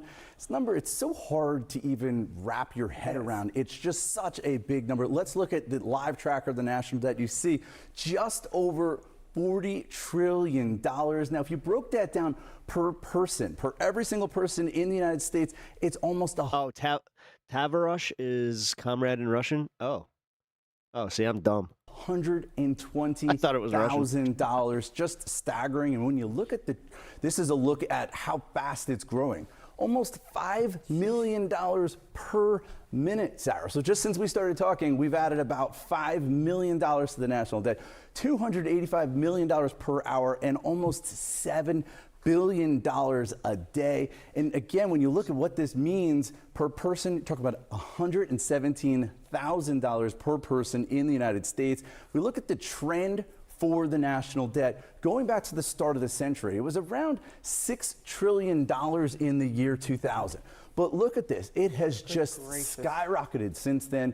Why? Because of government spending, because of tax cuts, because of war after war. You mean those tax cuts that Donald Trump instituted weren't a good idea? After war, because in 2008, right around here, you had a once-in-a-century financial crisis. And then in 2020, we had a once-in-a-century pandemic. You put it all together, and yes, you get $40 trillion.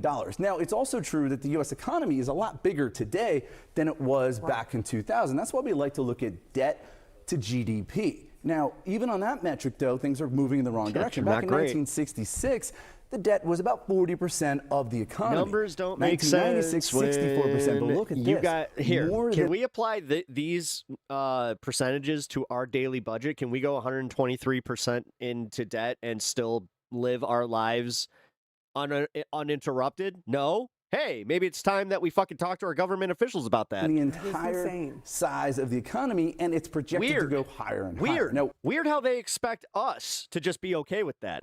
One of the reasons, for every time that they told us it's not the same as household debt. It ain't that much different. Are you fucking serious? How much you gonna gaslight us? Numbers be numbers, motherfuckers. The debt has gone up is because the United States has these aging demographics, right? Every single we are so dumb. We let these billionaire fucks just take everything from us.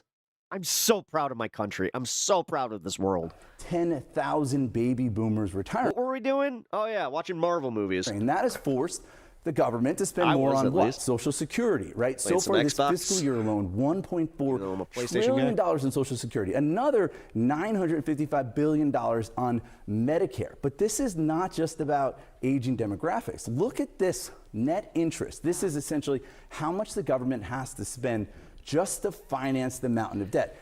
I'll be honest.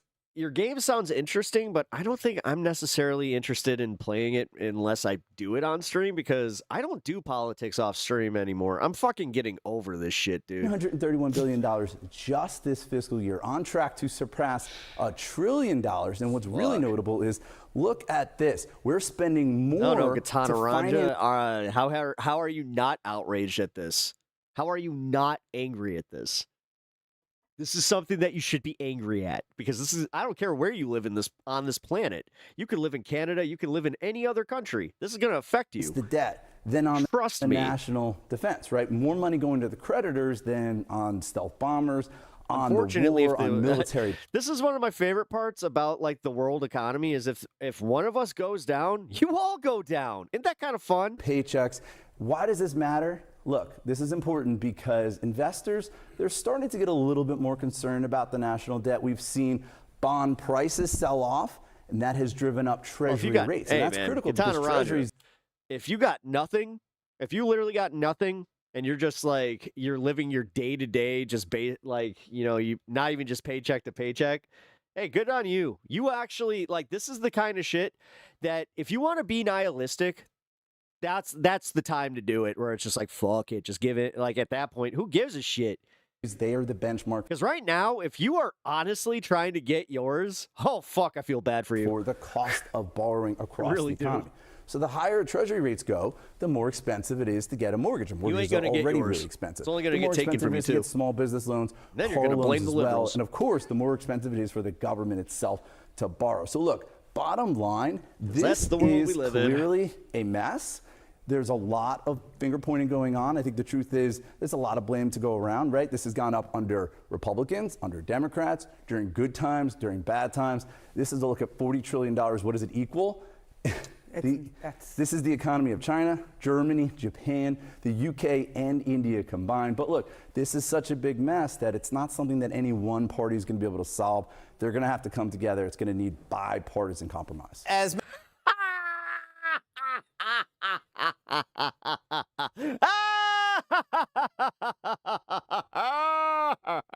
That's hilarious. That said, everyone is to blame. That's hilarious. We're never getting out of this. Guys, it's going to skyrocket to $50 trillion. Then we're going to default on debt. Then it's in the final game of America. Aim for the side. Fucking Christ. I hope you understand how bad this is for our country. 123%. Of the debt right now. I will say this, though. Republicans. Wonder why the stock market's not crashing. It did crash a little bit today. In particular, but not they fully. seem to hate deficits and the national debt, except when they control the government here. So how much of a problem is it for them right now? Yeah, I mean, we see the storyline play out over and over again, where when Republicans are in the minority, they talk about needing to make serious cuts and take real action to lower the national debt. And then when they're in power, we see the debt continue to grow, if not by an even faster pace. And, you know, of course, there are the handful of conservatives in the House and the Senate who have continued to push for cuts to government spending. But of course, they are always overruled by the rest of the Republicans and by President Trump in the White House, who clearly does not care so much about the national debt when he is in the White House. And I do think it's interesting when they will when the Democrats are involved. Look at the beginning of this term of this administration. There was so much emphasis on DOGE, on limiting government spending, on taking serious actions to cut back on how much the federal government spends and wastes. And we have seen that conversation shift away, and we don't hear a lot of that same fervor from Republicans these days. And Margaret, in the communications business, we would say there's something of an optics problem here too, because as the national debt crossed the $40 trillion threshold, President Trump was outside talking about spending on home improvements. Listen.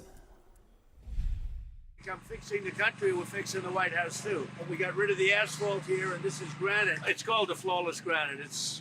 We get the best stuff. This was all black asphalt that was in terrible shape. The grass was in terrible shape. This has all been redone. It's all been topsoiled. Now, President Trump has shown that he has remarkable political instincts over the last 10, 12 years on some things. But this, Margaret... Jesus Christ. And you still find a way to fucking make this friendly towards them? You fucking hacks, dude. This is why, dude. What do you think about... Whatever, man. When are they going to figure... Like, because remember what I said about Crystal and Sagar? Like, when they figure it out, it's going to be noticeable. When are they going to figure it out? His continued emphasis on this sort of... I can't wait for this fucking dweeb to just be like, oh, well, Donald Trump really needs to get off of his butt because America's not very happy. Spending in home improvement and beautification around D.C. If you're going to do the granite, it should definitely be the flawless granite. You know, look, John, there are so many different ways to look at this, but one is that since President Trump first ran a decade ago for office for the first term, the national debt has actually doubled. And bringing the debt under control was one of knowing that the Trump store is closing and he's still out here doing this performative bullshit while the economy's collapsing is hilarious. Fuck it. I'm going to love this. Commitments. I might as well. Way back when. And we're starting to hear the term debt spiral more and more. And like, I'm not trying to totally alarm anyone at 7:30 in the morning, but the idea with the debt spiral is that at a certain point, your borrowing costs become so much that you're spending more and more taxpayer money to pay the borrowing costs. It does increase things like, it does increase not just the government's tab, but how much consumers pay when they have to borrow money, and many Americans borrow money. So something like 9 in 10 Americans, the Peterson Foundation I need to get a banger because I'm not watching this sober. Debt is a real serious problem for the country and is really going to hurt them. Most Americans think that cutting spending is the only answer, like that's the way to get it done. And the reality is, at this track, because of bipartisan spending, and you may actually have to cut spending and raise taxes. At the same time, we're looking at polling and focus groups about how Americans are feeling about the president's various construction projects, the fights over signs, and that sort of thing. About 2/3 of Americans in that recent Washington Post Ipsos poll disagree with his focus on construction projects. So there is a mismatch right now politically.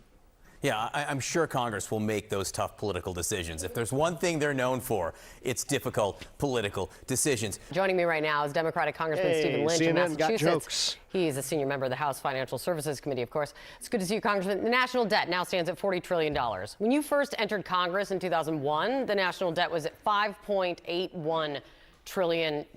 I make that comparison to highlight how Congress debates the national debt a lot, but rarely does anything to tackle it. Why?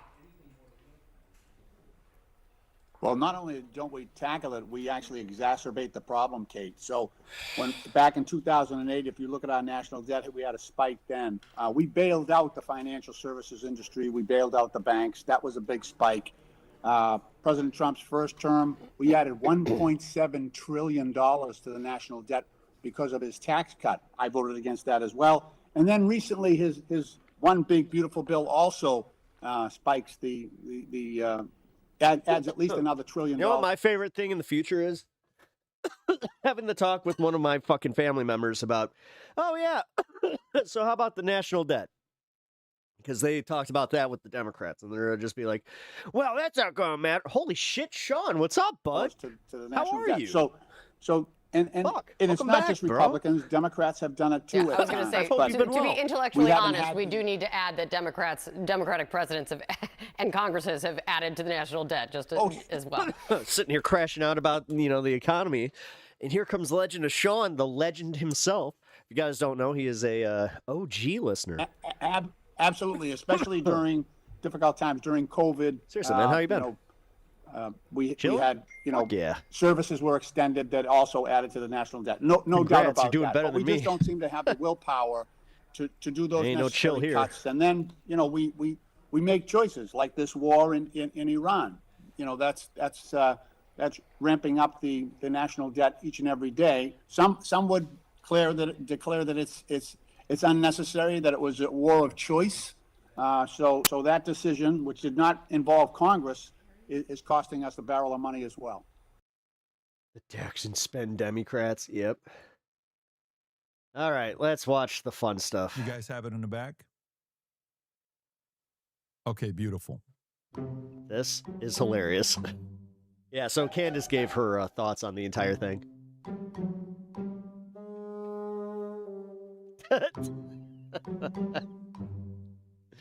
I'm glad that she played this.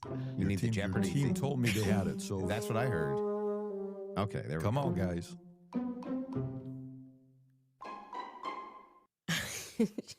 Now, regarding the debates, I do want to say this. By the time Andrew Wilson whipped out his phone and read that opening statement, it was clear to me that he was going to lose.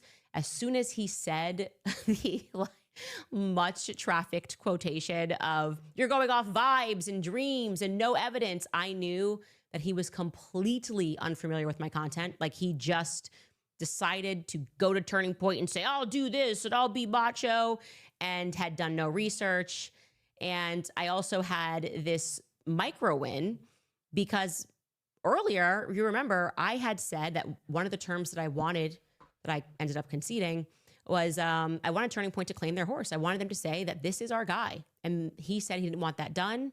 We all knew that he was being sent by Erica and company, but he refused that term. And it's crazy that, like, legitimately, he said he had nothing to do with them. He thought this was a And good then the idea. Queen Andrew dethroned. Yep. First 3 Queen Andrew fucking out there getting minutes of the debate, cooked. he makes it perfectly clear that Turning Point USA is Stepdaddy. backing him with this totally awkward, I shit, have a you just reminded me. never before seen message gotta set up for this wherein debate he show. just Oh, boy. kind of makes Erica Kirk look like a big fat liar. Take a listen. I hold in my possession never before seen messages from Charlie Kirk to his security team on September 9th, 2025. I'm going to share the message with you today, which is the first time this information's ever been publicly revealed. Ooh. On September 9th, Charlie's security team wrote to him, "Yes, law enforcement has been fully supportive and agreed to a security plan and posture. Tomorrow's event will be covered by both my team and the campus PD. If additional support is required, patrol units will be available. I have 11 on site." Charlie responded with this, "Okay, great. Remind them that they are there for one person's security only, because I'm somewhat worried the left." How in the fuck did the Daily Beast get this letter? Breaking. Daily Beast gets personal letter. I mean, the Daily Beast is claiming this is real, and I don't think that they'd be inviting a lawsuit. This is from Natalie Hart, Trump's alleged side piece.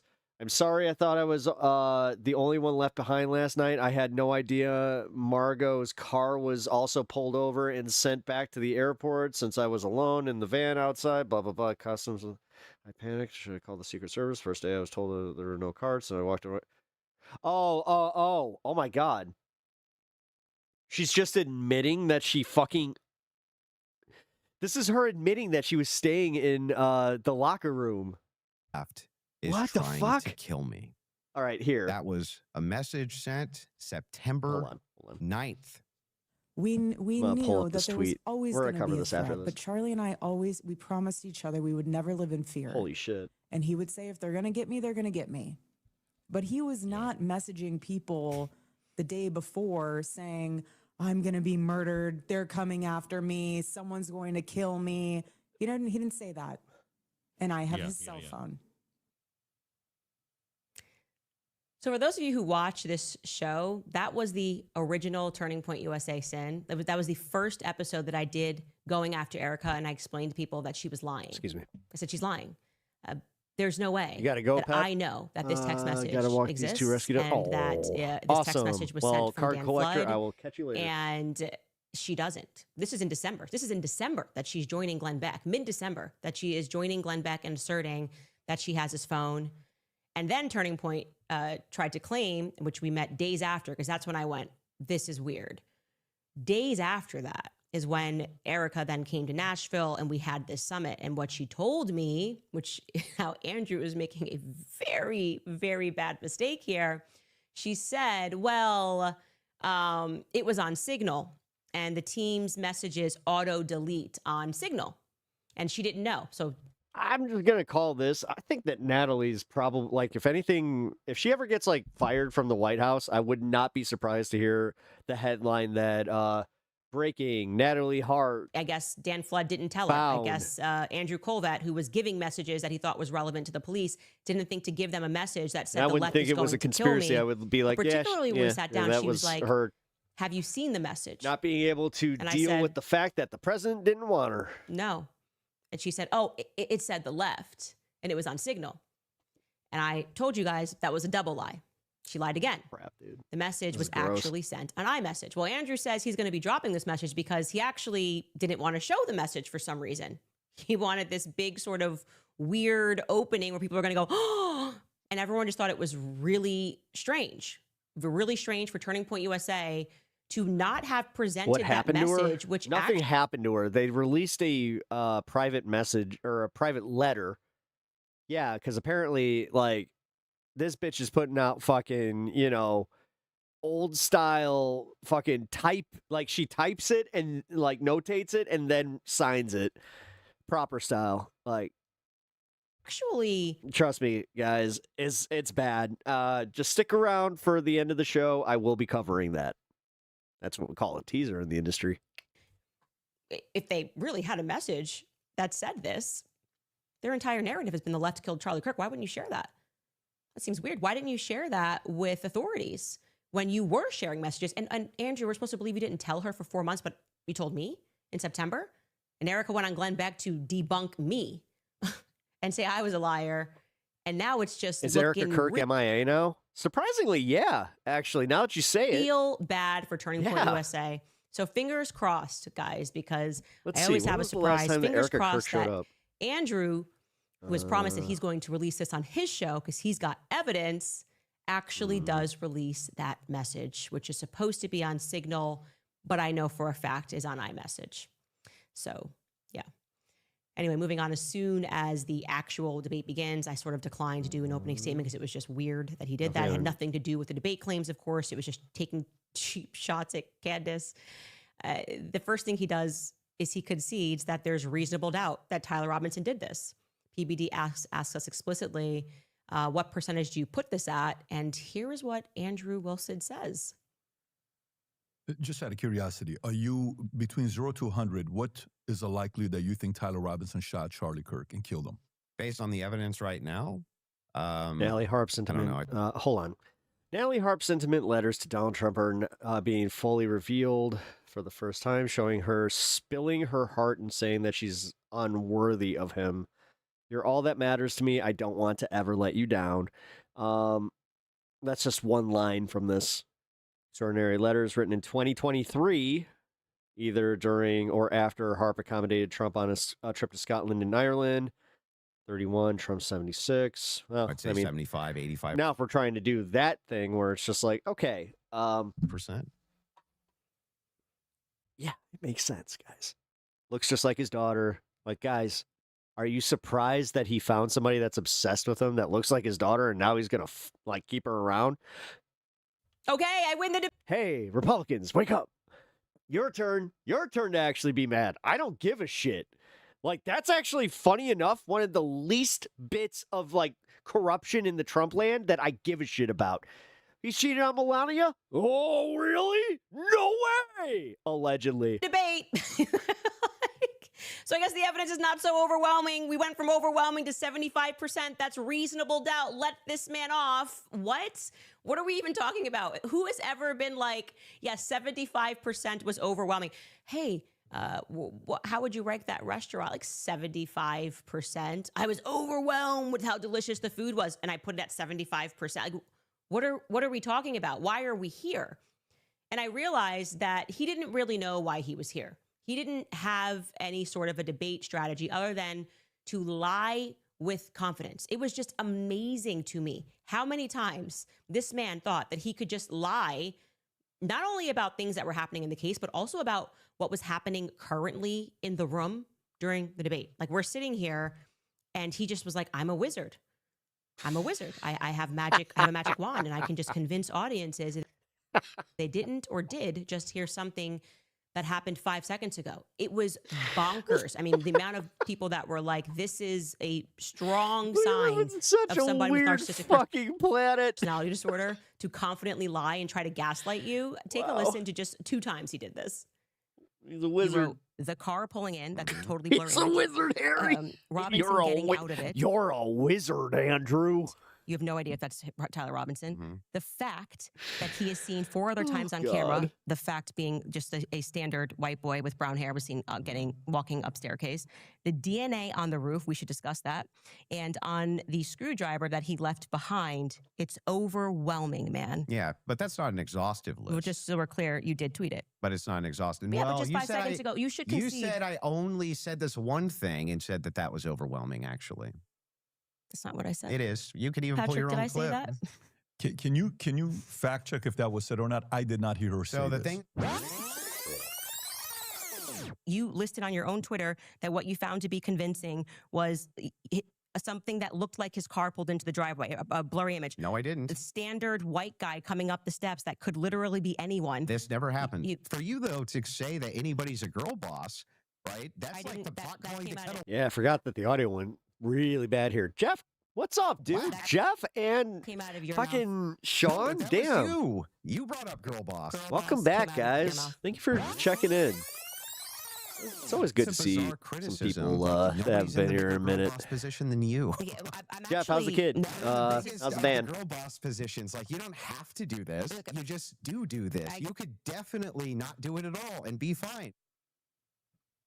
It literally came out of his mouth. I never said girl boss. I was just answering and asking him to explain away how he shifted his position on now he suddenly supports Erica being a CEO. And then he started bringing up a girl boss. And he did this so many times. It was stunning. And people were just going, why? Maybe he has amnesia. Maybe it's not a strategy and he has amnesia.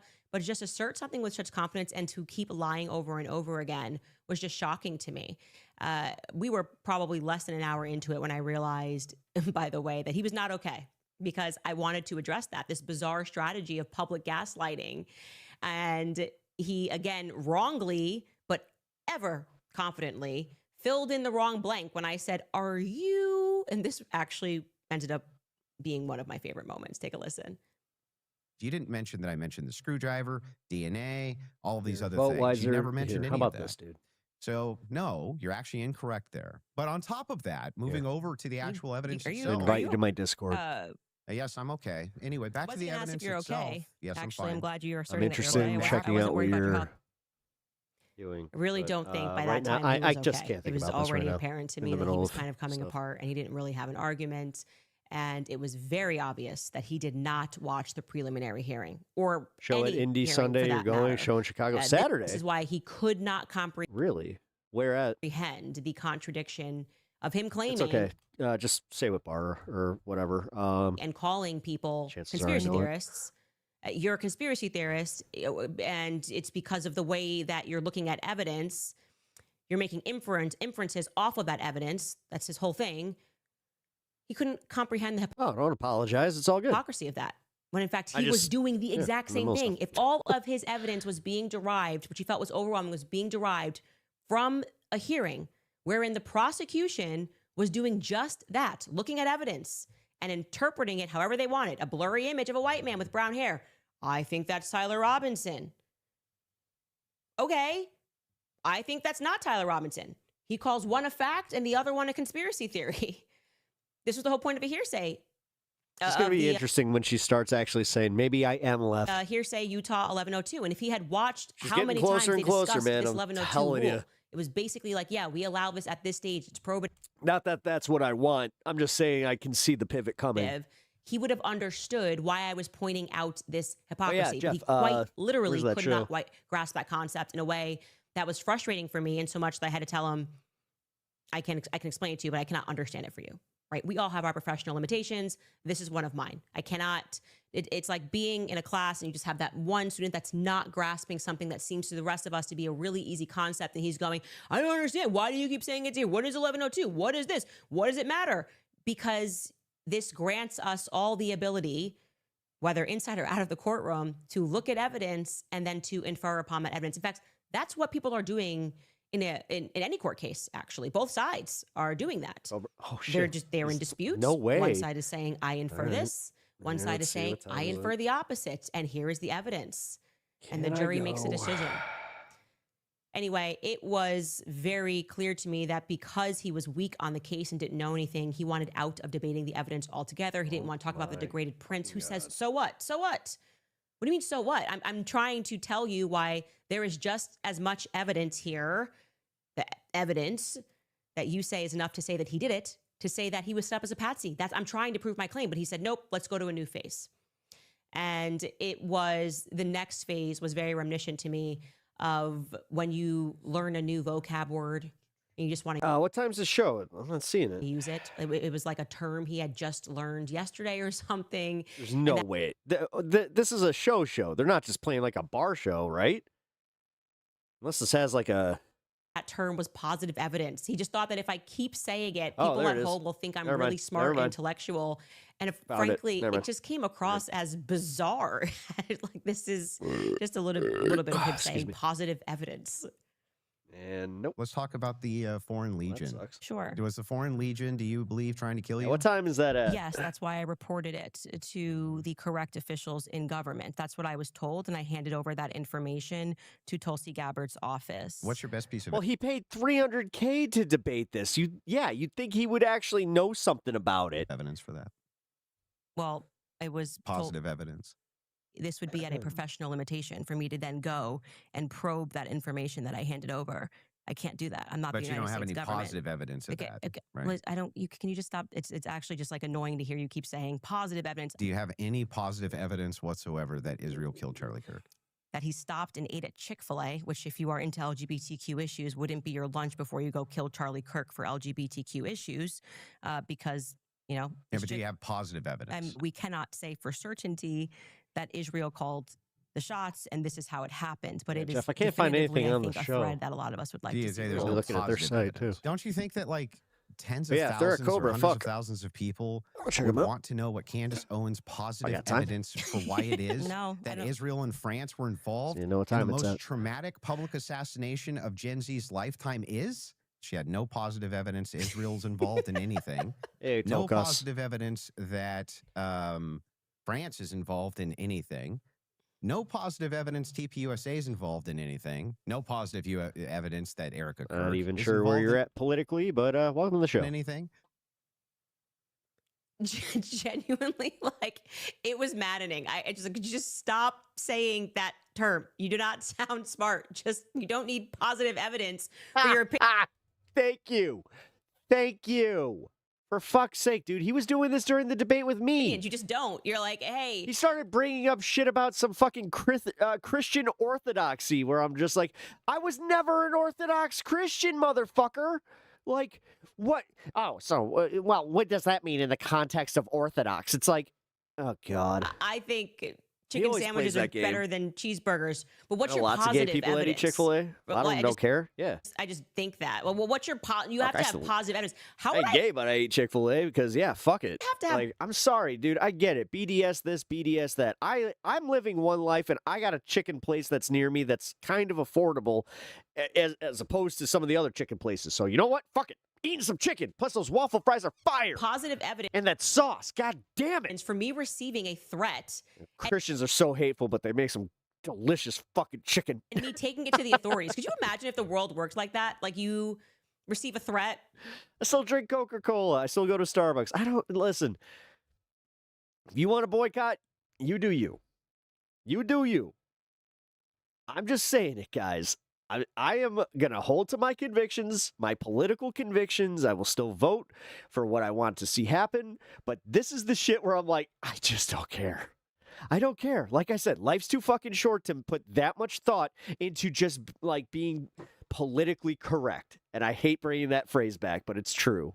And someone's like, hey, you just should know don't if this care. person's plotting to kill you. And you go to the police station and you're like, here's the person who told me You this. like Cane's? Cane's is different, though. They don't have, like, chicken sandwiches. They just do, like, the chicken fingers. And their chicken fingers are fucking... I don't know, man. You got to go at the right time. I've only been to Cane's one time where I didn't get some soggy-ass chicken fingers. He's going to kill me. And the police are like, well, what's your Now, positive evidence? Dave's Hot Chicken is where it's at if you're going for a chain restaurant. My positive evidence, I'm reporting the threat, officer. I don't know how. I being want you to real. do your job now. Dave's all and day. go figure out if this is viable. They're telling me this. Well, what's your positive evidence? My positive evidence is me coming to you. Is Chick-fil-A on the BDS list? I already don't really eat there, so I guess that's not a problem for me. I don't fucking know. I'm literally I'm speaking out of my ass. I don't know. I know they're on the, anti-gay chicken list. With the evidence that I have and expecting you to investigate it because that's your duty. I mean, that limitation. Bojangles rules. It was really funny. I saw a meme. I think we're going to actually show it later of people just being like, "Does he think that people Wait, Canes ask for extra done? Oh, really? That's the trick? if you think the FBI is involved and you thank you, think Jeff. that they planned this assassination, that the government's going to help you You got find Popeyes the last year. It's garbage. Yeah, Popeyes went downhill. positive evidence for this stuff?"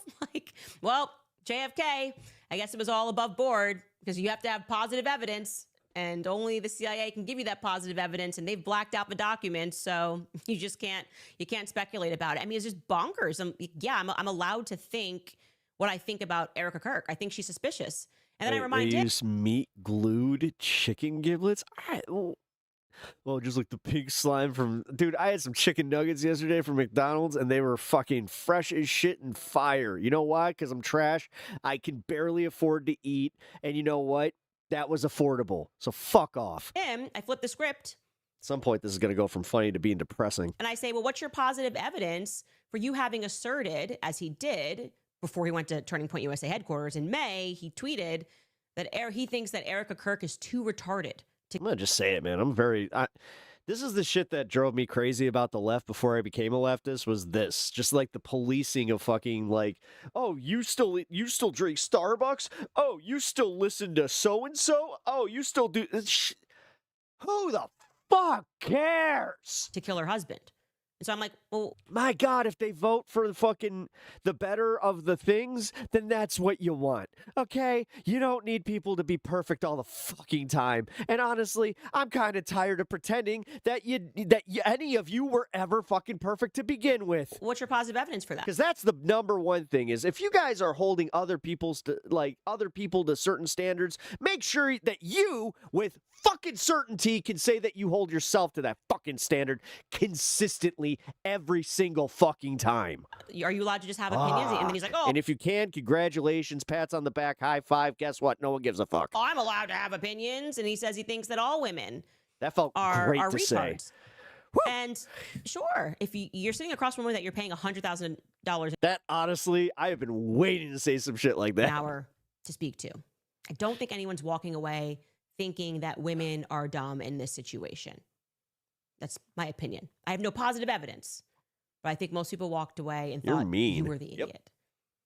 Anyway, next Apparently. he did what he was obviously censored to do, and you could just see his whole posture is changing. He's not feeling confident. He realizes he just said the words positive evidence too many times. Nobody cares. No one thinks you're brilliant, and it's quite annoying.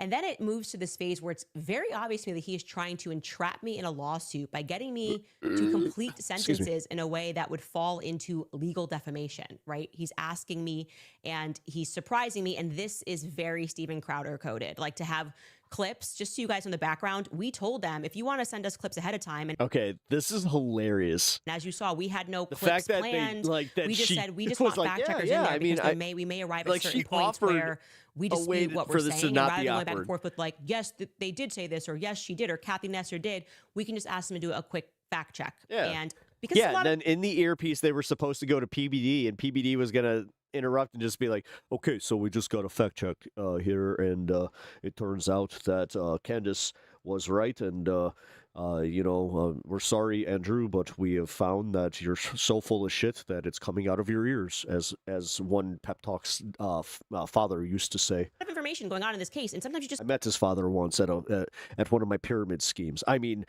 when I say pyramid scheme, I mean just a business plan shaped like a triangle. genuinely forget things, as I did. Genuinely, I didn't accuse him of lying. I said, I don't remember the text about the surveillance thing. Can we get a fact check on that? And we did. That was the purpose of having fact checkers. Never did I imagine, of course, because he didn't Allegedly. Hope not too much time went past. share who his on team that was, one. or I maybe would have considered it that he was what he really spent his time doing while I was prepping for the debate. He was prepping to try to do some gotcha clips and to come in as Erica Is that Kirk's supposed lawyer. to be if Bernie Sanders was Patrick Bet David? You're mean. Yeah, I'm. Wait, okay. Patrick Bet David sounds like. Wait a minute. Patrick Bet David sounds just like Gene Simmons. My name is Gene Simmons. Did you know that before KISS, the letter K had not existed, so technically KISS owns the letter K. My name is Gene Simmons.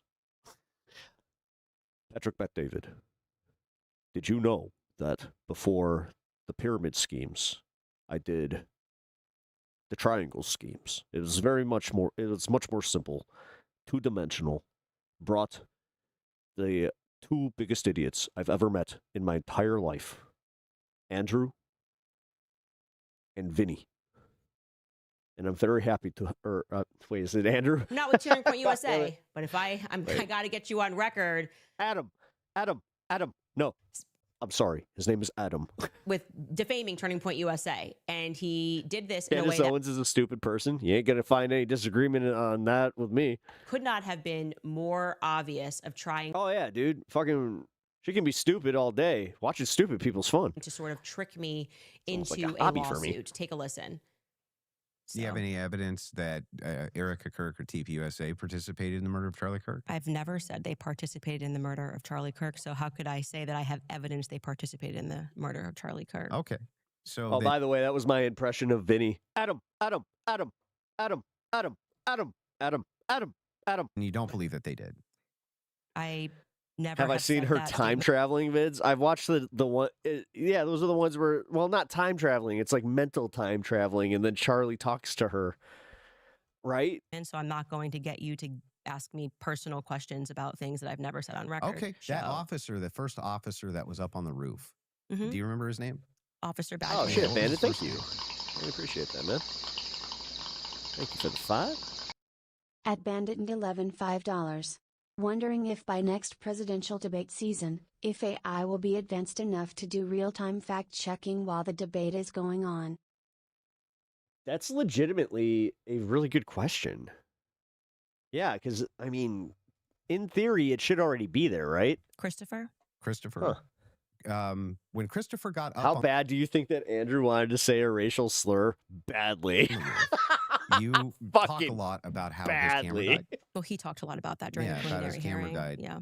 Do you think that he planted that screwdriver up there? No. No. Who do you think planted it? We're just going on my I my just life thought of a joke I can't even Of say course. here. At this stage, I would say that I don't buy his assertion on the stand that he Oh, didn't man. check to see if anybody went onto the rooftop. All that time he before, couldn't. Oh, that's he why got he's up. doing this shit. You see his fucking foot where he's like, I can't even like really do it. Like he There- was twitching out the I whole time. do think that it's possible. It's at least plausible that the screwdriver was planted. I don't believe him. What I can say strongly is that his cam died at just the right time. His body cam died at just the right time. I think that, as you were just grilling me about whether or not I had got the merchant receipt for a debit, Oh, I mean, at that point, why wouldn't you just have a snus or something Hard. like that? that kind of makes difficult that we just have to sort of trust that a screwdriver was found and we don't have any should be evidence of a police body cam.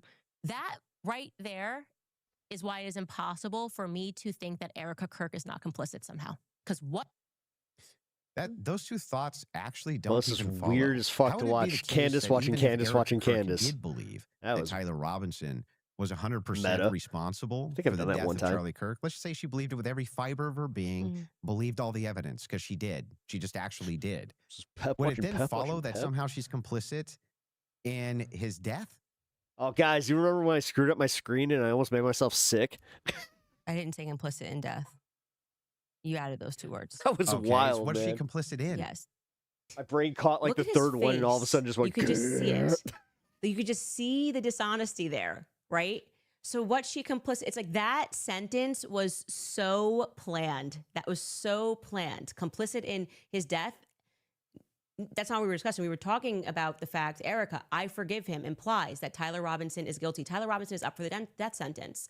And when you are someone who is going around signaling to the public that this person did it, and we assume that you have more evidence, you've seen something, which was the broad assumption as I explained. Sweet Chewy and it forever. comes to find out that you had nothing different than the public had. People are going to go, this feels wrong. This feels like wrongdoing. Like you're potentially, getting a jury, what could be a jury, to believe that this is the person who committed murder, and the consequence he will face is death. So I could just see that move there. If that was so Daily Wire coded, I would say. They love lawsuits. They love legal entrapments. That's what that felt like to me. And I could sense it from a mile away. And then I could sense that he was growing frustrated that I would not take the bait. I'm smarter than that. And I then called him out for having played 3 Erica clips like in a row. You're sitting here saying you're not here on behalf of Turning Point USA, but you start with an opening text that only Turning Point USA could have given you, that they have not given to the public, and now you're playing 3 clips in defense of her. Yeah, that then led to, because he started getting agitated, that I didn't take the bait. So he's like failed on 1, he's failed on 2. That then led to the internet's most awkward silence, where he just says that I'm not allowed to speak. And by the way, because he lies with confidence, people who were watching this thought that there must have been something contractually that prevented me from speaking or allowed him to pepper questions at me. Both are false. That's what makes this especially funny. There's absolutely no contract clause that I allowed him to sit me for a deposition, because I refused it immediately. I was like, that just sounds crazy. And there was no contract clause that suggested that I couldn't ask him questions at any point in our discussion, not even kind of, sort of. He was just genuinely coming apart and growing really antsy. And he lies with so much confidence that the internet just assumes, like, no, there must be something. No, there was nothing. What? Here's that painful internet silence. Yeah, I mean, can I ask a question? I know it's been, or like, can I ask a question? Or are we not really? I'm just gonna. Okay. We're gonna hold to the actual contract itself. Hold on. The contract does not say that you are allowed to just question me without me being able to respond to you. I've never said you can't or have respond. a conversation. You've been able to respond to every question I've asked you. And by the way, the other thing is like, let's have it your way. I want it to look like we've done everything Andrew wanted to, so that people can fairly assess. Apparently, Bill O'Reilly almost broke out into tears in a debate against Chris Cuomo. We'll check that out after this. That's the situation. So you have it your way. I will not ask a question. Totally fair with me. No. So are you good with her asking a question, or He no? said no. Waiting for the clip. Okay, so you want to wait for the clip first. Okay. This You is guys so have it in the painful. back. Okay, beautiful.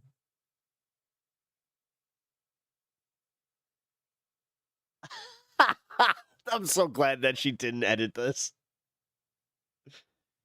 You need the Jeopardy. You told me they had it, so Copyright that's what I heard. specific. Okay, come Music on, guys. playing. Do ba ba do boop ba do ba ba. It was so painful. So what I think happened was, because I called him out, I said, like, you have 4 Erica Kirks, and he was like, I wasn't 4, and PBD's like, it was 3. I think what happened was they had another Erica Kirk in queue, and then they just abandoned it. They just were like, we can't run this. And so then they ran this totally irrelevant, what was supposed to be a Lance bomb, but I naturally corrected myself very early on in our discussion, and I didn't realize that he was plotting this as some like big explosion. Like, kid has got it wrong. They never officially said that Lance's DNA was on the PBD rifle. has mansplained. And so they just kind of played that, and it was weird. Can't always fucking squeeze them nuts. I allowed it. I totally allowed the silence because never get in the way of your opponent when they're making. Okay, can I just say, for some of y'all that have a problem with mansplaining, some of y'all don't have some big ass balls in between your fucking legs that you gotta fucking make sure that you don't squeeze like a fucking nutcracker over here. A mistake. It was such a completely nutty thing to say and to do. No, I'm just going to wait for the clip. You can't say anything. And it was a lie. And I thought, let him do this because it's just going to demonstrate his emotional instability, that he is trying to assert control because he knows that he's lost it. Also, Actually, that's what I should do next time that I'm debating Andrew. I should just make shit up the entire debate. And then when he's just like, you made that up, it's like, yeah, just like you do. I was not Like, going here you to go. argue with him about a non-existent contract How's clause that and feel, waste energy. bitch? I mean, or just debate about the Wait, that contract. wasn't the win I thought it was. Ridiculous. Oh. And lastly, if you consider it, I made $418.63 during that 16-second silence. What is there to complain about? You want me to be quiet? What do you? Okay. I gotcha. I'll be silent. That's a lot of money to make to be quiet. Then came the most viral moment after he permitted me to speak again. Yeah, it's not like Soup Pants breathe either. After the clip was a nothing burger. And it happened accidentally. Okay. So I felt bad that viewers had to listen through him simping for Erica for so long. We had agreed to discuss this case. I, as you know, had said to him, we should discuss the screwdriver, we should discuss the towel. And I tried to then change the topic back to the case. And I made the wrong assumption that Andrew Wilson had Still read alive? the Yes, last sir. filing, the Yes, filing sir. for dismissal, which dropped 2 days before our Although debate. technically, I mean, I'm going in like my 4th hour. And my pop. Hey, wait a minute. Where were you? No, seriously, man. I hope everything's good with you. I know that you've been on vacation and shit, but yeah, what's going on? Yeah, I hope that you left me to do the panel. I had to take over. By the way, like not even blowing smoke up your ass. You're a fucking fine producer, my friend. After taking over today, that made me really appreciate what you do. Positive evidence for that assumption was that Andrew Wilson himself. Although I did figure out how we can do this from now on, since I do have the premium account and good internet. If you want to set up things, just make sure that you have the YouTube videos and just send them over in the private chat, and then we can do it that way. Had tweeted about the filing as First though stream it was back helpful will be to on his Tuesday. Sweet. That dude, you know what? Leave it to my wife to have your back, dude. Like she literally was just like, "Yeah, he's on vacation. Chill." case. He tweeted about the filing, and they were all lying about what the filing You knew you was. were And right. here he retweeted somebody else who said skimmed it. Yeah, but we Tyler kind of figured Robinson that out today. We ran into a problem with Hank, and like we had doubling up on audio and shit, and we were just like, "Oh wait, we could just do this like where you send me the link and I could put it." Oh, dude, we figured it out in real time. It's fire. defense is on absolute life support. Yeah, you heard Letterhack. Oh, he quit. No, he already quit. He nuked his channel. He's done doing content. Yeah, but you know what? I get it. I kind of get where he's coming from. Where's Uni? She is probably watching upstairs. And then he wrote back, picked a hell of a week. So I was like, obviously, he She was doing a must have diamond read this painting last filing. time I And checked. I read through the filing, and just to show you, What was the final straw? as I do with everything for those I of you don't guys want who've to been speak following me for since him. the I'll just say, like in the thing that he said, just negativity and streaming and realizing he didn't necessarily need to be doing this. they marked it up, took But- notes, and Yeah. thought there were some really compelling His arguments legacy here. So lives I on. came prepared Hell, that me and we Alex were going right to here, discuss we're the most proof of recent that. filing as one of his wrong talking What's points. Uni's that username? Tyler Robinson Uni-Moogle. admitted to the text messages being real. Uni like unicorn, Moogle like Moogle from Final Fantasy. Or one thing or another. So I also just sort of thought that even if he didn't read the book, he would have at least read the last chapter before taking the exam. You know what I mean? Every person knows that if you're going to try to BS and pretend that you read the book, you better read the last chapter in case a character dies before you try to write an essay, right? And I was wrong.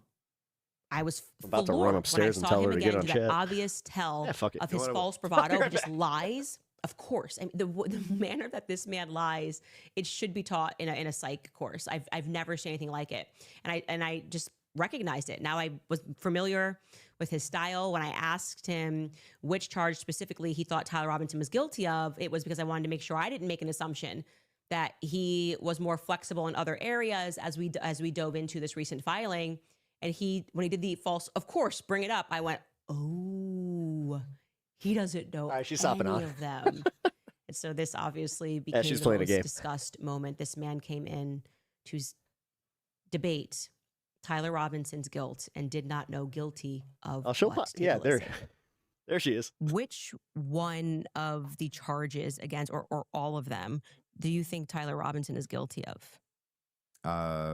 The specific charge? Yeah. Yeah. So what I think is that Tyler Gamescom Robinson Tuesday, 2 p.m. shot Charlie Kirk. Yeah, but of the 7 charges that he's being charged Yeah. with. Can we list them real quick? I'll tell you exactly which ones. two We'll for pull 'em me. up. Well, do you know any One? of the charges that he's up for right now? Shit. Yeah, of course. But I Can want to you make name sure that we one? have them listed. Yeah, but like can you name one? Because my general perspective is that you don't actually care about this case. You're not following Is that the it? case. That's the Yeah. question. Tuesday. So if it's at 1 my time, I'm not off till 2 from my This Space show. I mean, it seems pretty like if you're going to engage and you're going to say the evidence is overwhelming that Tyler Robinson is guilty, I just think that you should. Like, right. Can you tell me one? Then let's do the charge that counter. he's- You can really, hang on. This is a great gotcha. No. You just got to ask me, play Yeah. clips out of context, Yeah, put me yeah. in the Say hot hello seat. to So everybody. please just answer the This question. is fair. Can Name you all name- 7 can since you've been following the case. Okay, sure. Go ahead. You name one. Yeah, you named all 7. I'm happy to do that, but can you name one? I think he's been charged with murder. That's actually incorrect. Okay, great. Now name all 7. He doesn't even. This is like. Name all 7. And I. Can you think name all 7? I can. Then do it. Sure. You don't have to Do put it. No, do it. I'll count them. Go ahead. You don't Name have to put 'em. your fingers up. I Okay, can do hang on. that. Name them. Yeah, sure. Name them. You knew the where you're first playing charge your is block aggravated murder, game? because that's what carries Okay. a death sentence So in the murder. state of Utah. No, Next. that's not. That is literally not murder. Okay. And so Next. just for people, no, don't. I don't have to do it in a time limit. There's nothing going on. God. Just Okay, so right there, that was the most fire moment of the entire debate, and I got to give her all the credit in the world. Shutting him down, saying, no, we don't have a time limit.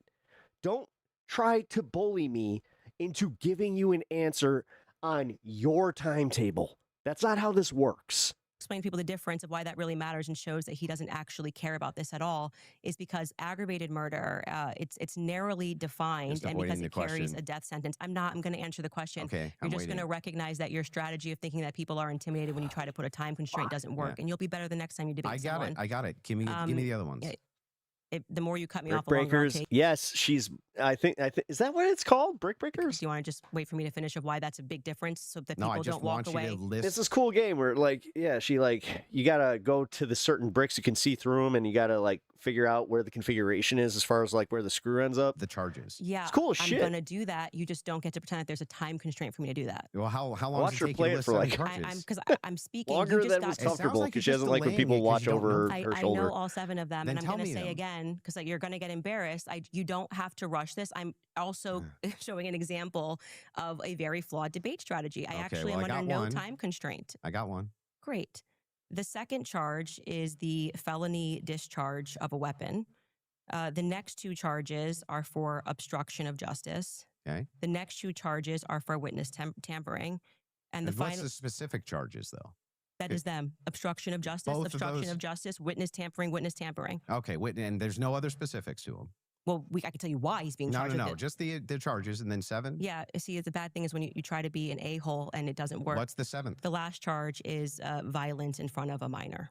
Okay, got it. So then he's being charged with murder.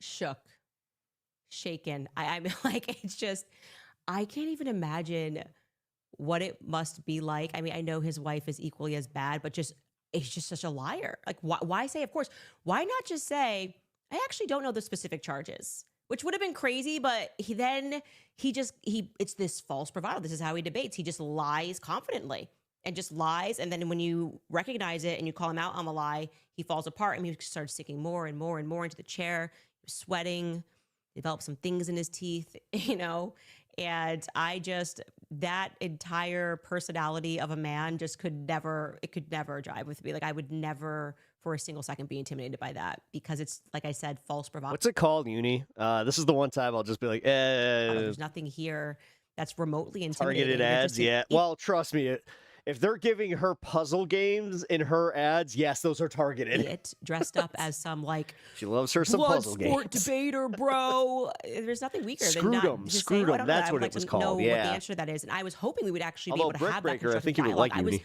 upset that we could not spend more time discussing this case. And once that happened, he was completely that's deflated. enough, Andrew dude. Why do you do this? Wilson was very lost, and Every it was single almost time like he you had to come down, remember now things it's they the wanted same him to thing. bring up.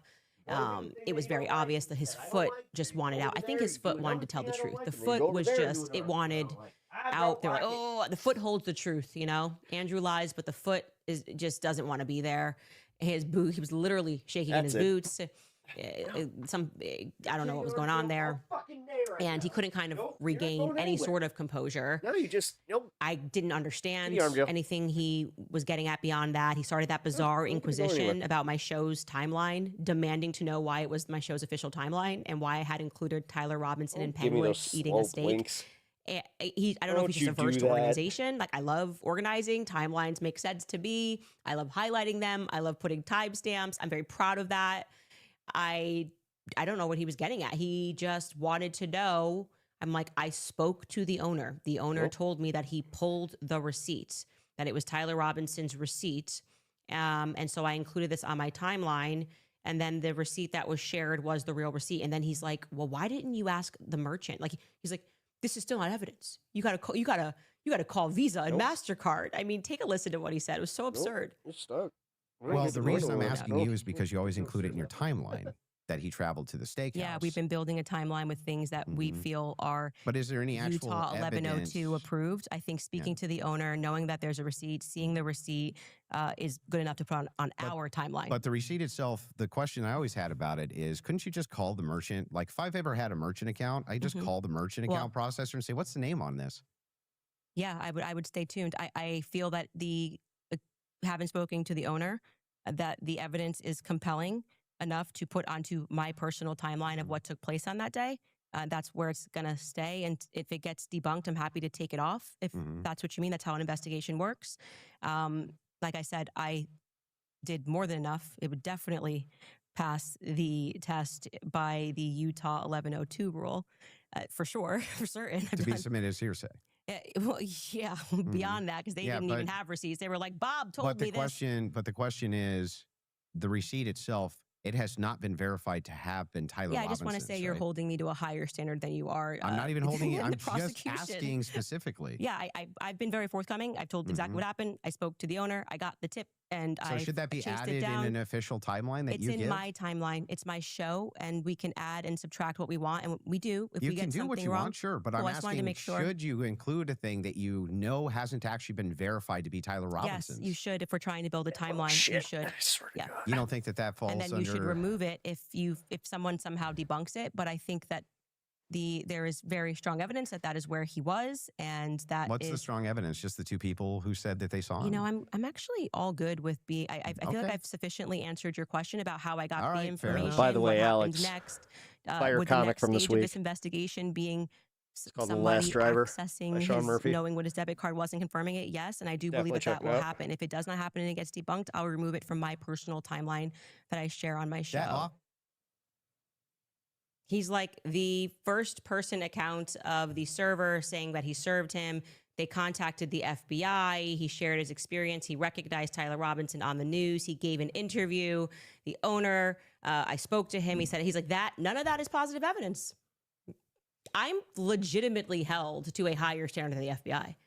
Meanwhile, we got the lead investigator of the case. Yeah, up that there, actually and kind of they're makes sense, asking though. him during the preliminary hearing, Like the way how that did you they're know doing this that shit, the maroon it makes a person lot of walking up the sense. Where they're trying to stairs discredit was the content same creators, so person it's as the individual who was wearing the black shirt later that day, and he says they were both wearing Converse sneakers.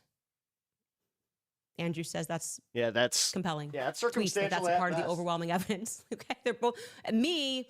Did you call Visa and MasterCard beyond speaking to all of these people beyond the receipt? Did you call to confirm a Visa with the merchant that this was in fact the Tyler Robinson who was up? No, actually, I haven't done that. But you know what? My timeline is going to stay my timeline. I'm proud of my timeline. I'm a very organized person. My pantry's very clean. I love the Container Store. I know him from Chrononauts, but yeah. I use label makers for everything, even my seasonings in my cabinet. I have label makers in my refrigerator. No, it's really So I good. will not allow you to tell me about how my timeline should be organized. That's what I want to say. I almost lost it there. Suburban moms who have organized He even pantries, admitted that was stand pretty up. much based off like if he could write the driver games. I was like, oh, sweet. At the end of the Love those day, I am so embarrassed for Turning Point USA. I cannot imagine Erica hugging this person. I've got to show you guys more clips. He is literally disgusting, right? Yeah, it's really and good. they thought this guy was going to be It able to take reads me down. upside down. I was It's trained cool. by Charlie Kirk, and they sent like me a- Andrew reads like a banner. Wilson. But I will say on a positive note, it was bittersweet because it was just amazing to remember all of those things that Charlie told me not to do, not to fall for. Don't start attacking him personally. I did not engage in that. He opened with that ad hominem attacks against me. remembering to always overstudy. Like I took it very seriously. Obviously, Twitch just crashed. I was not planning gotcha clips, but I was marking up filings, reminding myself, rewatching the preliminary hearing, going back to the timeline to remind myself because so much has transpired, obviously, in 11 months. And Charlie used to always tell me that you see people get crushed in these sorts of debates who are overconfident, and then there's just like the one kid who asks a question that throws them off and it goes viral. So never underestimate your opponent. I didn't know what to expect, and I obviously not expect that he was just going to be one of these weird middle-aged men with gotcha clips. I thought he was genuinely going to read at least one of the case filings or know one of the charges, but it was like I said, good to go through that again, and to be studying and to do the thing that he said with the note cards. I did every single thing that Charlie told me to do, and to stay calm when they're trying to poke you. Yeah, Twitch just be went aware down. of people that are trying to put you into these sorts of legal traps, and it genuinely, at least for it me, concluded, we were just you guys are still watching cheering. on We were Twitch. so happy. I'm sorry, I have no bittersweet, way obviously, of because seeing I what's never going thought on. in any of that. Learning with Charlie that it would one day be me debating someone that his organization clearly sent, but such is life, and I'm happy that it is me that is exposing what his organization has become in the wake of his assassination. Well, no, don't do that because that's Kanye. I forgot that she uses Kanye.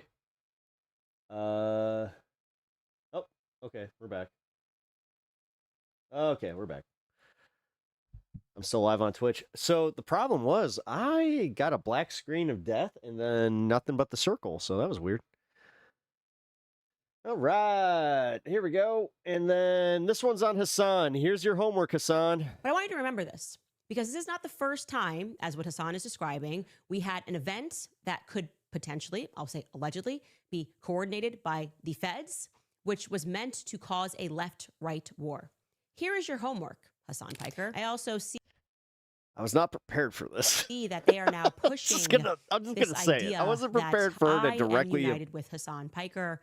He is a streamer on the left, and I learned in this clip that I'm about to show you that Blake Neff tweeted, because it's their new line of attack against me. Here's what Blake Neff wrote. He wrote, Hassan Piker is openly celebrating Candace Owens, calling her a queen because she single-handedly undermined the effort. Do they not know satire at all? Like, God Martyrize damn, Charlie to every go after time. the violent radical left. Hassan says that Tyler Robinson Hassan's probably did out there it. My heart saying says that go he- Candace go, because she is helping the left so much. The radical pro-violence left knows exactly what a gift Candace guy? and her ilk Like are Neff? to Neff? them. Okay, Like so Neff? I would like to actually hear, name. or have you guys hear, what Hassan Piker said, and I would like to Hassan respond to already this, since responded they're to all this. pushing this Well, I didn't watch Hassan today, so I'm watching this raw. around, because we're supposed to accept the Fed slop of left versus care what right. he And has to say again, about you're it. gonna I hear care him about say what that I I've have had to him say blocked about for it. years. So Damn. it's more ridiculous that they're trying to pretend or allude to the idea of this partnership between Strap me in, and folks. Hassan Piker. But take a listen to what he says. I can't speak out against this queen because this is a queen that successfully and single-handedly So did she unfollow him? or wait, did she unblock him, I should say. undermined the Republican initiative to martyrize Charlie Kirk and use that example to crack down on political dissent. She dropped a grenade on the discourse. You understand? So I'm with her. It's hard. It's hard for me. My brain says, no, it's probably Tyler Robinson. But my heart says, go, Candace, go. Keep cooking. You know? Does that make sense? I can't like her tweets because she blocked me many, many years ago. This is before she became our hero. Okay?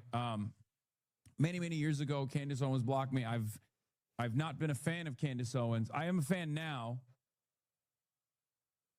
What? I'm not exactly sure what I am supposed to have a problem with. Hey, this kind of sucks. So you know how I said that I was going to go to one of those data center meetings? It just got canceled because someone issued a violent threat. And this is Now, the chances of this being somebody that are part of the community, that are part of the actual, board, that kind of the running themes damn, of what we are seeing in Brandy Zadrozny's article is that essentially they are saying Candace ruined an opportunity to pin this on the left, however wrongly, to You wanna Miss unite Golden Girls the tonight? Republican, to create this sort of Miss Golden Republican Girls. initiative. Isn't there just to a start channel that just plays attacking that, the left, like, however wrongly, 24/7? doesn't really matter. After Republicans were kind of fractured because people actually care about pedophilia on the right. The Epstein file.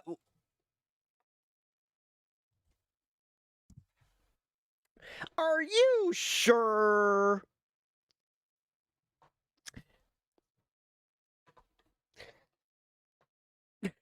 Mattered, and we weren't accepting this idea of get focused, get midterms. Did you not see the story about of Ron DeSantis's best friend that was like a major campaign contributor, and that he also was part of the state house, and he voted for death penalty for people that commit sexual infractions against minors, and then he got caught committing just that, and now he's on the possibility of having death. Are around the corner. Ignore the Epstein files. We said no. We are not going to ignore children being harmed. We're not going to see It seems you do a lot. ourselves as just Trump supporters going out on who a should be limb. supporting him no matter what. Ooh. Even when he effectively ran, you could certainly say Vance, everyone around him constantly said, as soon as we get in there, here's what we're going to do with the Epstein files, Kash Patel. His administration was running on something that we cared about. This is what they're essentially saying. They're saying you ruined an opportunity to, however wrongly, have us unite around Charlie's death and stomp out the left for something that they didn't actually do. Now, here's what I'm going to say and offer back to the left. All I did here was pursue truth. I didn't do this for the left. I didn't do this for the right. I did this for my friend Charlie Kirk because I want to know who actually killed him, and I am not convinced this had anything to do with LGBTQ rights. If I was convinced of that, I would certainly be the biggest voice against it. I think you guys probably know that. But I want you to remember this, because this is not the first time, as what Hassan is describing, we had an event that could potentially, I'll say allegedly, be coordinated by the feds, which was meant to cause a left-right war. Here is your homework, Hassan Piker. Look into what actually happened on January 6th. You took the bait. The left took the bait. Okay, this was a different world. Yeah, I would say in 2020, I think that's when that happened, January 6th, 2020. It was a different world. We were all more divided. I count myself among that as well. But none of us were willing to take a look at the facts, and we were going, oh, I'm team left or I'm team right. And as more and more have come out, more and more has come out about what transpired on that day, it was without question an opportunity for us to look up and see who rules over us and who benefits from that. And people were wrongly arrested. People who were encouraged to go into the Capitol on that day. If we're all seeing now for the first time that there is an effort by a minority, a very powerful minority who doesn't actually care about left or right, to seize power from citizens, full stop, by Damn, Jan 6 was 6 years ago? Yeah, I know. allowing something terrible to take place and then saying, here's what we must get done and here's what we must pass, It's a la 9/11, wild. then we both sides, so to speak, needs to do its job and be realistic about it. So I'm not anybody's hero or anybody's queen. I am somebody who cares deeply about what happened on September Damn, she's 10th taking this a lot more serious because than my I friend thought. was killed, and I have the sense that we are being lied to about it, 5? particularly by the federal government. Well, it's 5 years. I mean, In it's almost particular, 6 I feel years. the federal government is lying. Hey, we're to at us. that halfway point, man. And I refuse to Fucking August. accept that it is my duty. This to was like the whole like penny thing. It's like, no, technically this is over. So no, you owe me 10 cents. blame it on the Or left. wait, 5 cents. If the left didn't do it, left does plenty of things that they've been caught doing, and Isn't that I use my wild? platform to go after them. Oh, it's like, I have no, no issue doing technically that. the I'll do that like tomorrow. if you owe 3 cents, you owe 5 cents. Isn't that fucked up? If that is the circumstance, if they're doing something radical and wrong, I'll do that. But I'm not Should always just going owe to become 2 a cents, cheerleader or just tell them to fuck off and walk out. for the right and know that they are engaged in something very wrong and say, well, it's okay because at least they vote Republican at the end of the day. That's enough. Candace, honey, you've been more than okay with doing that up until this point. Nonsense. All of us need. Like, are you kidding me? To raise Now all of a sudden you want to act all high and mighty? ourselves above that sort of discourse in the future. And yeah, I think it's actually happening. So there is something that I would say Newsflash, feds lie. That's the craziest part is they'll go out of their way to call people feds, but then when a fed actually talks to them, they're just like, well, this is a member of law enforcement we must respect. The cognitive dissonance is just fucking astounding. the positive that has come out of this. I mean, I don't think anybody would have thought that Charlie Kirk would be a uniter. Certainly not me. Me and him, and we're both staunchly just conservative, staunchly just Republican. I am still conservative. I have issues with calling myself Republican. I just don't care about politics because watching Oh, really now? Republicans get behind this absolutely sloppy narrative and trying to force feed it upon us makes me sick. I just think there's To be so fair, much I guess she has corruption actually kind of and dipped. There's Satanism on both sides, Democrats and Republican. A minor few who rule over us and just constantly feed us slop and go, oh, look, this is so violent. They've never been more violent. Oh, look, they've never been more violent. Yeah, that's what I wanted to basically say about that.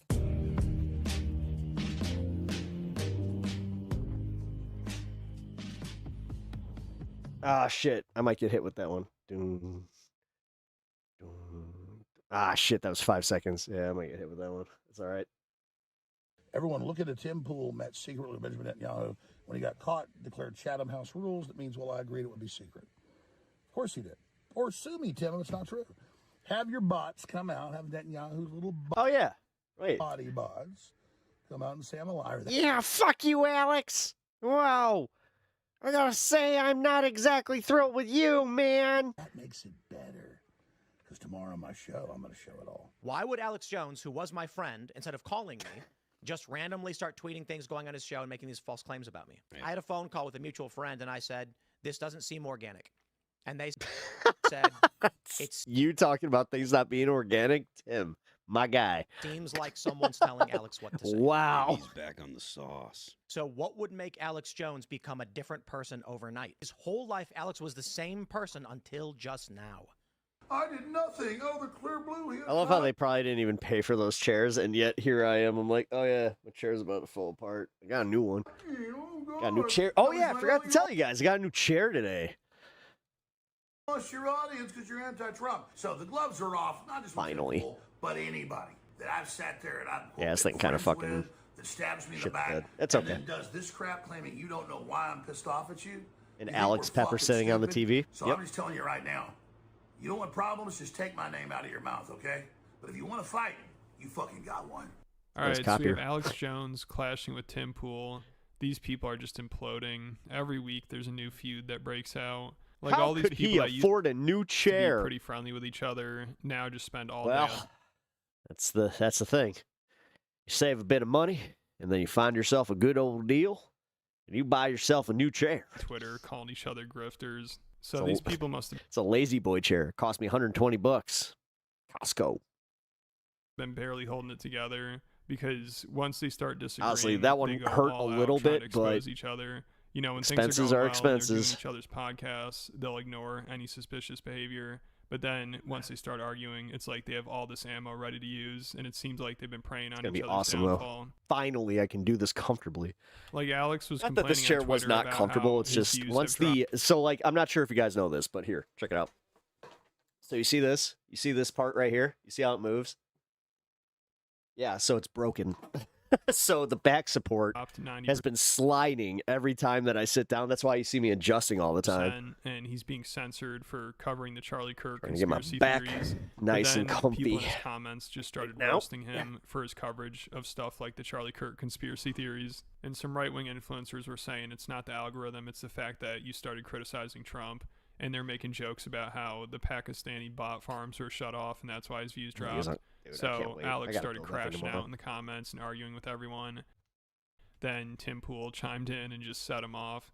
Tim said, my honest opinion is that you can't go pro-Trump for 10 years, then Trump critical, and be surprised if your Yeah, I saw that right. audience Yep. drops off. So then Alex spent all night in his car recording himself, ranting about how Tim is an Israeli operative. What is he in an In-N-Out parking lot? Like what the fuck? Because he had a secret meeting with Yeah, he really Benjamin is not Netanyahu looking good. last April, and now he's getting talking points from Israel and is being propped up by an Israeli bot farm. And then he seizes on it and says, oh, you criticize Trump, your audience is gone, along with tens of thousands of others, so it trended to the top of X.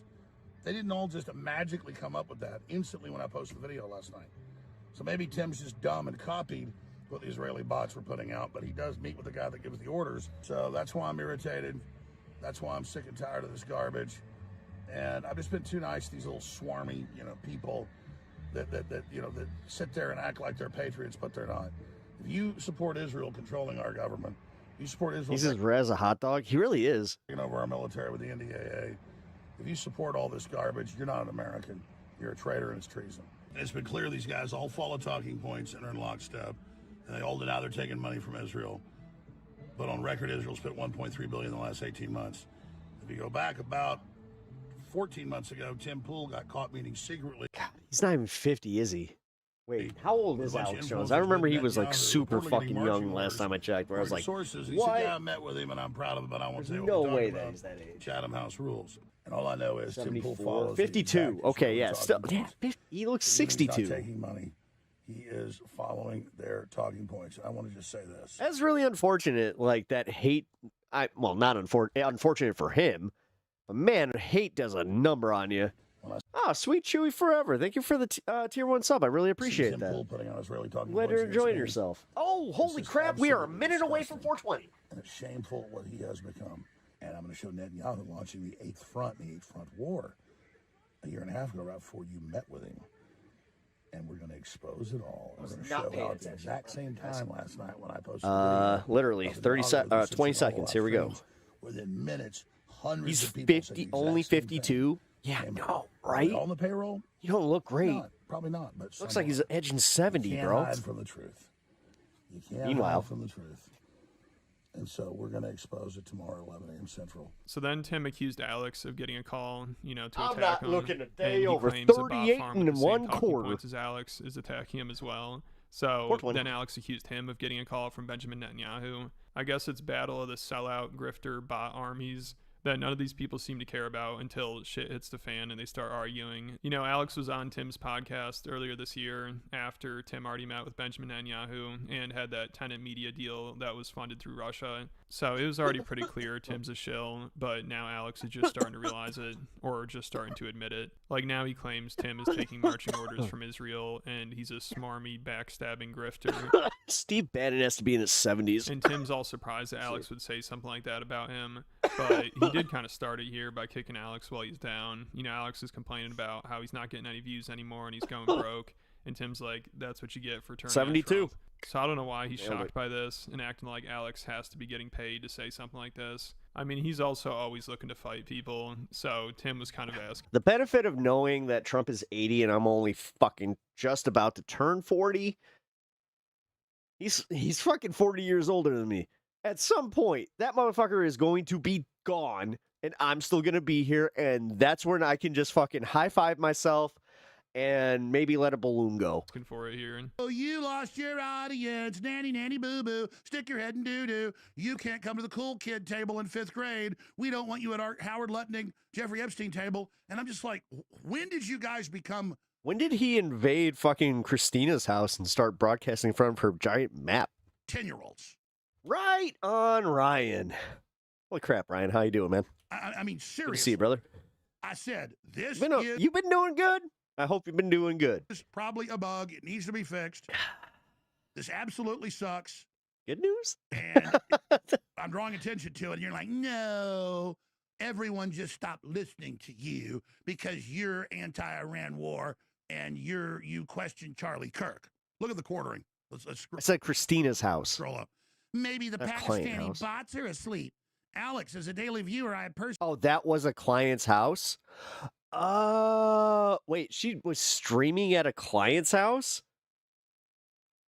tuned out since you've been on this the Jews killed Charlie Kirk nonsense. Sorry. I'll tune back in when you come back to your senses.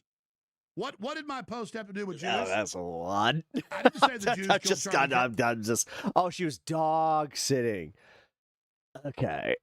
I was like, what? Kirk, that's what most of the internet thinks, and I've looked at all the angles. Tim Pool cries Sitting there foul thinking after she's cleaning attacking houses and just fucking, hey, you know what? I got to knock on a stream halfway through the day. Alex Jones, InfoWars I was like, calls fuck, on that's Timcast host wild, to come clean but on secret meetings with Netanyahu and I Israeli guess I can't officials. judge. And then all the bots, the same known bots came in, and influencers, that's what they are, shills, and said, I mean, I guess it's no different than really like just going to like a McDonald's and streaming and shit. So, oh, he announced the meeting. It was Seen public. plenty It of was on people do TV. that. He had Netanyahu on the podcast. None of that happened because I've not known Tim a McDonald's long necessarily, time. but I'm nothing IRL but nice streamers. to Tim. Dude, there's so many He's IRL done streamers some in Chicago. swarming, It's kinda fucking nuts. Backhanded things here and there. He's kind of known for that. But that's the reality. So I got to tell you, Tim, you got big old huevos rancheros there. Huevos rancheros. So saying, I got to Hey, man. The weird part is just like ranch eggs. call. Who'd I get a call from, pal? Because I didn't meet in secret. Why does he have so many printouts? What a waste of ink. With Netanyahu. Alex got Yo, this is what is going That's on? the simple What is going on here? Does he not know how to use a screen? explanation. Really? Did I get a call from Benjamin Netanyahu to come meet with him secretly like you did? This motherfucker is printing out tweets. Is that what happened? Yeah, and he's got a dude. He literally hired a dude to like, hey, he has a cameraman that is going over his shoulder to read this and then fucking fucks off before they cut to cam. Is that what went on? Oh my god, So this is like watching middle weird, dude. schoolers fight. It's ridiculous. And Tim started threatening to release a message Alex sent him about Candace Owens, where he's calling her a demon.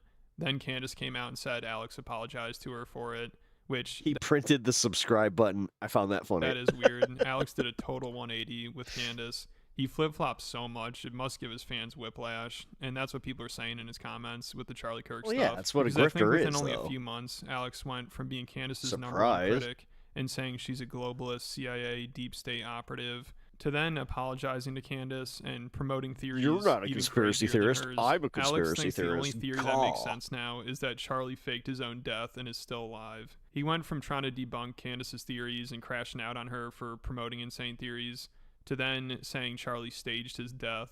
So I don't know what the hell is going on anymore. And it's disappointing because watching Alex crash out over Candace was so entertaining. That was some of his best work. Candace Owens is really a man. Candace, also known as Big Mike Jr., got Erica Kirk. I don't know who this is, but he sounds like J. Jonah. Oh, this is Alex Jones. This is the conspiracy guy that we've always talked about. But now that you say that, you're not necessarily wrong. He does kind of get me pictures of Spider-Man. Pregnant. Charlie found out about it, and that's why the two of them got together and conspired to assassinate Charlie to cover this up. Candace has a little lantern that has Charlie Kirk in it, and she can rub it, and then it goes, like she said, the dreams. And then when she has the dreams, we got to listen. Okay? Oh my God. Oh my God. Candace is the Messiah. Only. Can somebody edit my head exploding right there, and then we have ourselves a short? Candace is investigating. Only Candace. What the hell was that? Talks about the Charlie Kirk thing. Only Candace. And you're Spider-Man is making the frogs gay. Yep. attacking her. A better word for Candace is a megalomaniac who has no concern for the truth and on a power trip who thinks she can just keep doubling What is down. And we're happening? just going to buy whatever incredible horse shit she puts out. What are the fucking lies, lady? I mean, how stupid. Here's my problem. Stop insulting my intelligence. Now I have to watch all the Alex Jones is fun to play the pause game with. the sewage pipeline that's your mouth. Just that I have to like examine all the turds that come out of it and sit there and explain to people, and then you keep doubling down. I want. Oh, huevos rancheros would be rancher's eggs, not ranch eggs. Oh, I'm sitting here thinking that we're putting some Hidden Valley in some eggs, and I'm just like, I don't know, buddy, but that seems like it's a little bit of a test, but I might like it. I might not. Let's go. Like me some ranch dressing, like me some eggs. Seems like a test that I'm willing to take. Not. But now that I'm like rancher's eggs, those are some big eggs, right? Like the ranchers, they get the bigger chickens, they get the bigger eggs, and they make the brown eggs, right? Yeah, they make the brown eggs. Look at this. I want you to stop the lying. Stop the horse shit.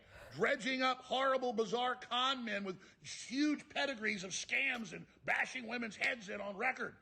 And they'll be like, well, big deal. He bashes all these women's heads in and everything, lies about everything. But he was there. He's got proof. He was acting so weird. They detained It's way him and better. asked him, what was going on. So he was losing his shit over her, and it was hilarious. And he thought Tyler Robinson was the one that killed Charlie Kirk. But now apparently he doesn't even think Charlie's dead. He thinks he staged his own death. He said that's the only thing that makes sense to him, and he apologized to Candace Owens. So maybe he was just jealous that Candace stole his thunder when it comes to conspiracy theories or something. So he had to come out with Huevos the most- rancheros includes lightly fried corn tortillas topped with fried eggs, a warm tomato chili sauce, and salsa ranchera. ridiculous one you could think of. I don't think Okay. Candace has even claimed Okay. something Okay. like this. Okay. I mean, to watch Okay. the video of Charlie get assassinated and think that was fake blood and it was staged. Forgive my my whiteness, but goddamn, I got something to go order at my fucking local Mexican spot. Is total insanity. It was a consensus. Sean was getting him on the phone and stuff. They were like, "Oh no, we all know it's fake. He's alive." I mean, and these are experts. They're like, "That's fake." They're smiling. They don't look upset. Where's all the blood? It looks like a squib coming out. And I'm not, folks. I'm just saying. Hey, wait, you guys know Spanish? Am I saying this right? Asina piscina? Is that in the pool, or is it Asina piscina? Like one like. A week into it, there was a consensus. I could Google this. It's more fun with you guys. With Sean Johnson's military buddies who were like, "We think that's fake. We think he's alive." And I said, "Well, I'm not going to go there yet." And now it's just the only thing that makes sense. So at this point, I think mental patients sound more grounded to reality. Than Oh these yeah, people. no, I'm gonna try the shit out of that. That was And it's delicious. so funny. They act all friendly with each other, but as soon as they start fighting, they have all this stuff ready to throw at each other. And I know all for a this fact I dirt got to a bring up. local Like, they've place been that waiting to go serves after just each that. other. So. Everyone is so passive aggressive. Ooh, it's got beans. Too.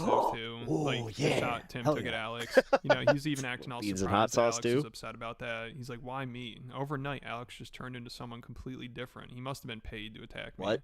But I think most of these people, even the ones that This guy associate hungry with as fuck. each other, really just can't stand each other and are waiting for the moment. Wait, nobody answered my fucking. Is it? Because I know it's supposed to be in the pool. Asina piscina. In the pool, right? To attack. I mean, as soon as Alex complained about his views, all these Swear to people were God, ready nobody be has like, my "What do back you on this one. I'm gonna expect? be This mad." Is what you deserve. Then Alex, he was ready to bring up that Netanyahu meeting Tim had, and he made a ton of videos about it. Then Tim threatened to bring up Alex's messages about Candace. And he Say it also for said, "My years, tolerance and and grace I for these swear if people I'm is wrong, I'm zero." gonna be, Alex like, has just shown like, up blackout "Aw." drunk to my studio several times, and This I is why I never had a B+ in fucking high school Spanish. dragged him for it. So Tim is always so passive aggressive, and he always En la piscina. Son of a bitch. En la piscina. tries to act So, El Gato en la piscina. like he's above all the drama and doesn't want to be involved in it. But then he gets on his show and says Alex is going broke and he's probably accepting money from nefarious sources to attack him and the right. Fuck, It I've been sounds saying like it wrong for years. he's even trying to put pressure on Alex's employees to quit because they know Alex Poor cat. isn't doing the right thing anymore. You know, I'll say this. I see it as one of two worlds. Mis pantalones en la piscina. My personal opinion is that the simple solution actually is that Alex is working with a political action committee. Mi madre en la piscina. Oh! That is also coordinating with other individuals for the purpose of Wait, how do you say my wait? This new political paradigm. Wait, you no, don't this one I got. change who you are. I mean, it's been 30 plus years he's been in the industry, and all of a sudden his character is totally different. Let me tell you, I tweeted at Alex. Mi mama no sabe nadar. Can I publish the voice memo you sent me about Candace? I won't do it unless you give me permission. And he just stopped responding to me. He won't respond now. Or sabe. For him, Mi mama no sabe nadar. 7 months later, to completely have inverted all of his My white ass Spanish. positions, I find to be suspect. But wouldn't it make more sense for him to come to you as a friend and be like, "Hey, I'm struggling with my business. I can't give him model," money. but to come on the show or promote each other, wouldn't that make more sense than to just completely turn on you? I mean, Not if he's being offered money. yeah. I can't give him money. What am I going to do? Here, Alex, let me write you a check. It's not going to do anything.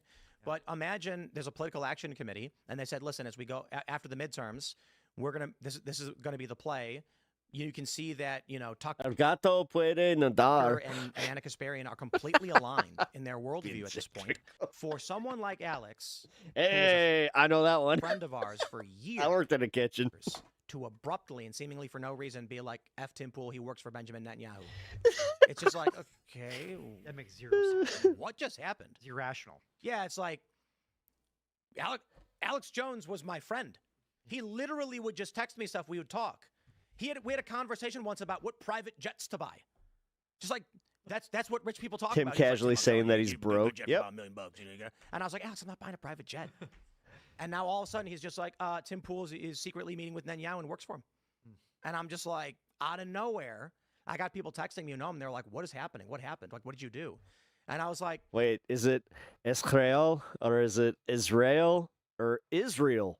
I tweeted that if you build up a channel I've heard it those three here. for 10 years supporting Trump, but then stop supporting him, you're going to lose viewers. Israel. Like, you guys do that. And everyone's like, yeah, that's not a Which always makes me, like, literally have to spit afterwards. I'm not trying to be mean. It's actually, like, it's the truth. reason for him to make up fake things. I don't understand how I really do not understand how, like, you guys, like, using that, you guys don't constantly just hawk loogies. You guys, like, wait, do you? Wait, real question. Do y'all spit on each other, like, a lot, like, unintentionally? And I'm not trying to be weird about this. You know what I will say But is, it's just the real obviously we know question. a lot of people who work at his company, and there's a lot of fervor right now over what he's doing, and there's a lot of, we'll see what happens. But I do think that for most people, money talks and BS walks. So I would not be surprised if there are people who just duck and keep their heads down and sacrifice their morals for the paycheck. There's a lot of money sloshing around right now. Yeah. From a lot of different. I'm just saying, do you expect anybody who works with Alex to stop working with him because they think he's a bad guy? No. How much you want to bet? None of them will. They'll just say, leave me out of it. Not at all? Yeah. All right. I mean, Which is fair to some degree. I mean, Yeah. people got to get food on the table. Then Tim started saying the people that are attacking him are just Literally just doing that right now just made me kind of go, talentless and jealous of I really try not to. I'm being dead serious. I'm just an idiot. Like, I hope you understand. Right? It's like I'm making a fucking his success. He did a lot of coping this episode because it's from all that dick sucking. it was also after that Jubilee debate where Tim, of course, embarrassed Right there, himself. actually just did. So he was getting a ton of shit for that. Then the Alex Jones stuff. I think that's why he kept bringing up how rich he is and how much money he makes to make himself feel better. Even Don't do that, either of you. though he also always You complained do understand that eventually this is just going to, like, backfire on both of you. Like, your audience is going to hate both of you. about how he doesn't make enough and his views are down. It seems like usually at least twice a year he crashes out and threatens to quit and is like, it's not That's even crazy how he puts on the same beanie day in, day out. worth it for me anymore. I'm just going to go live in a van down by the river. He even said that this episode. It's like Wait, he what? wants people to be like, no, Tim, please. Wait, he pulled a me? Except I actually mean it. Please don't. We need you. But people are just like, dude, do whatever you want. I'm just sick Like, of the bitching all yeah, the time. but- you know, now everyone's just complaining about each other complaining. I wouldn't be like quitting with Alex and this. his views dropping. Nobody other wanted to st- hear it. be the other so it's stuff. every man for himself out there. You know, I That's think smart. the days of everyone getting along and doing each other's shows are over. And now it's just a battle to stay relevant, which Tim claims people are attacking him for the views and clicks because, according to him, they're lower tier personalities and they need to His music's awful. No, his music is objectively awful. attack someone more successful than them. Clint Russell has been just making. What do you mean? He's better than both Nickelback and Creed. I love them both, but you know what? This guy's out there, he's doing skater rock right. Kickflip. Things up about me because he gets retweets for it. You know, because these people are, I don't know, like there's probably a reason why they're lower tier personalities. And I'm not saying lower tier is a disrespectful thing. I'm like, obviously my show is bigger than their shows. You know, maybe there's a reason yes. why Tim Good for you. Guest is so big, and Good for you, but your personality still sucks. we've got this massive multi-million-dollar compound and with a skate park in it. You know, like we make stupid amounts of money. It's not a humble brag. It's just maybe when you actually have like a consistent through line of what motivates you, you will do better in business. And that was kind of the point that I was making with Alex. And maybe this is what really changed with Alex is, you know, he just doesn't have the backing anymore. He doesn't have enough critical mass of allies. Also, now I think it's more profitable for these people to attack each other rather than work together and do each other's shows. You know, like going on each other's podcasts isn't what it used to be. Wait, is Skater Rock just rock with like 20? Oh no, because that's not nice. It's not nice. I shouldn't know because then I'm shitting on like music that I like. No, insinuating that he does music like that I like is no. Wait, I need to walk this one back, folks. Okay, so he doesn't do Skater Rock. He does bad music. I don't know. I have nothing, dude. Like, his music sucks, and it's like it's fucking whiny shit. And you get more exposure now from trashing Tim Pool rather than doing his podcast. Well, no, because he was a skater boy. She said, "See you later, boy." So that's another reason why I think people don't care to be friendly with each other anymore. And it seems like Alex... He wasn't good enough for her. Alex is backed into a corner. You know, he lost InfoWars. He said his views are down. He doesn't have much money left. I hate Joe everything Rogan about never what has I him on just his did. podcast anymore. Him and Trump hate each other. And it just seems like he's getting kind of desperate. Oh, so I think God. he's just ready to go off on whoever. He doesn't care anymore. Alex, you don't have viewers because you're not pro-war. You're not pro-Netanyahu. And then I'm like, dude, that's really cool. I'm like, oh my God, you hurt my boo-boo. You're being mean to my poopy. I mean, dude, you're unbelievable. Skate Rock is back and it's being made by hip hop artists and rappers nowadays. I'm alright. challenge you to a live debate. I got a text message from friends. They're like, bro, dude, the Whenever I debate- saw Red Jumpsuit Apparatus was touring again, I was just like, "We're back, baby." It's going to be huge. And I'm like, what are you talking about? Alex tweeted, invite Next, we're gonna have Owl City. to debate Oh coming fuck! soon, Tim. Gonna go into that And I'm just sitting fucking here being like like, range. Dude, I debate miss what? Owl City. What happened to Owl City? Like, what are we debating? We agree. It's Hello, Seattle. It's fake. And these people are scumbags, okay? I told Kyla, lose my number. You want to make fake beef for internet points? I don't fucking do that. And Alex Jones wants to play stupid games? I don't do that, okay? They can all screw off and go to hell, and I will go live in a van down by the river.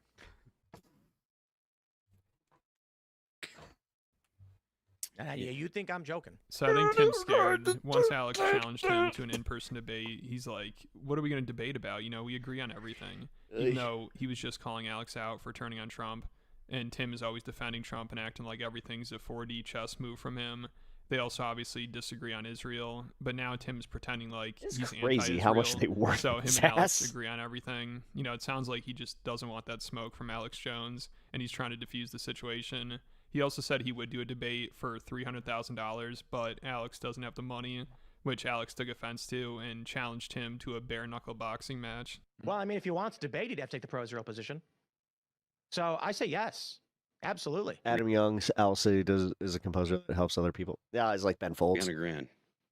Wow. Ben Folds barely makes any music anymore, and he's just helping other people make music, which is cool as fuck. You Job, know, Ben Folds. he doesn't have 300. Maybe you can do a GoFundMe Cool. for it or something. That really is cool, dude. Like I think that like any musician that He's like not took in the my time to do that. class to even debate me. I'm a god up here above him. Even though since it came out that he met with Netanyahu in secret, his audience, which was not even that big before, has gone like this. That's the type of chicken shit arithmetic that we're dealing with here. Let me make it simpler for you, Tim.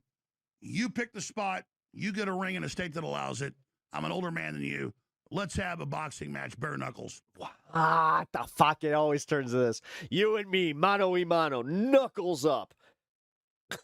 I'll even let you come on have a baseball bat. How about that, Tim? Fucking Tim, assholes. we can do it in Thailand where Mortal Kombat's legal. You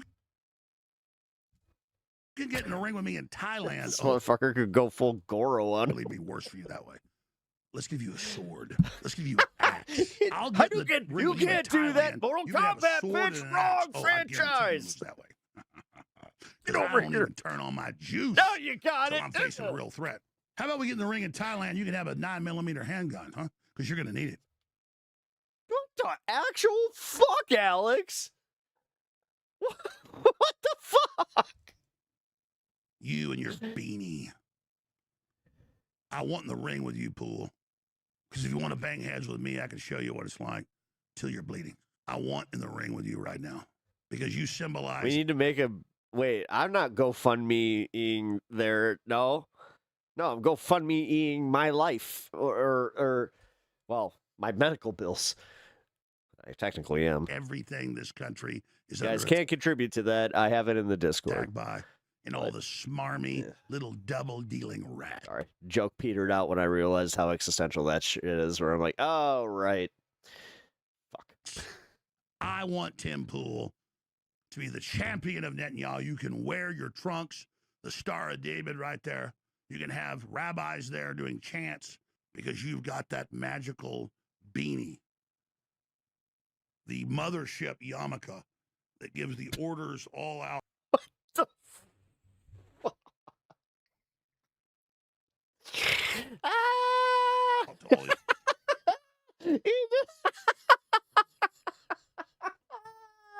Dude! Oh my god, it's so racist, but I hate to say it. The fact that he's saying that it's a UFO spaceship yarmulke. The other yarmulkes. So shit's getting out of control. I'm sure this will just lead to more rifts. Oh my god! We live in the dumbest time ever, and you know what? I'm not sure if it, like, fuck it. Like, at this point, just let him go. People let having these falling guys outs with go. each other. Please, It just seems take. like this Guys, seriously. Thailand Mortal Kombat match. Let's go. stuff is reaching Let's a boiling point. fucking do especially this. with the Charlie Kirk theories and Tyler Robinson's trial coming up. That just keeps getting more intense. And there's that debate between Candace Owens and Andrew Wilson, which I covered on. Yeah. You put that one behind a paywall. I was like, oh, shit. Why'd you do that, man? Why'd you do that, man? A lot of stand-up comics happened. All right, this one's deeply personal to me, so I hope you enjoy this. The last couple years to have some of the. I totally feel everything that Stavi's saying here. Oh, where's Ravi? I really wish she was here for this. Dumbest opinions on earth, and they are my friends. I also, to be honest, How many hot dogs can I eat in a minute? I don't know. Is this full bun? Like, if there's a bun on the hot dogs, I don't know. Like, if it's just like hot dogs, like just the hot dogs, I don't know. In a minute, like 3. I ain't no competitive hot dog eater. I don't know what you're doing at your night times or your wait. That was mean and borderline homophobic because I kind of see where you're going with that. I was trying to beat you to the punch and also like not like make it less mean, but I realized I kind of made the joke for you. Oops. No, I'm gonna just answer this like literally. I think that I could probably eat 2 or 3 hot dogs, no fixins, just steamed buns, fucking boiled hot dog. Yeah, 3. with you, love stand-up comedy so much. I mean, but also, why you do that to yourself? No.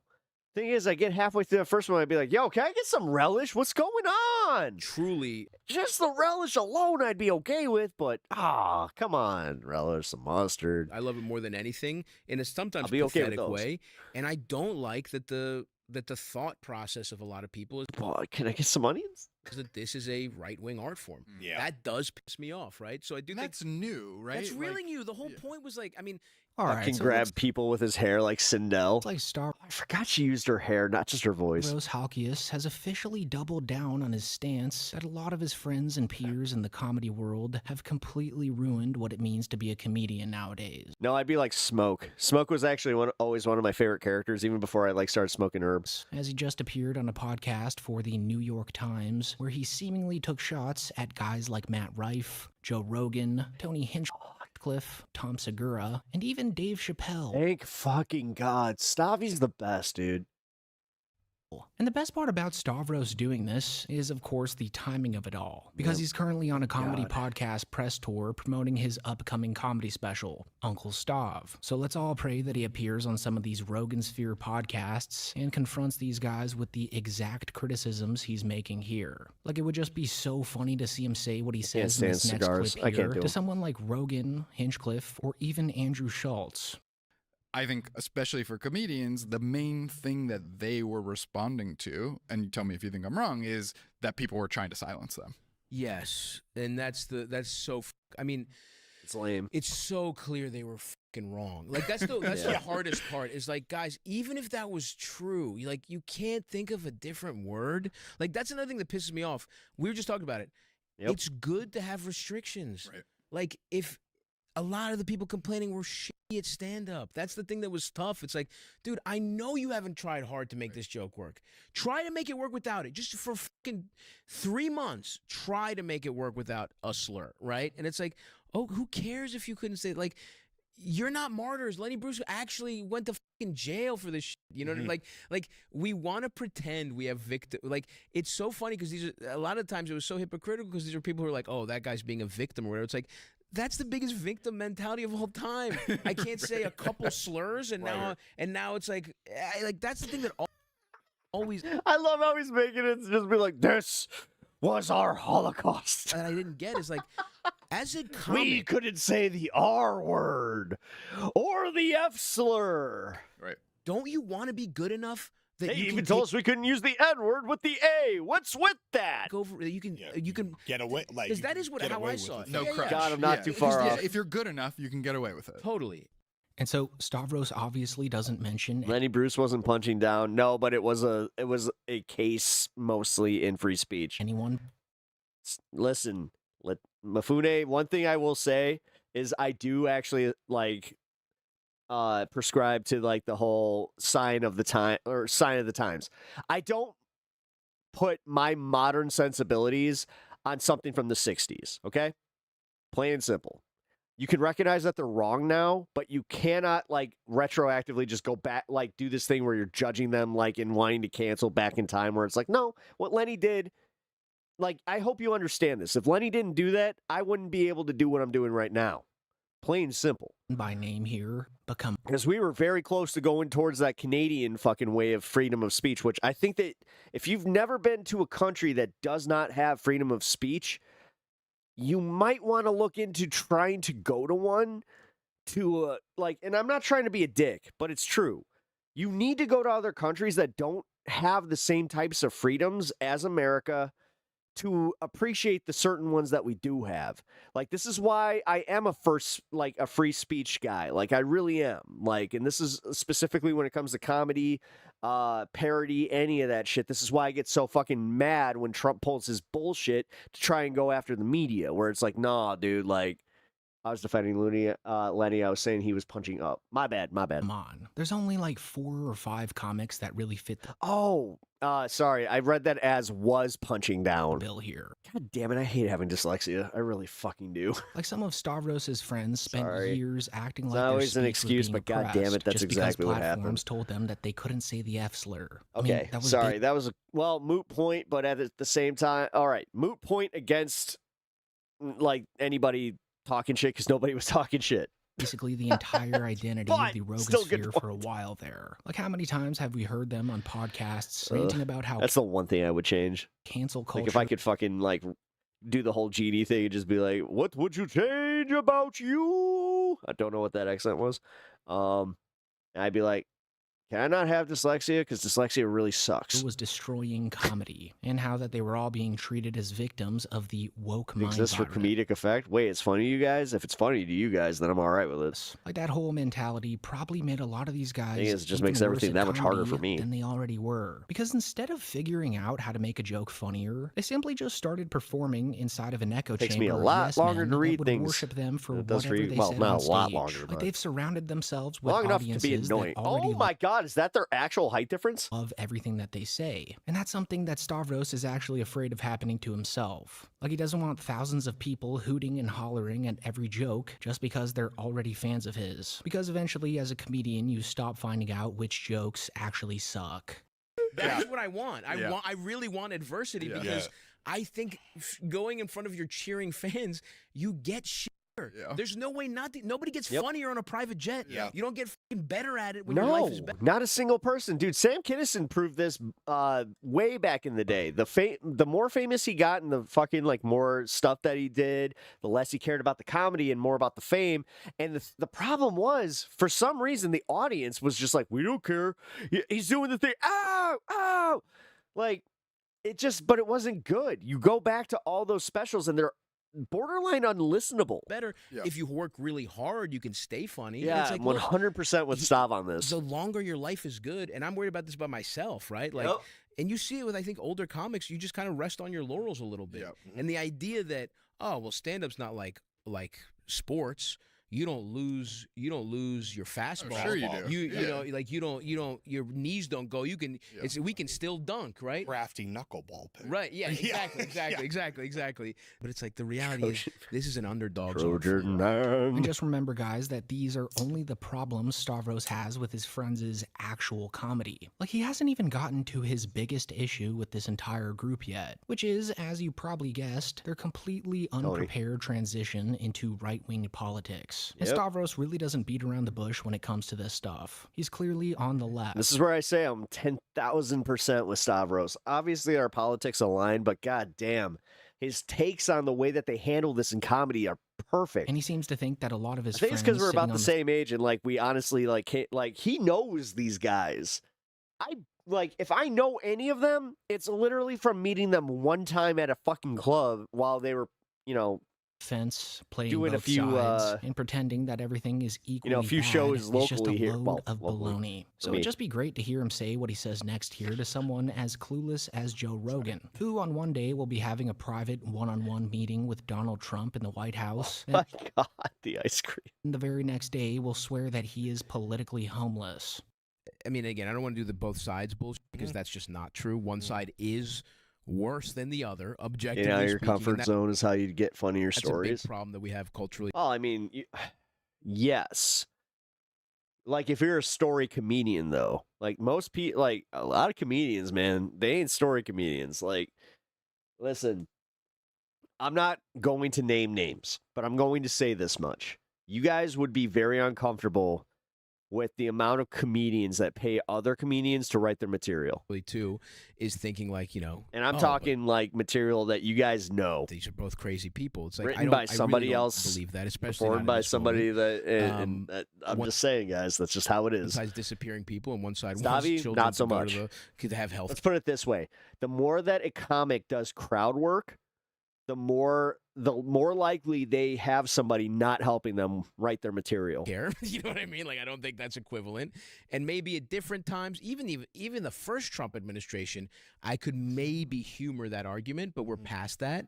It's actually pretty satisfying to hear one of these big-named comics just take a side. No, this is more than instead of acting inspirational. as if he's I mean, somehow for me, unattached from it all. Like I'm a like, lot of his fuck, dude, this is the stuff that makes me want to go back and perform. Where I'm like, all right, there's at least somebody. But the thing is, knowing that the comedians in like this new comedy sphere are more likely to want to go and suck Rogan's dick than try to be like a Stavi, that's the problem I have. Which the problem is that does like permeate into like the club scene. So like God forbid you're trying to go see a semi-famous comedian in like Lincoln, Nebraska, like right now. Fuck, dude. Especially if you're like a lefty, well, you are likely to get more of like a Tony Hinchcliffe, like fucking, hanger on, or who's that guy with the glasses that plays the like Andrew Dice Clay character, like that guy. Colleagues do. Like he's clearly passionate about this subject, but at the same time, he's admitted that he still wants to be friends with all these guys, but only if they allow him to have. I've seen Jim Brewer lose his mind on camera, but I don't see how it translates to a stand-up stage. He's actually pretty like. The thing is, Jim Brewer is one of those guys that like went down the like COVID rabbit hole and like became a totally different person, and like it sucked. And then he got political during the Trump stuff, and it sucked. Now that he's turning on Trump, I'm happy for that, but realistically, I've written him off as far as like watching anything that he does. But I will always go back to his 2003 stand-up special where he talks specifically about, pizza guy and fucking just like this random shit. It might not be 2003. I forgot what fucking year it is, but either way, it was one of the last stand-up specials he did where like he was normal. It was just Jim Brewer, and honestly, it was good. It was good shit. Discussion with them about everything that they've done recently, which would I'm hopefully. not one of these guys that like once somebody turns into a piece of shit that I can just go back and be like, well, that all fucking sucks. Like I remember the first time I had that as a kid, when Chris Benoit did what he did.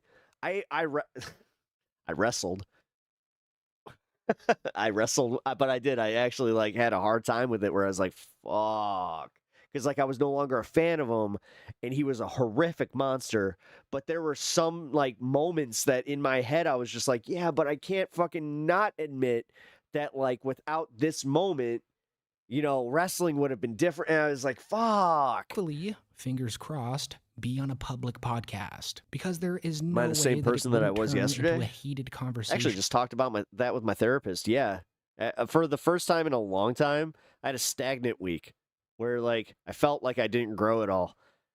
Dude, I said I wasn't going to talk about that, but yeah, that was something we covered today. Especially if it were with someone like Joe Rogan. And the reason I say this is because during this next clip here, told me to the stop topic doing of that. conversation shifts towards his thoughts on his comedy pals interviewing politicians. Stavros begins to go on one of the most damning call-outs Doug of Benson? the comedy. Doug Benson turned into like someone's Meemaw. I don't know. I just saw a picture of him recently. I was like, what happened to Doug Benson? Podcast bros that I've heard in a really long time. Like he straight up just admits that he resents his peers for accepting interviews with the president and the vice president and a bunch of these vile tech billionaires. Because during these interviews, none of them acted like comedians while interviewing them. Instead, The nice part is guys like Shane, he's doing like, he literally just broke a Guinness Book of World Records for doing comedy. But no matter what, it's not gonna peter out the same way that like a Tom Segura, Joe Rogan, any of these guys. If anything, he's going to always maintain his like passion for doing the comedy, and he'll like be happy if he's doing like sets when he's 60 years old in a fucking like dimly lit fucking 30-person room. as you likely know by now, they just brown-nosed them to no end. Unlike Andrew Schultz, who's never really done comedy in a room to begin with. Like, Schultz is one of those guys, like, damn, dude, making an entire comedy career online, I'm like, wow. And then going and working clubs? Pretty when much you look unheard back of. at 2024 and the run up to that election, you saw how the right was activating or maybe in some cases weaponizing comedy in the podcast space. Yeah. Were you having behind the scenes conversations with those folks about what was happening? Colbert? And did you at all feel like you have to issue some kind of corrective in what you're doing? I do kind of resent it because I do feel like they forced a lot of my contemporaries have forced me to be explicitly political in a way that I'm not interested in doing. Even some of the shit I've said today, it's like I don't want people to know I know who Mohammed Mossadegh was. Yeah. You know what I mean? That's I wanna not good for the brand. Yeah, no. I don't want them to know I had a poli-sci degree, right? Like being friends Night with Etch. authority sucks. Like you want to. Yeah, I'll be here for the a president little on bit your longer. podcast? The fucking president? No president's good. You can't be the president and be a good person. It's impossible. Thing I about don't starting fucking late. want the president on my podcast. You don't wanna hang out. Mayor, Yeah. maybe like mayor. You're a little evil, sure. Yeah. But you haven't gotten. And luckily, fully he can't be president. And he can't be president, so we're good. Ceremonial job, man. Yeah. And Damn, as for dude, why he they nailed did that. these interviews with these politicians and elites, no one really knows, but Stavros hopes that some were naive and just thought they were providing a good podcast to their audience. The worst reason as to why they did them, though, is perhaps that they genuinely thought they were qualified to interview a presidential candidate, which is the more likely reason for all of them besides maybe Theo Vaughn. Either way, Stavros thinks it was a huge mistake. Yes, Stavi doesn't really seem like the type to have poli-sci. That's pretty cool. Yeah. But and so yes, I do resent that because I No, think he's a what smart. happened is He's a really fucking smart guy. it's a mix of things. Thing is, he's like me. Like, dude, no, Stavi, he really wants to turn it off. Like, that's the problem. Is like, he's also got like that. Like, this is what sucks to admit. Like, as a comedian, where it's like, yeah, we have high functioning depression, man. Like, being funny and performing and doing this shit is like literally our medication. So, you know, for us to do political content and like what he's talking about, like he like more so got thrown into it. At least I did this more so like because I have that other side where I'm like, I do long form content. I've always had a passion for politics. I'd rather get mad with people than be mad alone. But realistically, it comes from the same fucking place where it's just like we have this like just outrage where we're like, oh, Jesus fucking Christ, everything sucks. And you wish you could be dumber. Like, that's how I feel every day. I wish I could just be a dumb motherfucker like some of my friends, like, and with all due respect, some of my friends that don't think politically. You know, I'm trying to be as respectful as possible. At the most charitable reading is I still love you. I'm just saying you're dumb as shit when it comes to politics. Some people thought their platform was important enough to host either the president of the United States, the vice president, whatever, and they want to do a public service. And I think that was naive. You're either naive, which some people I think were, or you're so arrogant that you think that's true. Yeah. And I do think, again, I haven't done an arena tour. I bet you arena tour psychosis is real. Yep. Right? You're out of touch. So out of touch. Like if 15,000 people for 2 months straight are like, you think you're fucking Caesar? You think you're Julius Caesar? Yeah. Who the fuck else got 20,000 people to cheer for them? Yeah. And I do think some guys made a Crushing shrewd this calculation. Here's the thing. They saw where the wind was blowing. Whatever it is, whatever the answer is, I think it was a mistake. You don't Whether you're respect- naive, Yeah. which is the one I respect the most, or whether you're calculating, cynical, or whether you think you are actually smart enough to, because journalists should be having these fucking conversations. That's the thing. It's like, and look, I do think some comedians could maybe rise to the occasion of being capable of that, but you would have to do a lot more fucking research. What's funny about what Stav is saying here is that it's not really that much of a hot take to anyone besides the guys who did the interviews. And the fact that Stavros Halkias has to be the one to say it out loud kind of just shows you how fake a lot of these comics are to each other. I mean, at the end of the day, I bet most comics share this opinion with Stavros. But being that their careers depend on making relationships with the people who own the largest comedy platforms in the world, a lot of them aren't willing to risk that in order to say the truth. I will say this about American Redacted. He respects Bobby Lee way too much. But the fact that Joe Rogan labels himself as a Bobby Lee's a fucking sex pest, and I'm not gonna fucking say anything different. It's not even alleged. It's out there. Professional comedian, he turns around and slobbers on the Epstein class without even poking fun of them in the slightest is completely absurd. And it's super surprising that more comedians don't call him out for that. It sucks. Of course, I was a fan the of Bobby Lee. Jeselniks, the Mark Marons, and even Zach Galifianakis. But it just seems like there should be way more comedians doing that.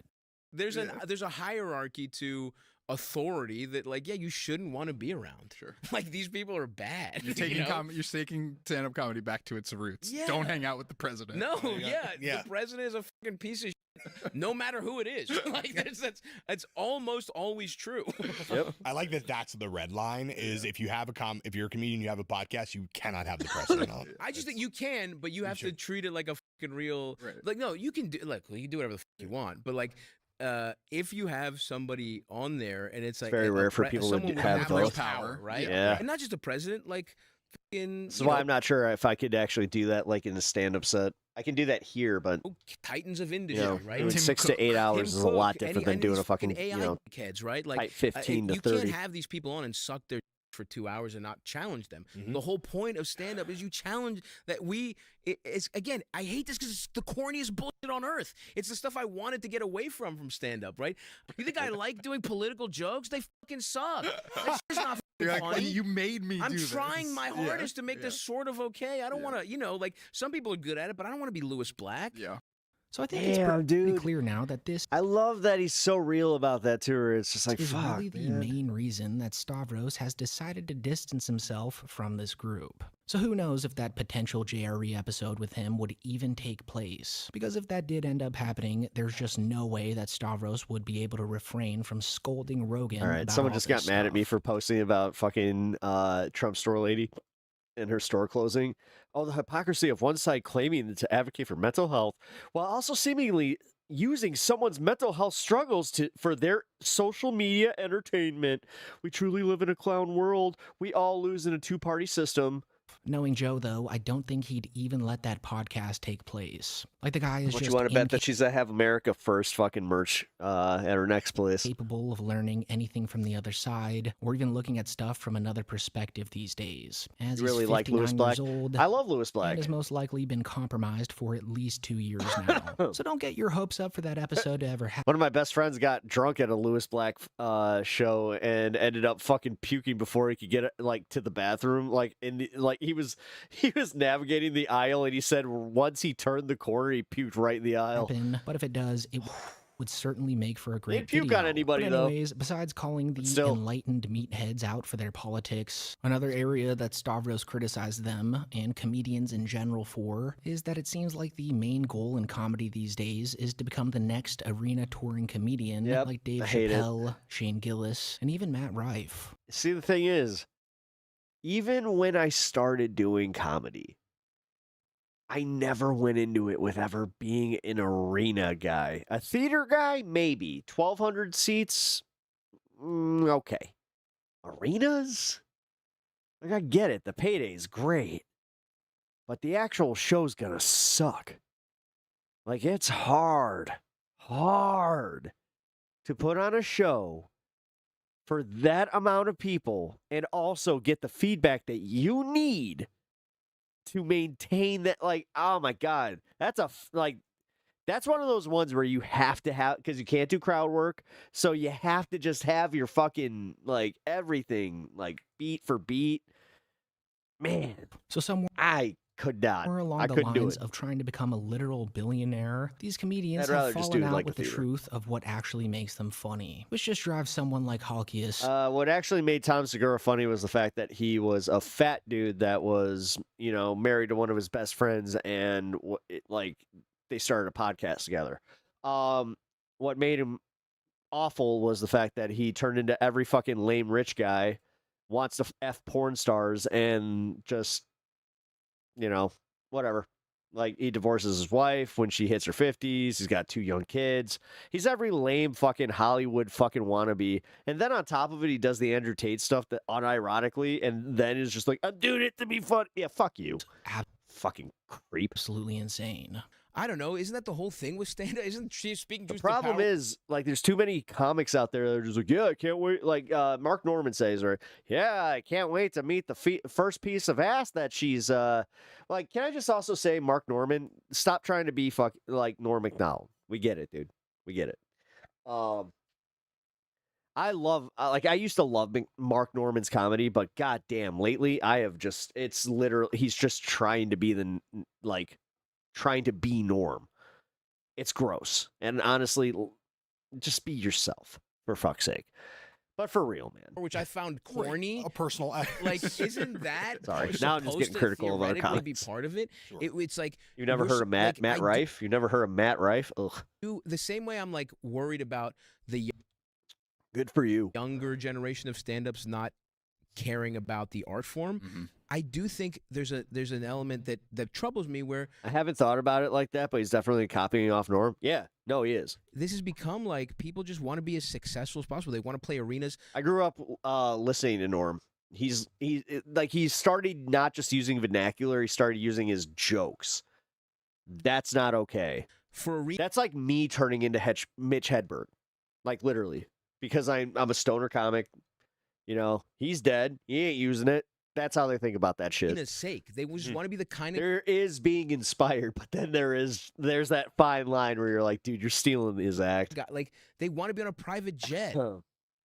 That sucks. You know what I mean? Like that's first of all, that's destroying the world. But it's like, But don't get me wrong here. It's great that these comedians can get away with a subpar act. God, totally. Tony Hinchcliffe is the fucking personification of getting away with fucking subpar fucking material.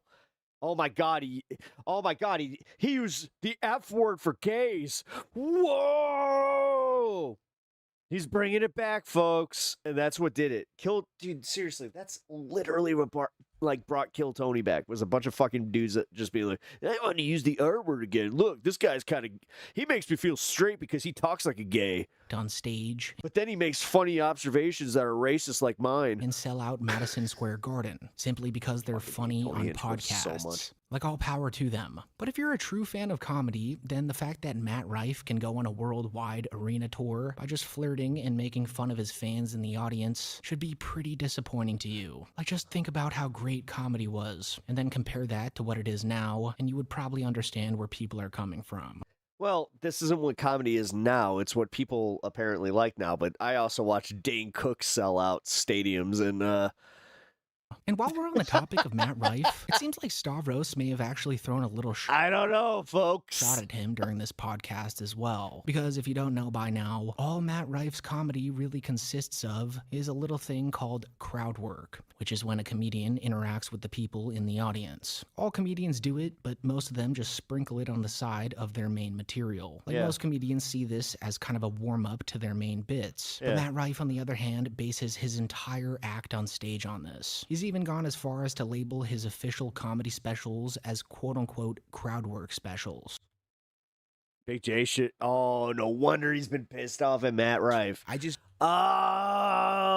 Watching Big J fucking freak out about like a bigger it's Matt Rife all want along. people to engage with my stand-up and think it's like, because I do think there's a hierarchy of types of stand-up.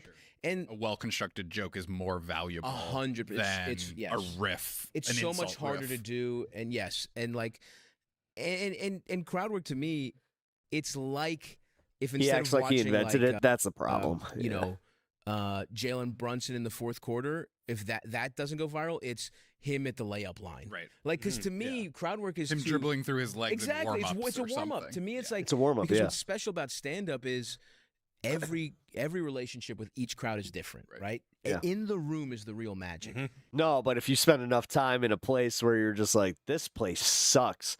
Like Stavi, he's really good at doing that.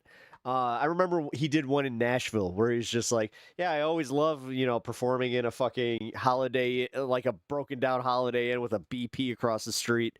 Those are the lines that, like, you guys may miss those, but that shit's hilarious. And I sort of looked at crowd work as I fucking love those opposites. And that's how you, like, occasionally you will run into that where you'll just have a comic in the room where nobody else laughs and you hear somebody going, like, cackling in the back. That's usually the comedian. It's like opening for myself, where I'm getting acclimated with these people and we're feeling like a unit. You're softening them up and also softening yourself up. Connecting, to kinda, right? Like, it's an This individual is weird to hear them, like, talk analytically about like comedy like this. art form, and you want to craft. But he's also doing a really good job. Craft that connection. You want people to feel like this is special. Yeah, you no, want he's them to not feel like wrong. they're not just going into a canned hour that doesn't Yeah, change. yeah. At least for Oh me, my right? God, People do their material different. Yep. So I think the main Yeah, takeaway. yeah. Okay, so like even as a comedy fan, I used to like I've seen a few of those things where like I've done double shows, obviously, where I would see like somebody performing their material and I would like once you see somebody just do a double set where it's joke for joke for joke, but if they spice it up, there's something inspiring about that where like it gets you to watch the entire show again, even if you know the punchlines, but then you're looking for like how they're kind of changing it. Like my favorite thing to see was a famous comedian that didn't have like a bug up their ass or like just they didn't think too highly of themselves. You know, they were so like they would always humanize themselves to other comedians, and then they would go work, and you would just see them, like I was saying, go from like show to show, and you see like the finer nuances of like how they would change a bit, and you're like, oh man, that's fucking awesome. From this entire That Gojira poster is awesome. Thank you. podcast is that Fire. Stavros clearly Fritz, still loves appreciate that. stand-up comedy, but It he is just fire. absolutely hates the direction that a lot of his peers have taken it. Whether it's comedians acting like Ryan, take care, dude. Thank you for stopping by. Missed you, dude. Seriously, I have. This is a crazy stream. I've had a few returning a few returning viewers where I haven't seen you guys in a while. So thanks for stopping by, guys. victims because they can't say whatever they want, or replacing their I'm not actual going anywhere, by material the way. on stage with crowd work, or suddenly thinking that they're qualified to sit down with presidential candidates. Stavros just seems completely fed up with all of it. And what makes this so much more interesting is that these aren't just some random comedians that he's criticizing. Like, a lot of these guys are legitimately his friends. And Yeah. he still seems to want relationships with them. So hopefully this press tour eventually takes him And the back thing into is, the if they're Rogan good sphere. comedians, Because they won't hearing care. Stavros They'll explain just be all like, of this "Yeah, you know on a New what? York That's Times Stavi, though. podcast Like, he is does one his- thing. he But does his hearing own him say thing." it directly to the people he's clearly talking about here would be infinitely more entertaining. But until then, thanks so much for watching. All right. Music time. Let's chill. We're gonna go into finding something. Oh wait.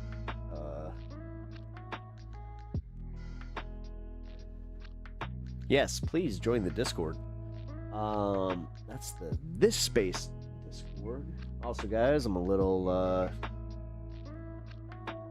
inebriated.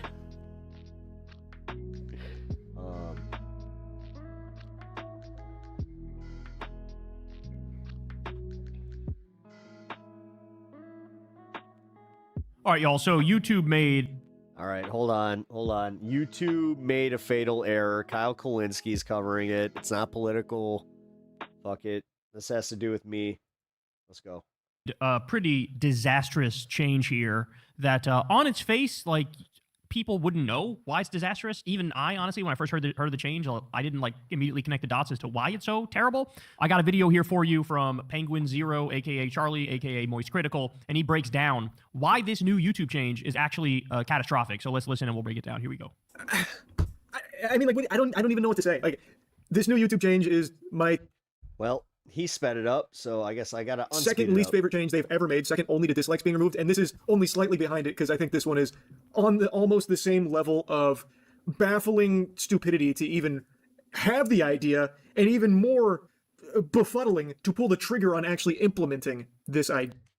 I knew it. Yeah, YouTube has made a habit out of just going hog wild on changes that not a single soul on the planet has ever asked for. And there's a chance that these ideas are thoughts that not a single sentient organism has ever thought of until YouTube farted them out. Because these ideas are just so silly and wacky. It's like when you take a shit, you're probably not thinking about eating the poop, but YouTube, they get in there like a pinworm and they say, hey, the hell with it. Asmongold wanted to be Charlie. Send it, launch, and they do. Like removing dislikes because their feelings got hurt over But Asmongold has absolutely no class. Like Asmongold could have a nice, just as nice as a place as Charlie here.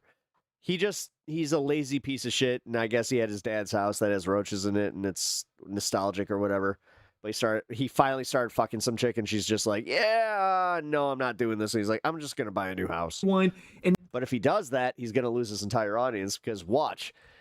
It's happening to Vosh. Vosh is moving out of the country, and I just watched his sub count go fucking down drastically, and I'm not even trying to start drama. It just happened. Now, today, they announced that they're completely changing the way that YouTube views on long-form content are calculated publicly. Starting August 24th, views will count the moment a video begins to play with no minimum watch time. The first frame of a video will count as a view now across all formats, VOD, Shorts, and Live. We're standardizing views to reflect creators' true exposure across YouTube, making it easier to show their value to brand partners. This update won't impact creator earnings or YouTube partnership program eligibility. Now, by the way, right off the rip, though, like, if it's not going to affect earnings, then, like, why would you even make the change, right? Like, it's literally to keep you as the creator, like, going more because you're like, oh, look at all these views I got. I got to keep going. It's my worst nightmare. I guess you're kind of like devaluing a view a little bit by doing this, right? But really it's actually a lot more nefarious. This is fucking me a lot more than them. Than that. Wait for it. So if you have a video even autoplay for a split second, like scroll to one, autoplays, that counts as a view publicly. Now, they do mention Why did Vosh announcing his move repel his fans? Because they felt like he was running from the country, and like, I see it as the dude's in love. He's moving out of the country because they can't stay here. He can go there. Great. But I also see where his audience is just like, oh, okay, so you have to change your schedule. And on top of it, you don't have to deal with the repercussions of everything that we have to deal with. So everything that they listen to, like, there is something about knowing that the person you're listening to is going to suffer the same way you are living through this. This is why I stopped listening to the Surfs as like a everyday program, I'll be honest. Same with Rational National. Nothing more than the fact that they're Canadian, and honestly, I'm like, you guys are lucky. Fuck you. You guys get, like, Lance, he doesn't have to pay for his pregnant girlfriend's fucking birth. Plain and simple. That's the reason that I'm just like, you know what? You really don't get it. Like, I'm glad that you're going to advocate for us, but it's just the fact that I'm like, you don't live this.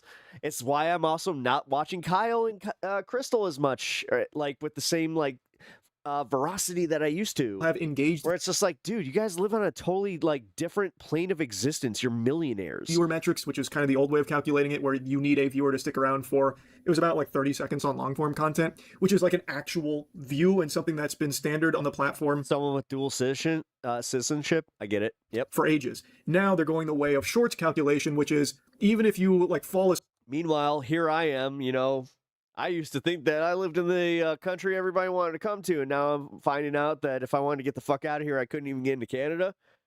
Well, shit. Sleep, and it just starts doom scrolling. Every single thing that it hits is going to count as a view there. Just ding as an impression, which is completely useless. This change is going to explode YouTube views, obviously, but it's not real. It's just a vapid fake number. It's just phony baloney nonsense, really. Yep. On its face, that's a bad thing, No, right? It's bad for everybody on this platform. You don't want to juice the numbers to the point where it's just totally inaccurate. I mean, everybody correctly went after Rumble, for example, because their views appear to be juiced. Or, you know, Facebook back in the day, they really were like mega juicing their numbers. And when advertisers found out that the views were basically fake, they just like stopped giving money for Facebook video. And like a bunch of people who really bet hard on making a video career using Facebook got just Mr. Kyle did. Just like nuked into oblivion and lost everything. And so like there's serious consequences associated with it. And it's literally like a fake change. They're making stuff more fake now. And the sentence there where they said it's going to help you stand out the brand partners, no the fuck it's not. No, it's not. Brand partners are going to maybe do deals for like a month under these new programs with these channels that are getting millions of views, and they'll sell like 3 things because it's all fucking fake. Like, that's actually a really devastating point. Yeah, I've never talked to an advertiser, so in this respect, I'm in the clear because I don't talk to these motherfuckers anyway. All these people who have brand deals, you know, you go to a brand and say, hey, look at the views I'm getting. And then you go to a brand and, you know, you end up doing nothing for that brand. There's no sales. And then what happens? Eventually the advertisers go, well, why the fuck are we wasting money giving to these like influencers? There's no return on investment. And so then that'll lead to like an advertiser exodus, right?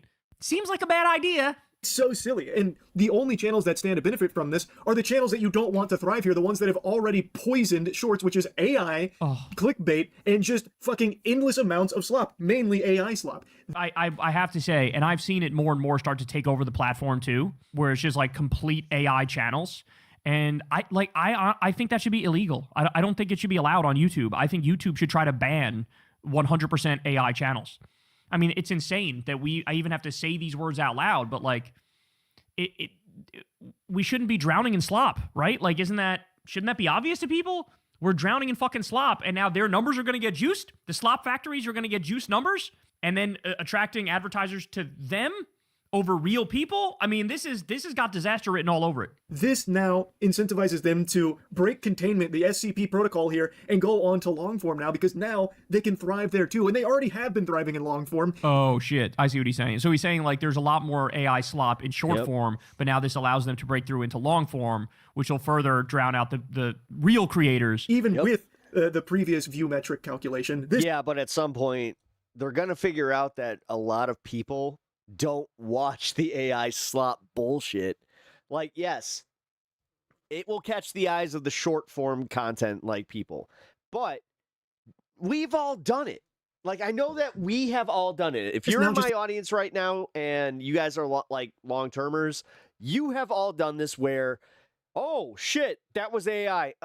Like, it does get a little disheartening when you're like, oh shit, like it's getting a little harder to discern it, but it's still discernible. And that's why, like, no matter what, the outcome to this will be, oh, what's AI going to do? Create a me? Like, eventually, yeah, sure, maybe 20 years, not 20 years, maybe 10 years down the line, they'll be able to do some shit like this, but nah.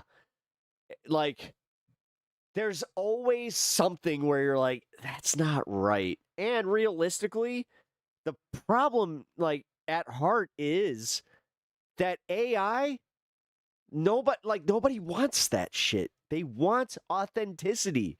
Nobody asked for this. No, like, the only people that really asked for, like, the cheat codes were the people that were already lazy as fuck, that just wanted to monetize everything. That will run its course. This isn't just hopium. This is art. And you know what? I'll say this. Art has proven that if you don't have somebody somebody or like passion, things like that behind it, people will be able to fucking tell. And if they can't, I don't really want to live in that world. So honestly, let it happen. Let AI figure out a way to just put me on a fucking feeding tube. Incentivizes it more. Because realistically, that's where I want to be if that's where this is going. More. And like, fuck everything. And pushes normal creators to once again. Yeah. Yeah, I can go from being very hopeful to very nihilistic in the same fucking breath. And really heavily considered just clickbaiting, so that way they get you in the door right away. That's how I am. K-pop Demon Hunters did what? And it's them bending over fucking full goatsy or something. Just to get a click, because now that counts as a view, whereas before it didn't. That's a good point. I mean, there's already enough. Maybe we have to accept that we can never trust video 100% again. If it's short form, no. Of like a. Also, what needs to happen is there needs to be laws where it all needs to be labeled very clearly. We are getting dangerously close to the point where we're just going to let them, like, dude, could you imagine if Sora just did what it was doing and they didn't have to label it as Sora? Yeah, that's what they want to do. Clickbait problem. The problem is you have to be appropriately outraged at this. I don't care where you're from. You need to be outraged enough to actually go and contact your congressman, maybe stand in front of their office with a sign while also contacting them, protest a little bit peacefully. Just from human nature alone. And what they're doing is they're like putting that problem on steroids, right? This is the thing. Most people would get out there and protest if they honestly just heard the way things are, just broken down the way things are. But unfortunately, they're fucking literally babied into just being like, it's not that bad. It's not that bad yet. You still have water. You still have food. It's a little more expensive, but you know what? You still got some stuff. Right? Because now, if you just get somebody in the door for a split second, you're good. And you could just bait and switch, hard body, You got clickbaited, you'd probably click off in a handful of seconds. That would never register as a view, so you could never capitalize on that. Now, with this new change, you can, and it is constantly going to be incentivizing that. And again, it does nothing for brand partners, because if they start working under these fake numbers instead of requesting engaged viewer numbers, then those dude, seriously, we really are. Brands are fucking dumb, and they're going to feel a huge hit to their marketing spend when they see no return. Logic and reason. Cheers to that. All of these phony baloney views, these fucking horseradish views that aren't real. And you can easily get Mercado and Status Quo, best that you can do. That is true. Sweet Chewy, if you're not already subbed to my channel, I also am Mercado Status Quo. Gamify this. I saw Spiffing Brick give a little infinite money glitch that is a little tongue-in-cheek, but would actually work, where you just instruct the viewers to just F5 over and over again while you have a sponsorship enabled with uncapped CPM. You could farm an unbelievable amount of money through doing that if it's just the public views instead of engaged views. And I don't think that's going to happen, because I don't think brands are going to really care about the public view. I don't think anyone's going to care about the public view, because everyone is going to know it's not real. And it just really made botting services extremely happy. They just fucking blew load into those britches right there. They got a fucking fat wet spot in those trousers, because now bots are going to be so pivotal to a lot of... fuck! This is going to increase bots. These AI slop factory protocol. This is and not only that, so just also supporting normal AI YouTubers that are content. trying to stand out might just start doing botting. That's going to be much more effective now that it doesn't have to have a certain amount of time that it sticks around. Just a single frame is all it takes. Bro, botting services are absolutely going to be popping off. If dead internet theory wasn't real, it feels like it's becoming real now. I felt like YouTube was kind of a little bit of an oasis in a sea of AI slop and bullshit and nonsense. And now it seems like maybe not. And there's always a giveaway with the botting. You guys know this. If you check, there'll be a massive discrepancy between the number of views and then the number of comments. There were allegations that the comedian Whitney Cummings was botting her stuff because her, a podcast of hers would have 500,000 views or something. She'd be getting Joe Rogan level numbers. And then you'd look and there'd be 38 comments. And it's that's obviously fake. But, I would like it if they try to solve the problem as opposed to making it worse with the botting. But it seems like they're just fuck it, bot away. No doubt. Yes, YouTube does have anti-botting measures in place, but they're not perfect. No platform has perfect protection from bots. I mean, look at Shorts, for example. And that's only going to be now even more prevalent because it's not just shorts, now it's long form too. YouTube is moving to an exposure-based model for views across all formats, meaning a view will now be counted the moment a video begins to play from the very first frame. Hello Insiders, I'm Rene Ritchie, a longtime creator now working at YouTube, and here's what's up. Last year, YouTube moved to an exposure-based model for shorts videos. He's working at YouTube and he's gonna just... This year, starting August 24, YouTube will be expanding that model to long form. Oh, excuse me, I'm wiggling in my seat. Oh, I can't help myself here. Please, I don't mean to interrupt. Oh, sweet Chewy, thank you for becoming a member. I really appreciate that, man. Thank you. My hand is raised. Can I ask a quick question? How did that work for shorts? Are shorts in a really good spot? No. Is shorts on YouTube synonymous with high quality content that's no, not at all being churned out? Or has it been degraded into a complete cesspool of AI slop that even YouTube themselves is trying their absolute best to combat night and day to no avail, fighting an endless battle of these slop factories that are churning out infinite amount of content all hours of the day, every single second, just to capitalize off of this kind of shit? I mean, he's right. I'm also, no, I'll he's go a right. step further. I'm also just like kind of anti the really short videos anyway, because I keep seeing now articles and research and stuff where they say it absolutely nukes your ability to like have discipline and so. Yeah. You know what's fucked up? I figured that out with Vine. So color me the elder on this one. I figured it out first, folks. Thank you. Thank you. Short form content, not for me. Thank you. Control and restraint and your attention span, like it just gets obliterated by sitting there and just scrolling mindlessly through like whether it's TikTok videos or YouTube short videos. And like I do see a difference. Like I pretty much never watch them. Maybe once in a blue moon I'll watch like one or two, but I never like sit there and go through it. But there's like a generational thing where I see with the younger kids, they'll only do those. And you realize, like, hold on, do you not have the attention span to sit through like a 15-minute video? Because that's actually kind of devastating. Like, it's kind of like dumbing down the population on purpose, right? So I'm like against those, those things anyway. But what he's describing is they're botted to the high heavens. And that shit is fake as fuck. And now that's going to make the crossover into the long form as well. I don't really think you should be taking lessons from the way shorts is functioning right now for long form. Because while it's all AI, it's like a lot of AI shit. Long form obviously has its problems with the same thing, AI slop and those content farms. I've yapped about it quite a bit. It's not nearly to the level of degeneracy that's on shorts, but this is making a push towards it. Why? How is there not a lesson being learned right now with what's going on with fucking YouTube Shorts? Are they just so blinded by the big number, like 200 billion views a day on Shorts or whatever? Now they want it to long form? Like, oh, we have 200 billion YouTube Shorts views. Now let's extend that to long form where we can just artificially inflate all these numbers for exposure. These fucking random impressions. If someone just happens to accidentally see a frame of your video, bang, that counts. And now we have big number time to celebrate. Yeah, like the enshittification is now hitting YouTube. But it's not real. It's not legitimate. It's useless. And you yourself on the website even talk about how this has no effect on monetization. So like you're not paying creators more for these big views. It's imaginary. The creators aren't getting paid more. Brands certainly won't pay them more. And in fact, I would even see a world where they might start paying less because there's so little trust in what the views represent anymore. They would need like thorough analytics on the engaged views. But I think there's a chance that, up and coming YouTubers probably get even worse deals from these brands because they just might not even trust what's being provided through the material anymore. And maybe that's the point, right?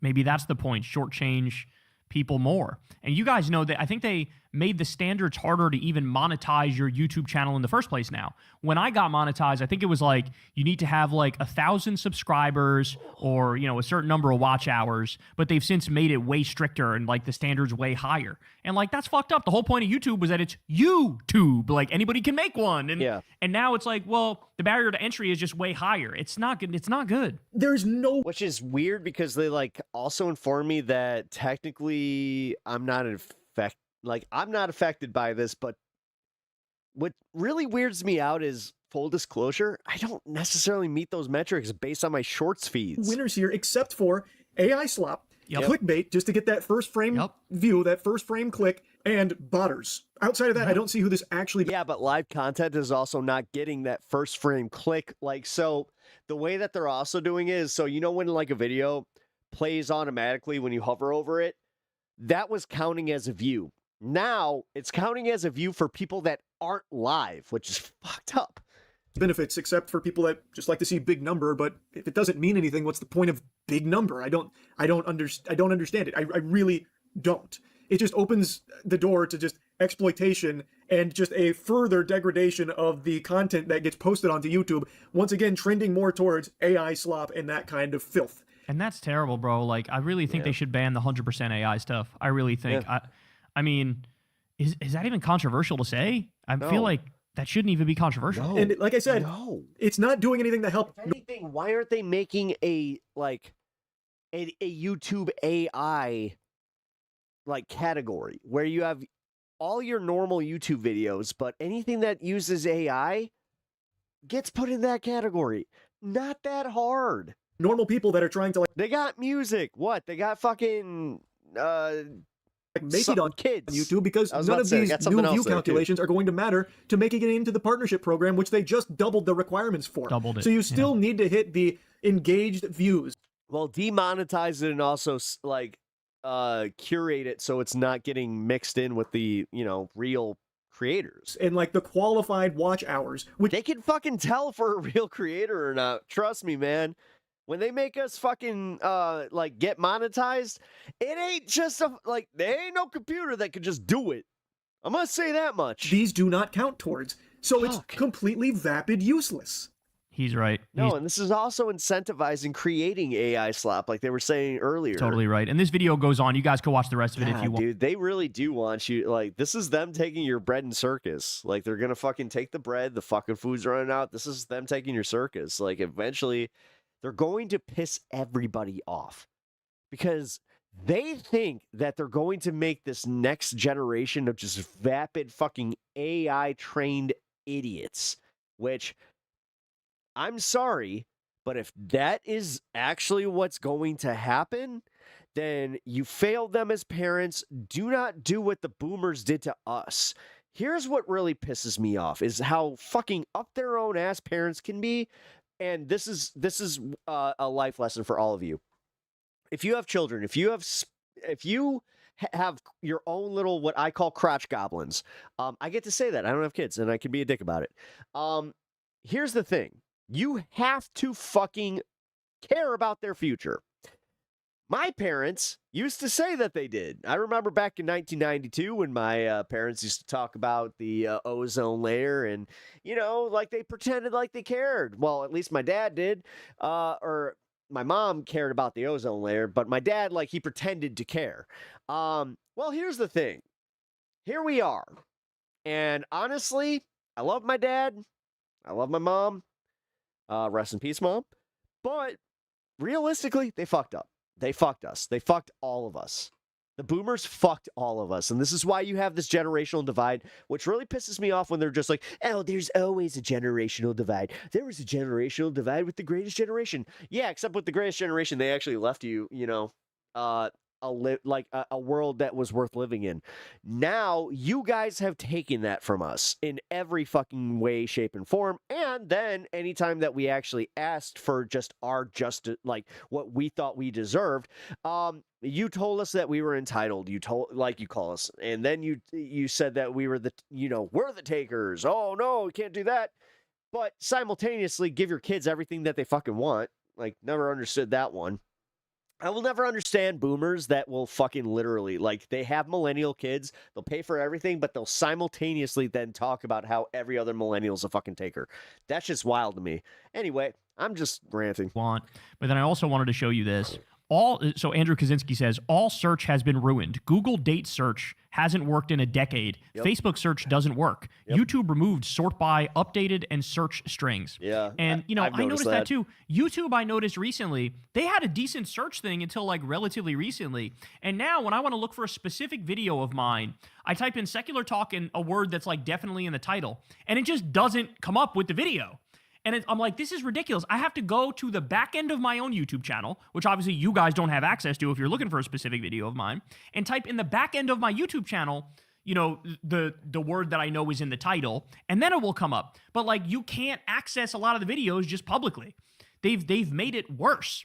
And then, as Austerity is Theft says here, they want a brick search to force dependency and increased adoption of their AI tools. So again, all for AI slop, all in shitification. So he also says, and in that sense, AI search bots have raised the floor for people who had no basic competency with searching for information, while it's also now crippling information gathering for those who are competent. It's just the enshittification of everything continues, man, and it's disturbing. It's upsetting. It's horrific. Terrible, terrible decisions. YouTube should definitely not do this. And they've also, by the way, while we're having the conversation, they should change back the standards to what they were before to get... So what have I said about using any alternative platform to do anything that is a fucking, like, platform that has maybe, like, 200 people on it? I'm not doing it. Any ad revenue on YouTube to get an AdSense account. The greatest generation is dead, quite literally. Bring back the dislike button. Like, what the fuck? This is all... It should be pretty straightforward, but I don't know. It's like they're intent on destroying everything that works and everything that's good. Hey, y'all, do me a favor and like and subscribe. It helps out big time in the algorithm. Click the bell as well. And this is not me fighting with you, by the way. This is me just saying, like, matter-of-factly, I'm not going to use an alternative platform. You know how many, like, I brought this up. Do you know how many times I've been told to, like, fucking use Threads and all this other bullshit? And I actually regret using Blue Sky. Blue Sky is fucking awful. It's awful. We're not talking about Trump. Seems that Bill O'Reilly is fucking getting a little emotional these days. Go ahead. We're talking about a senator from Georgia and his. We're not talking about Trump and Trump's. God, my mother-in-law is probably fucking, like, really excited about this because she loves herself some Cuomo. Go ahead. We're talking about a senator from Georgia and his insults. Yeah. You deflect into whataboutism. Cuomo? Well, by the way, I'm not endorsing going after anybody. Oh my God, his chin is quivering. All right, He's old as fuck, though. folks, this is going to be a lot of fun. Infamous former Fox News he's old host as fuck. Bill O'Reilly, I'm not sure if he's who has crying since or become he's just an old as fuck. independent MAGA creator, although he will assure you that he's not MAGA. Is he stroking out? I don't know, dude. He just calls balls and strikes. Had something in my eye earlier. I was worried that I was stroking out. He went viral yesterday because he went on a rant about Democratic Senator Jon Ossoff, who in turn has gone viral over a recent comment he made about Donald Trump. And Bill Trump's O'Reilly young... looks like shit. He's old as fuck. He's like 80-something. Dude, my mom died at 73. Can we stop being ageist for a fucking half minute? Like, listen, I don't like Bill O'Reilly. I don't like any of these old fucks. I don't like Joe Biden. But god damn, dude. I'm going to just say it. As somebody who's got parents that are aging, my dad just turned 70. It's just kind of wild where we're just like, oh, they look awful. Yeah, they're old. That's what happens. God damn. Assistant. That's not cool. Ageism is not cool. I don't know why we got very comfortable with doing that. And honestly, like, I was talking to one of my friends he's half Japanese, half Hawaiian. And he was talking to me about how much we disrespect our elders. And I was like, you know what? You are fucking dead on. I don't care. Take your politics aside. We treat our elders like shit in America. Now, what are we going to do about that?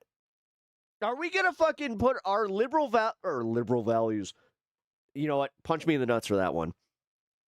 Are we going to take our leftist values and say that we need a better world?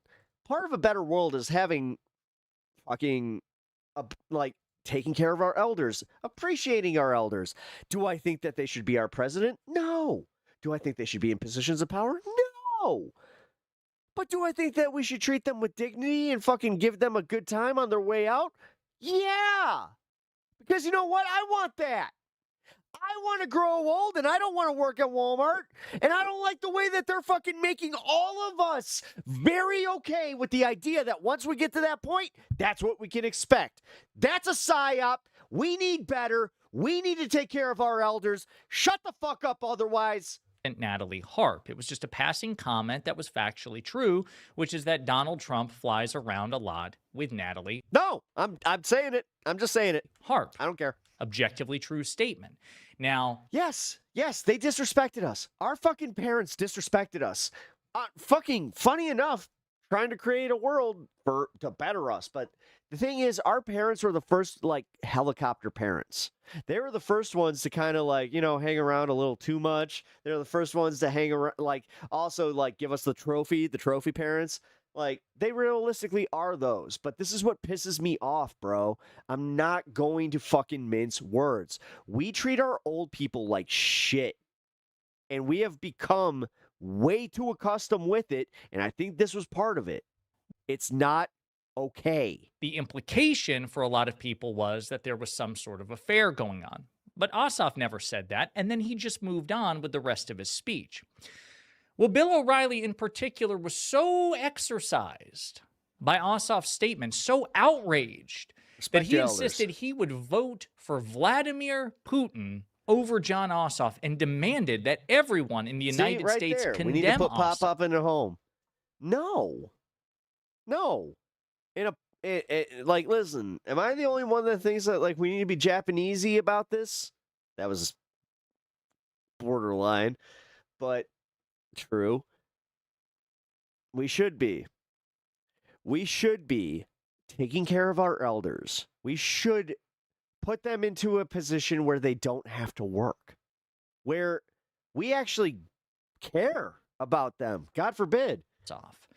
And then he went on to Chris Cuomo's show on News Nation, and Cuomo dog-walked him, humiliated O'Reilly into a full-blown meltdown by exposing O'Reilly's hypocrisy. That's all I meant. And No, I the know. moral affirmative action that he uses on Donald Trump. You're going to clutch your pearls Retire about John comfortably. Ossoff, but you... Well, there's retiring comfortably, but there's also the part where, like, we have to recognize that caretakers don't make sense. Like, for living, like, I live it, like, listen, as somebody that's turning 40, I don't have kids. I have heard who's going to take care of you when you're older more than your average American. And I'll tell you what, it's going to be your kids. Your children will be taking care of me. Your tax dollars will be taking care of me. Thank you. That's just a fact. But I would love to have grown up in a country where I could have valued having a child and thinking that they would take care of me, but I don't. I watched my mom kind of just accept that that might not ever be a thing, even though I would have put her up. No matter how hard it would have been. I wish she didn't feel that way, but she did actually, before she passed, let me know that she felt that way. My dad, he wanted to make as much money to make sure that he could not retire comfortably, but die comfortably. You know how fucked up that is? Because he watched his parents go the way that they did. You have nothing. I'm just going to say, man, we live in a really fucked up country and we underestimate just how fucked up it is. And then what really pisses me off is the people that are brainwashed into going like, we fucking rule. To say about No, we really don't. Donald Trump, who regularly We does do some infinite... genuinely fucked up stuff to everybody in our society, and the weirdest part is it's these rich fucks that are the ones like telling us this is how you should feel, and we're like, worse things and says infinitely These worse are people things. that literally don't know the name of half their fucking, like, do you think Trump knows his fucking grandchildren's name except for the one that he finds hot?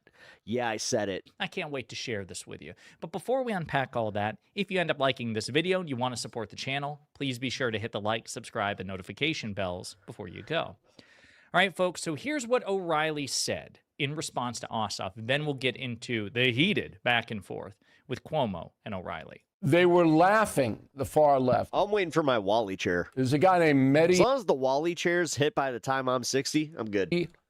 Give me the Wally chair with my fucking my Slurpee feed, and like my all day television and shit. I'm good. On Fuck it. MS, I guess. He's laughing. Oh yeah. So I call it gutter sniping. All right, they're smear merchants. This Ossoff. I would not vote for. I'd vote for Putin over Ossoff. That's what I think about that. That's how bad this guy Ossoff is. Not because of anything on policy, not because he's a foreign dictator like Putin, not because he's a murderer like Putin, not because he's an authoritarian like Putin, but because he said Donald likes to fly around with Natalie. That makes you worse than Putin, as far as Bill O'Reilly's concerned. Well, the problem for O'Reilly is that he made the mistake of going on to Chris Cuomo's News Nation show and actually had to... Josiah! Oh my God, he's gonna fucking bloviate. fucking Cuomo here. Defend that statement to. Did I use that term right? I think I did. To somebody Bloviate, with a functional right? brain, Blow, and it did not V8, go well. Well, whatever.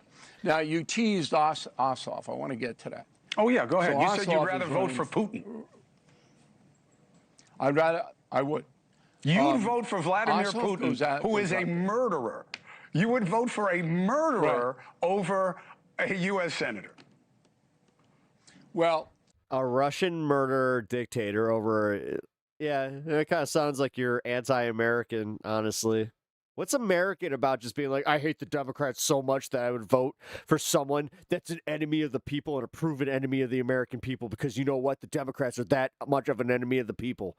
How far have you gone down the propaganda rabbit hole to just, I don't know. I mean, if that's what we're doing, if we're doing another civil war, I mean, it's not even going to, like, this is the weird part. It's going to be a cold civil war because we're, like, they're all, like, hiding the fact that they're just going to come after us and, like, lock up all our bank accounts and lock up everything and just lock us all up.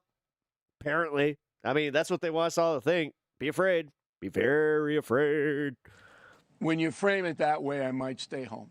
Yeah, probably a good call, Bill. I got my ass is gaping again. P. Williams. That's hilarious. Please subscribe to the channel. Okay.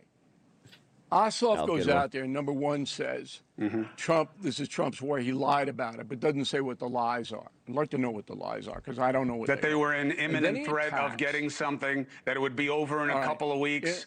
That's all. Go ahead. Okay. Maybe that's a miscalculation.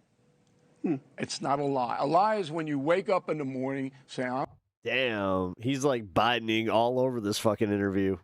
You know that thing I said about it respecting our elders? Well, I'm going to just do the thing where I'm playing the character of the American fucking during the Biden I'm campaign. going to deceive everybody for my own gain. Okay.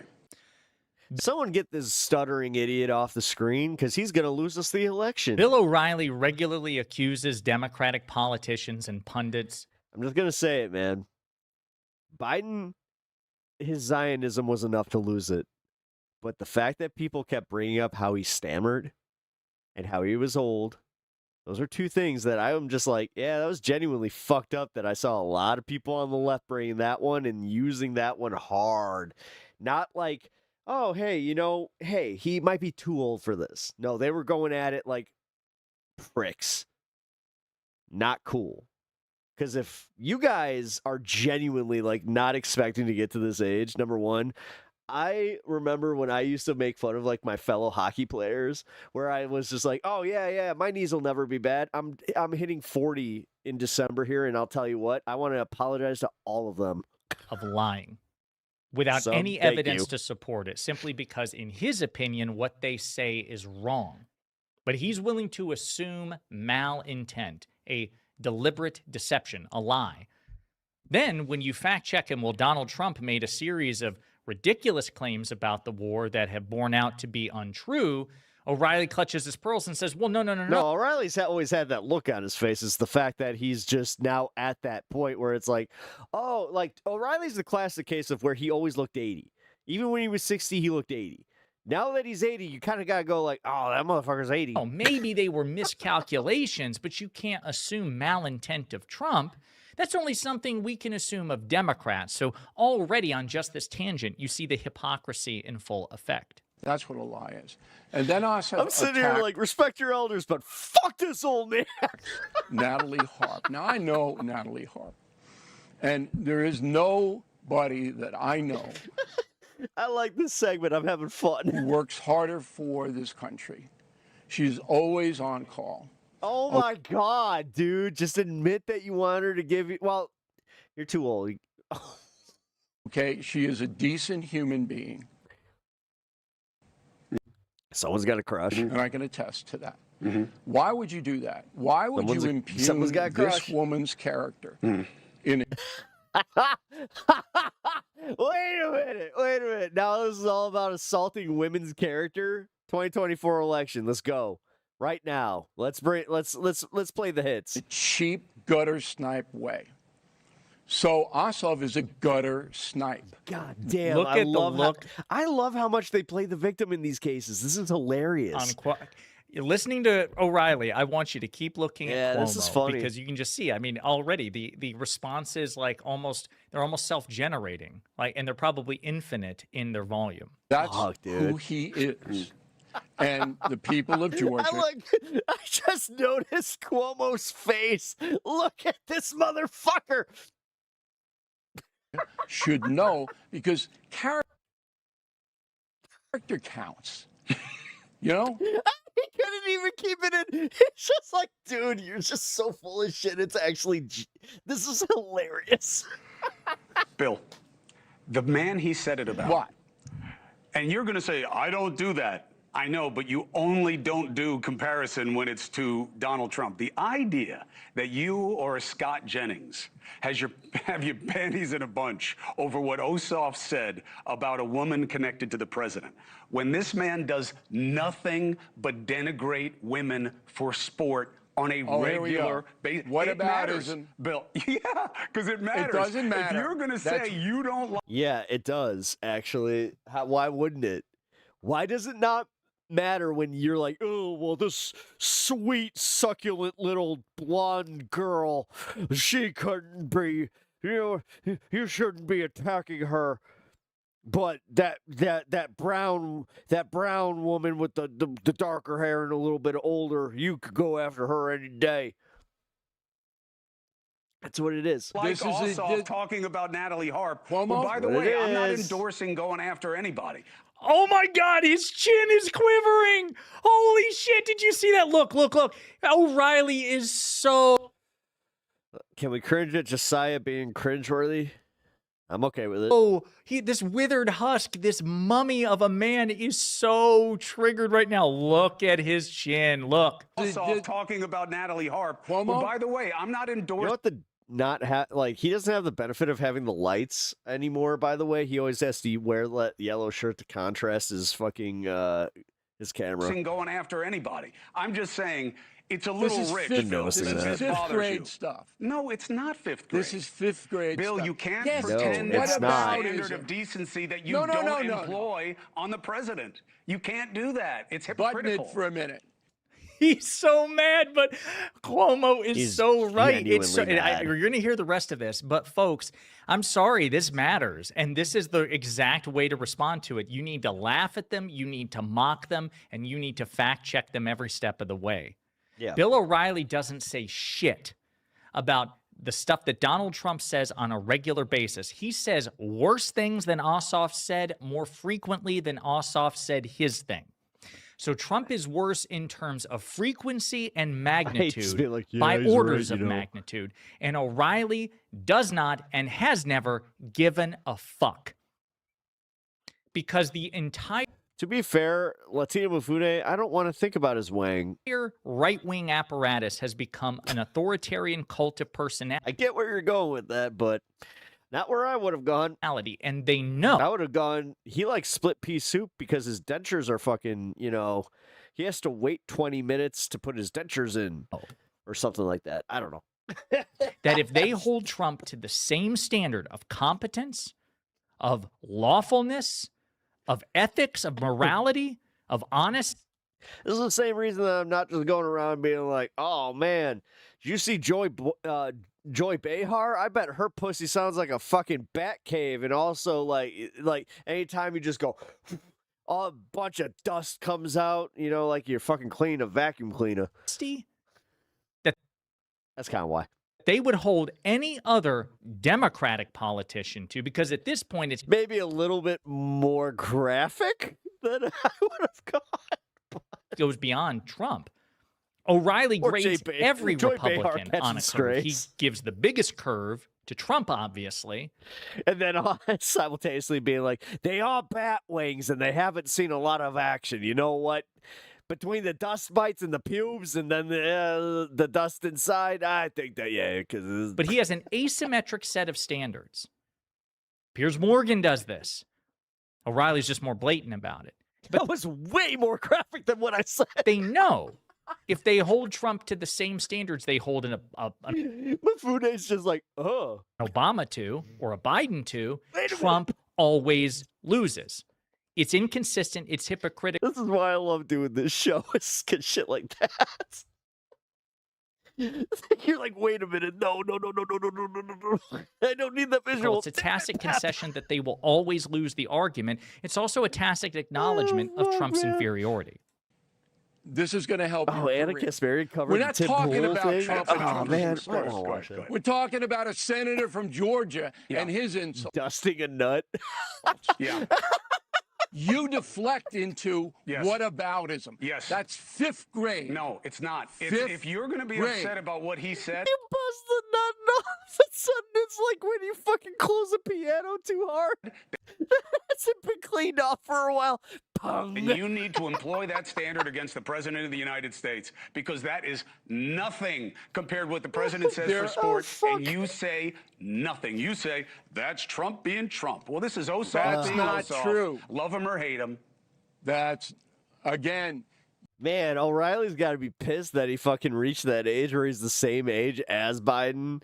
And now he's just like, I don't know if my skin's gonna hang on or not. You don't know what you're talking. Man, I'm being fucking ageist as shit. You know what? Maybe I am like, hey, listen, I'm just saying this. I felt bad because I know some old people, but at the same time, I can admit when old is old. We see you on News Nation all the time, buddy. You may occasionally criticize Trump, but you certainly don't condemn him with the level and frequency you do Democrats, despite the fact that Trump is worse. You pull your punches. And you can see, again, the chin quivering. He's furious about this. And I love that Cuomo flipped it around on him. You know what? You just say, it's just Trump. Well, this is just Ossoff. We win, you lose, because we're going to hold your standard against you. It's just Ossoff. None of your criticisms count. That's just Ossoff. Yeah, I'm glad that you guys are figuring out how to use their same fucking energy against them. Ossoff. Rock Wow, you have on, but ODS. also- You have Ossoff derangement syndrome. Cool. It's pretty for pathetic. you. Triggered, con-cuck. What are we going to call it? A conservative cuck? Contard, right? Conservative, right? What are we going to... We could just do the same thing. We just hold up a mirror. Republican. And that might be the best thing to do. I'm quite frankly there and have been there for some time, that this is the best way to deal with this shit, is just match their energy. I'm pretty sure I got the winning one right there, right? Anybody? Anybody? Use it against them and do it in the most snide, smug, imaginable way. See how they like it. I mean, I agree with them, but also... When I see Tim Pool putting on Israeli talking points against Spain. Man, it's just like literally the exact same coverage I did earlier. It's just absolutely disgusting. And it's shameful. Didn't like that? Oh, come on. What he has become. We're going to be Wait, you didn't like mine? exposing Tim Pool. He wants attention. He's going to get the attention that he and his co. I just realized, sorry guys, that's from TY. Well, you guys When are I gonna see be Tim pissed, Pool putting whatever. on Israeli talking points against Spain, it's just absolutely disgusting. And it's shameful what he has become. Dude, Adam Friedland interviewed fucking Laura Ingraham. We're going to be exposing Tim Pool. watch He wants that. attention. He's going to get the attention that he and his cohort, people like Laura Loomer, deserve. Because I'm on any foreign payroll. I don't follow foreign talking points. I follow the Constitution, the Bill of Rights in 1776, 110%. Look, Tim Pool is a sad. What the fuck happened to Anna? Bad fence sitter, and that annoys me. But can we keep the Can you get like a new makeup person or something? Like, damn, dude. heat on Laura Loomer, Alex? You got me a little bit excited with the Loomer talk. Anyway, so as you just saw from that video, Alex Jones has officially taken the gloves off and is ready Funny, to go. This is the second time that I've watched a video of TYT and noticed this, but the first time my wife noticed it. toe to toe with fellow conservative podcaster Tim Pool. I don't know where this came from. It just popped up on my feed, and of course, it drew my attention. So if you're wondering why this is going down, I'm about to walk you through it. Long story short, though, Alex Jones is accusing Tim Pool of being a cuck for Israel. Now, is there any She got a nose job. It didn't do anything for her. It actually evidence to the claim? made the, I don't know, man. Like, listen, I'm gonna just say this. Like, obviously, I do some like Nutrafol kind of thing, but you're doing that fine. But hard surgery, all this, like, at some point, just give up. I don't know. Let's walk through it. I don't know. I hope I age gracefully, but you guys could look at this moment. What is it? August 21st, 2026. You know what? If I don't age gracefully and I'm doing a podcast in fucking 2031, not looking so hot, you guys could just be like, "Hey, you guys remember you remember when you were making it fun of Anna Kasparian? It's like, you look a little rough there, Pep." So this all started over the weekend when Alex Jones did a report that live shows on X allegedly were seeing a 90% reduction in viewership after there was some sort of American algorithm flag change. No, And by the way, they've welcome had to that our for a few world. years now. This is what platforms do. It is the bane, the literal bane of my existence, okay, as executive producer of this program. Because it's like, oh no, YouTube or whatever, they did an algorithm change. They don't tell you what the change is, obviously. And then you have to waste hours of your life trying to figure out what the algorithmic changes are. And that is very, oh god damn it, she's right. That's the reason I changed my fucking title like 4 times tonight. Guys, that just happened. Yeah, not sure if you I noticed. hate it. But anyway, that's Yeah, just my fucking gripe. sucks. It fucking sucks. So, and it makes us look like assholes because it's just like, oh, look at you trying to get the clickbait. It's like, yeah, because we have to figure out how to get eyes on us because they keep changing this shit. Yeah, it sucks. He made it clear that he didn't know if this was like a effort to censor certain voices or if it was like a bug on X's part. But it did seem to be a bug, according to our producer Alyssa, who looked into this story, who produced this story. So I'm gonna go ahead and take her research for it. So Tim Pool did respond to the allegations. Here's what he said. My honest opinion is that you can't go pro-Trump for 10 years, then Trump critical and be surprised if your audience drops off. And honestly, that is a good point by Tim Pool. Because Yeah. Whoa! Anna Kasparian. Kasparian is not Kasparian. She's Kasparian. Say her name with pride and dignity, people. Okay, flip. if you do pivot away from what your audience expects you to say, people do get angry and you do lose a certain percentage of your viewership. That's true. But this whole debacle thickens, the plot thickens. So Alex Jones responds with more boomer slop. To which Tim Pool says, open an ice cream shop and over the years you have customers who love it. One day you announce you're going to be vegan ice cream and customers stop coming in. This isn't an insult, Alex. It's true. If you're not a vegan, you probably are not looking for the vegan ice cream. That's a great analogy, Tim. But Alex responds with, Tim, it was a glitch affecting all streamers on X. It's now been fixed. Tell Benjamin Netanyahu I say hi. Little quip at the end, I like that. Now, let's get to the Alex Jones videos because he did explain why he's attacking Tim Pool at length in the next video that we're about to watch. Take a look at this. Look, the reason I'm pissed off at Tim Pool and everybody like him is very, very simple. Israel spent $1.3 billion officially out of their Knesset to pay for U.S. influencers who attack anybody that's against the Iran war. And it's been clear these guys all follow talking points and are in lockstep. And they all deny they're taking money from Israel. But on record, God damn it, just thinking of him sitting in like a parking spot in a drive, like just outside of a drive-through that he's about to hit. It's just like, sir, are you gonna order anything? No, I'm just making a video. Israel spent $1.3 billion in the last 18 months. If you go back about... Well, sir, can you please move over so other people can please order? Yeah, I got you. 14 months ago, Tim Pool got caught meeting secretly. It'd be even funnier if he was just like, hey, Tim Pool, he's been planning this all along. welcome to Arby's. Can I help you? Oh, yeah. Can I please get a number 6 and an extra curly fry? Also, can you get me the horsey sauce and the Arby's sauce? Really appreciate it. All right, that'll be $13.10. Thank you, sir. All right, that seems a little bit cheaper, but I guess I'll handle it when I get to the window. With a bunch of influencers with Netanyahu reportedly getting marching orders, according to sources. He said, "Yeah, I met with him, and I'm sorry, sir. That was $23.91. My bad. Proud of it, but I want. That's what I thought. I'll tell you what we talked about. Chatham House rules. So then I post a video about that where he's celebrating because it was a glitch on X. They admit was a glitch that affected all live streams. I thought it was a glitch. I said it's open. So I said, Tinkerbell's just like, I know exactly which Arby's he's at. And knocked our viewers down in one day, 90%. They're back up. He said, well, that's because, you're anti-Trump. Nobody likes you. And they had all these other influencers, clearly a talking point, saying the same thing. Oh, man. It's clear that a bunch of them have gone public. They get sent the messages every day, what to say, what to do. They put it out. I've just been too nice to these little swarmy, people. Oh, yeah. I remember when Anna called Alex fat ass live on set and Alex crashed out at the DNC. Sit there and act like they're patriots, but they're not.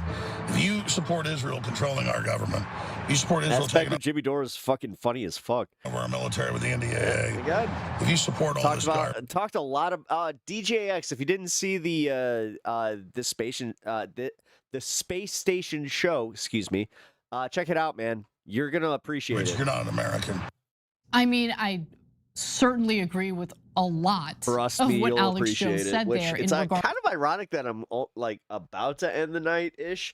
Watching this, we might have one Israel's more clip after undue this. influence over our country, the efforts at propagandizing Americans with all this money coming in from the Israeli government. Obviously we've talked at length about the whole Brad Parscale foreign operative issue. And so he's pointing to something very real here. And to be clear, and I want to also put like my weakness out in front so you guys are aware of it. I don't watch Tim Pool's show regularly, and I'm basing this based off certain clips that go viral on social media of what Tim Pool has to say about certain things. That's how we all work. There isn't a single one of us that does this that can watch a full show of anybody else's. I'm sorry, that's not how it works. I can barely do that with the Majority Report. Related to the Iran war or our relationship with Israel or Israel's behavior abroad, all of that stuff. He's a fence sitter. He definitely is a fence sitter, and it's annoying. PBD does the same thing. PBD's take after the debate with Candace Owens and Andrew Wilson, he's like, oh, who won the debate? I think they both won the debate. Come on, Patrick. Come on. Pick a side. Be a man. Same to you, Tim. Like it doesn't even make me upset. Disgusting. We have a masculinity crisis. Well, no, it's not a masculinity crisis as much as it is literally just an honesty crisis. In the country, take a stand. Don't be afraid, okay? But Tim Pool does a lot of fence sitting, and it's uninteresting. Like people tune in because they want to know what you actually think, and when you do the fence sitting, people are not dumb. People know that you are fence sitting. They recognize it for what it is. And so I don't know if that's what Alex Jones is trying to reference here, but he does ask Tim Pool a question in the next video. Let's take a look at that. We cannot tolerate Americans meeting secretly with a foreign government that's openly trying to manipulate our foreign policy and primarying members of Congress and trying to take over our military secrets in the new National Defense Authorization Act. And all I know is Tim Pool follows the exact Israeli talking points. So even if he's not taking money, he is following their talking points. And I want to just say this. Despite the billions they've spent trying to propagandize and buy off influencers, there's still enough loyal Americans, left, right, and center, to see through this and don't buy into it. So you can't buy us all. Answer the question. When you meet with Israeli officials and their head of state, Amish Disco, the side that doesn't have a monetary fucking incentive will. What are their? You understand that, man? Like I understand like how, our political system right now is pretty much incentivized through fucking lobbies and all this shit. But realistically, anytime that you guys shit on the DSA, you're shitting on people that don't want to take lobbyist money. Therefore, you're shitting on the other side of that could fix that kind of shit. MAGA didn't do that. MAGA, they said that it was going to be, oh, well, he's an outsider. He's going to, well, that didn't happen. So, sorry.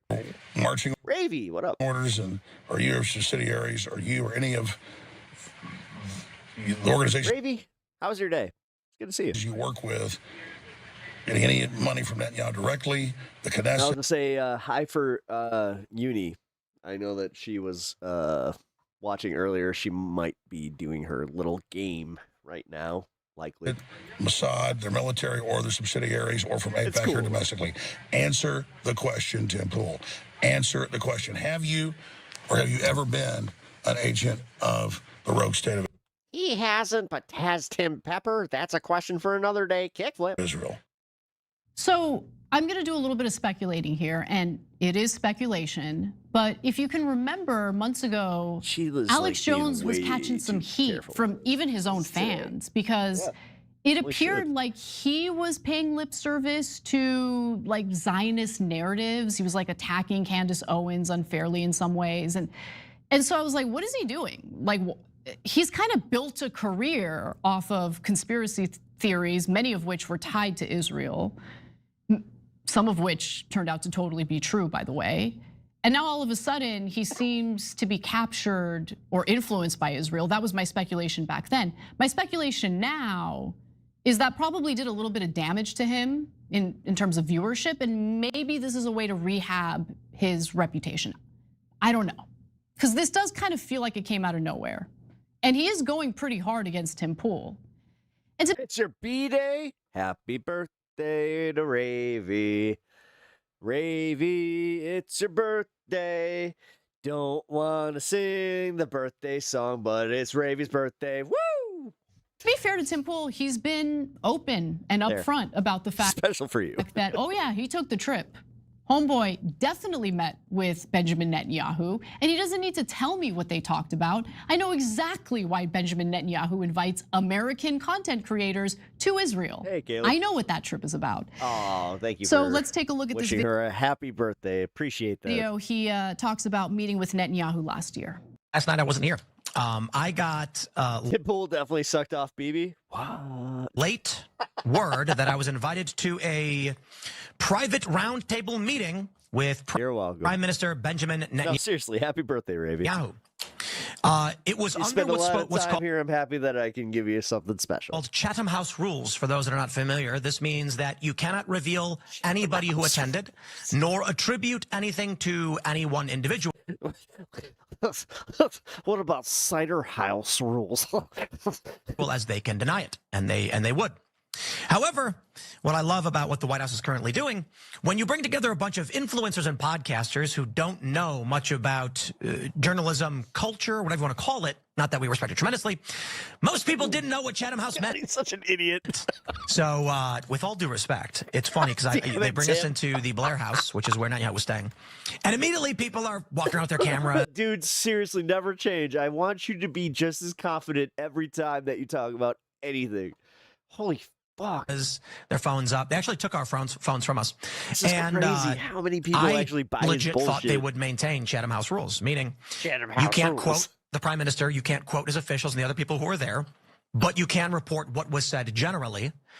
If you wanted an official quote on a specific matter, you would then ask an official once the meeting was wrapped, and they provide you the exact quote. Or they would just say outright, like, we haven't put our quotes on that one. Wait, so you were hoping that nothing would come out about this meeting that you had with Netanyahu in Yeah. Israel? That's exactly what it sounds like. But since word hit the streets, you're openly talking about on. I don't know, that didn't look good. But anyway, okay. No. So let's actually look at the No, it article didn't. that Tim Pool had up. It was a piece written in the Jewish Insider from 620. April of last year. Okay, so let's take a look at that. Pool expressed concerns about increased anti-Semitism and anti-Zionism in the pro-Trump podcasting space, Like according that just to sounds so shady. No matter how you spin it, yeah. sources in the room. Damn it! I wasn't Responding to intending on watching this whole video, but here we go. Pool, Netanyahu said that that is the reason he invited the group to meet with him. Again, I didn't need Jewish Insider to God, tell me he's this. such a I was already moron. fully aware because I know how the Why? Israelis operate. But okay, Just Pool how argued do that you- how there are you is this a stupid. Qatari op to manipulate social media algorithms to make damn, anti-Semitic and anti-Israel episodes appear to receive far more Genuinely views impressive how dumb he than, is. say, And like he does this, like he's been a political commentator longer than I have, right? Much bigger audience. But through all this time that he's been doing this, he never bothered to actually educate himself on any of it. What the fuck? Tips for picking up. Like, dude, watch a YouTube video. You don't even need to read the books. Just watch a YouTube video. But holy shit. Women in order to incentivize podcasters and YouTubers to produce more anti-Semitic content. Netanyahu, however, was non-committal in his response, saying only that it's possible. Okay, so let me explain, let me decode what's actually bothering Tim Pool. So when Biden was president, well, that's a target-rich environment for a right-winger like Tim Pool, right? You're not tasked with holding your own side accountable. You get to attack the other side without worrying that your audience might be upset with you. Then Trump gets elected, reneges on his campaign promises, does all sorts of things that we all know Tim Pool would excoriate Biden for, rightfully so. But it's Trump, it's Daddy Trump. So he fence sits. He fence sits all day. He straddles that fence so hard, harder than the top OnlyFans model, okay? Loves to straddle, okay? And that's so uncomfortable. So he's like, my numbers are low, and it's because the anti-Semitic content gets the views. Now, of course, the content he's referring to, I would venture to say, isn't even anti-Semitic. Anyone who actually had the courage to call Israel out on its treachery, well, in the very beginning, there were very few content creators who were willing to do that. So yeah, it did increase viewership, but it was hard to monetize that content because that content always gets demonetized. But anyway, okay, so that's really what's bothering Tim Pool, okay? It's that actually makes sense. Tough to be a fence sitter and expect your audience to grow, but okay. Yeah.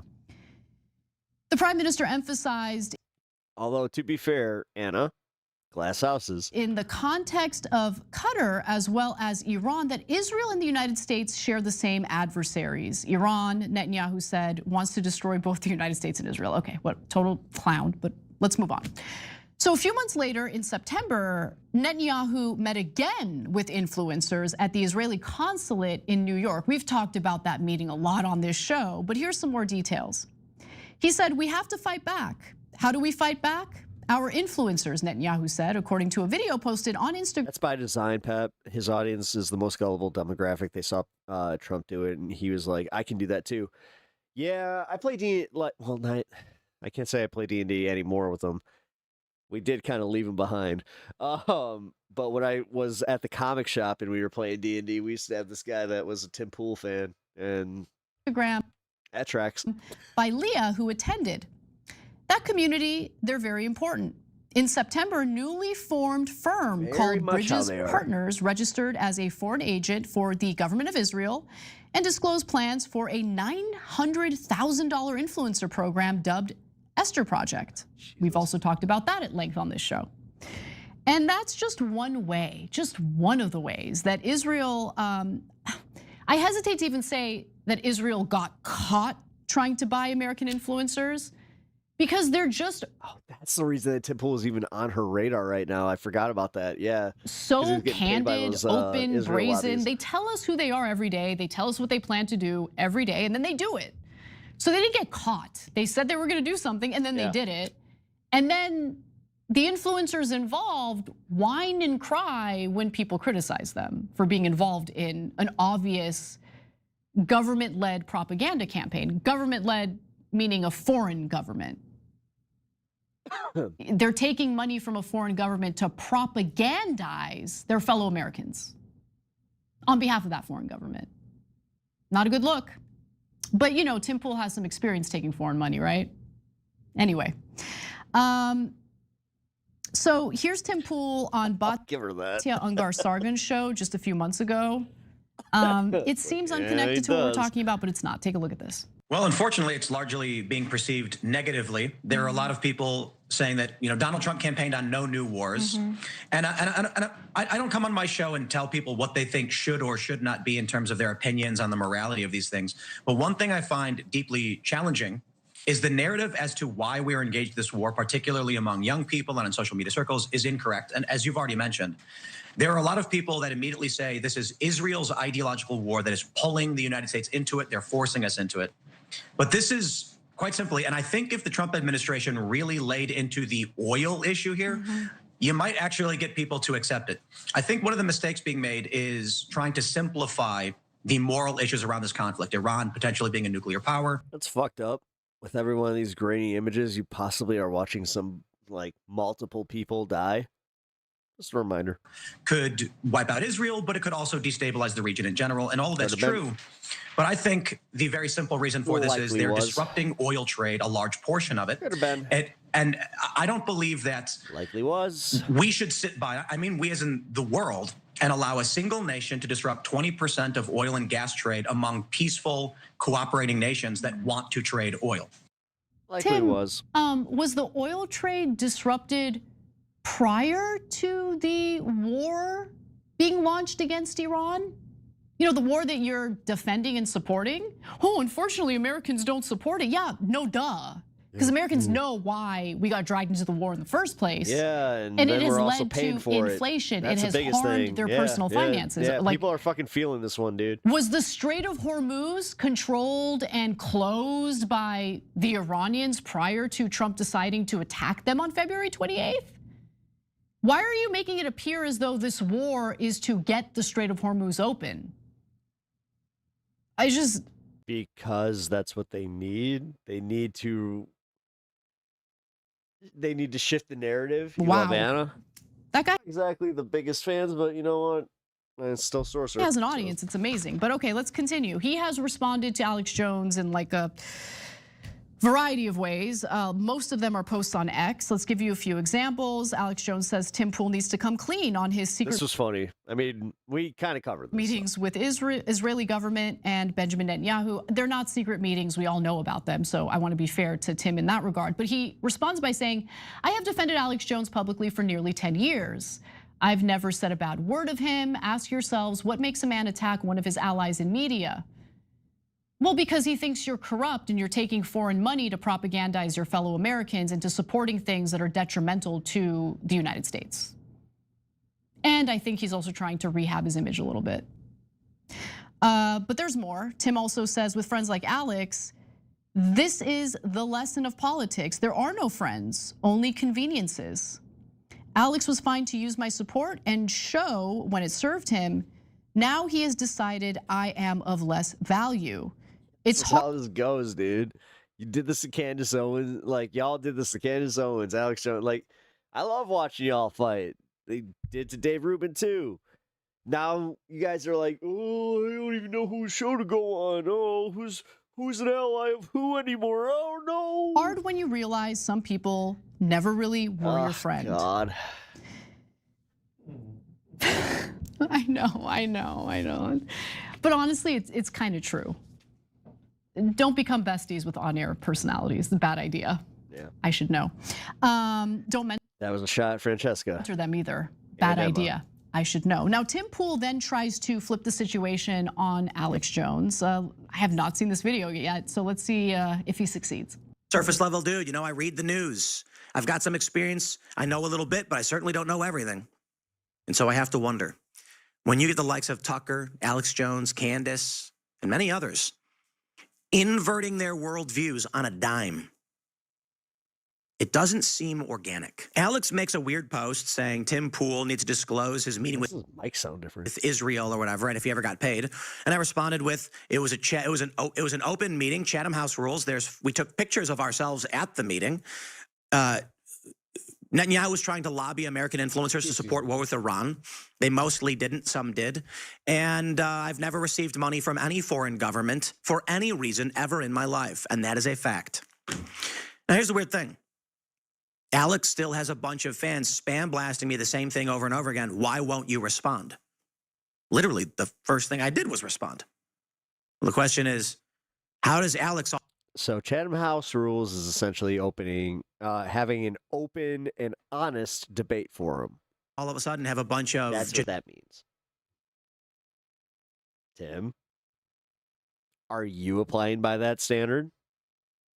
Generic accounts, spam blasting, as if something bigger is going on. Look, I don't know if he took money from Israel. What I do know is he went on that trip and he definitely took money from Russia.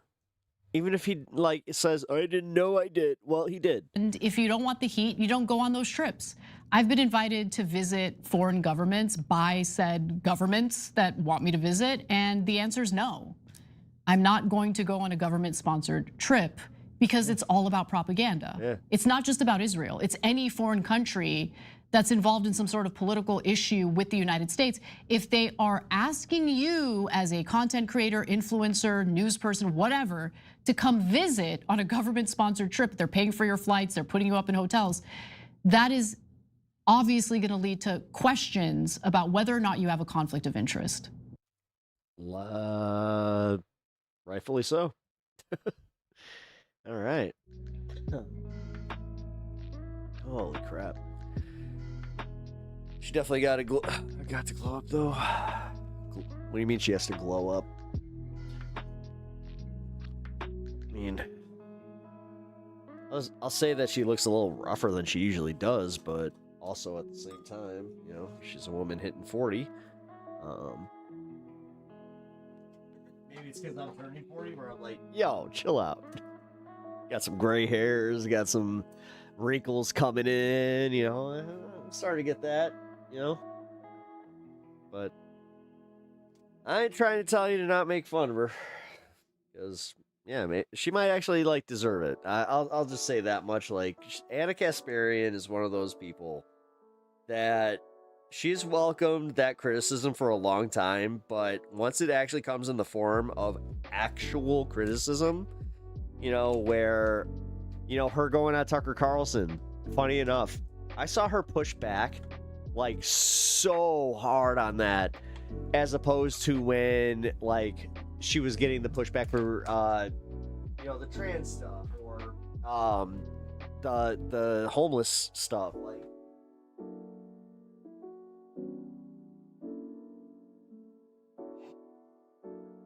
well, I just lost it. I don't know where that went. Oh, my cat's gonna find that.